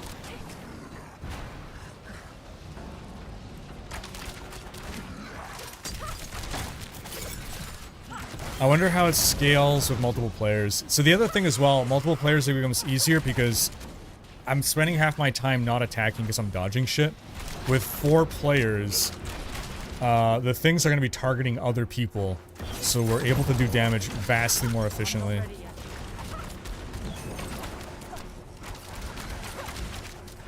That also applied to the previous bosses in like the earlier waves.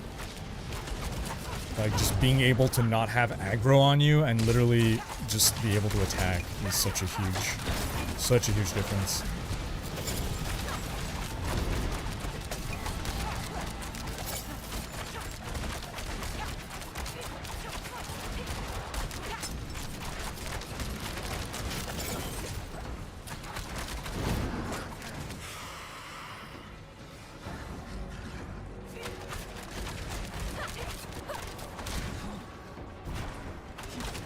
Like, I'm down to 4 potions. This guy's like a quarter, not even a quarter.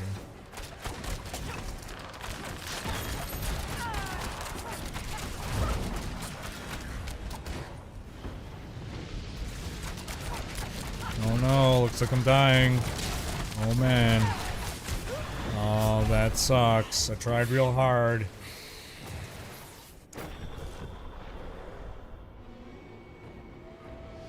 Alright, so... Oh shit, do I get another attempt? Oh no.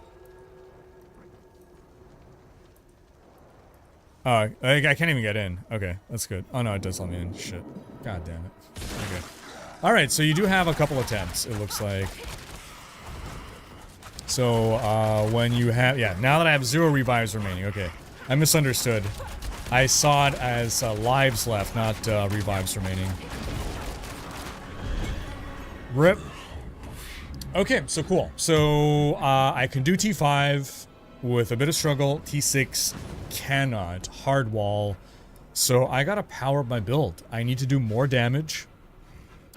Yeah, survivability is not an issue. It's, I need more damage. Like, that's what it comes down to. So, I think I need to look into what are the ways to fix Heartseeker for Season 5. What are the new tools they've given us that I can use to empower myself to be able to now tackle a tier 6 Infernal horde.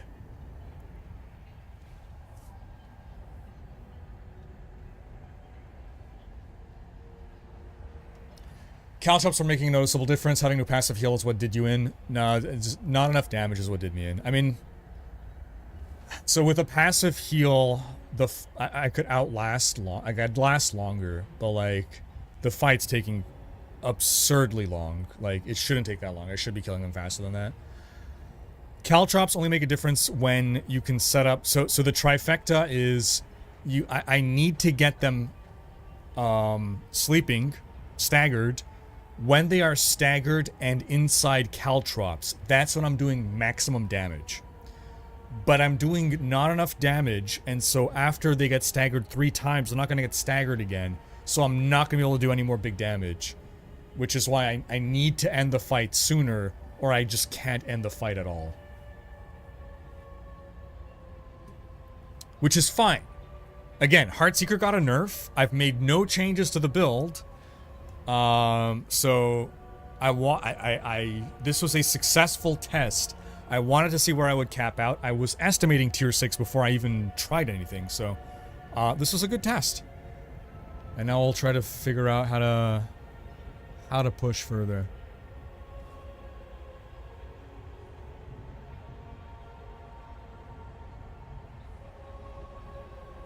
This is what the PTR is for. You're testing this for all the people that can't one-shot these bosses. Exactly, yeah.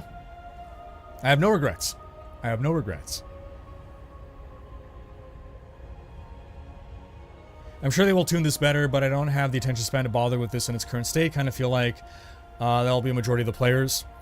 Yeah, so my concern is, I mean, think of how much time we spent in that dungeon. There's no reward at the end that would have justified that time investment. That said, I had fun, but ultimately these are games about grinding, and if the reward isn't there, then people aren't going to do this. So this might end up with the people are just like speed farming tier 3. And maybe that's okay. Maybe that's okay. People just speed farm tier 3. The thing is, it's less interesting at tier 3, right? Like, it got interesting around tier 5. Is when it's like, oh, mechanics matter now. My choices are mattering now. It's tough, man. Like, I don't envy the devs in making something where, gosh, yeah, it's tough. It's tough. I don't know. I really, really hate that immunity to the stagger idea and being hard to stagger after getting staggered. It breaks my build, basically. Because my build is based around staggering enemies, and then, yeah, I just fail against the boss. But that's okay. Maybe it just means this isn't the build for this content. And maybe I need to make, I need to change my build completely to a flurry rogue. Who knows?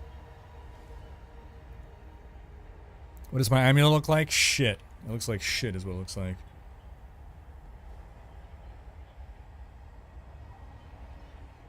Now imagine tier 8. Yeah. Oh yeah. That was just tier 6. It's not even its final form.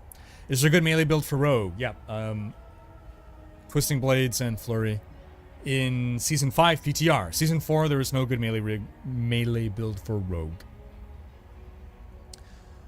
Alright folks, so this has been fun. We got a good day of testing in today, which we did not get yesterday, so I am happy. Testing was done. I had a good time. I am feeling overall positive about this new game mode. I do understand that my tastes here might be different from the average though, which so I'm a bit more concerned about how the average player will feel about this new game mode and how it's going to fit into the metagame and how people will complain about it not being efficient. Yeah. I think I need to now move into testing different builds and new items and such. And seeing if we can progress any further. But, no rage quit today. I did the opposite of a rage quit today. I happy went on. I happy continued.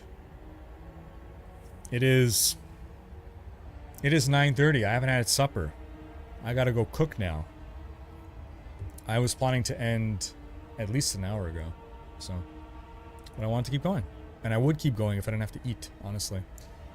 But yeah, we're gonna thank everybody for coming on by today. We're gonna thank our mods for overseeing things. We're gonna give a big thanks to all our supporters. Appreciate y'all.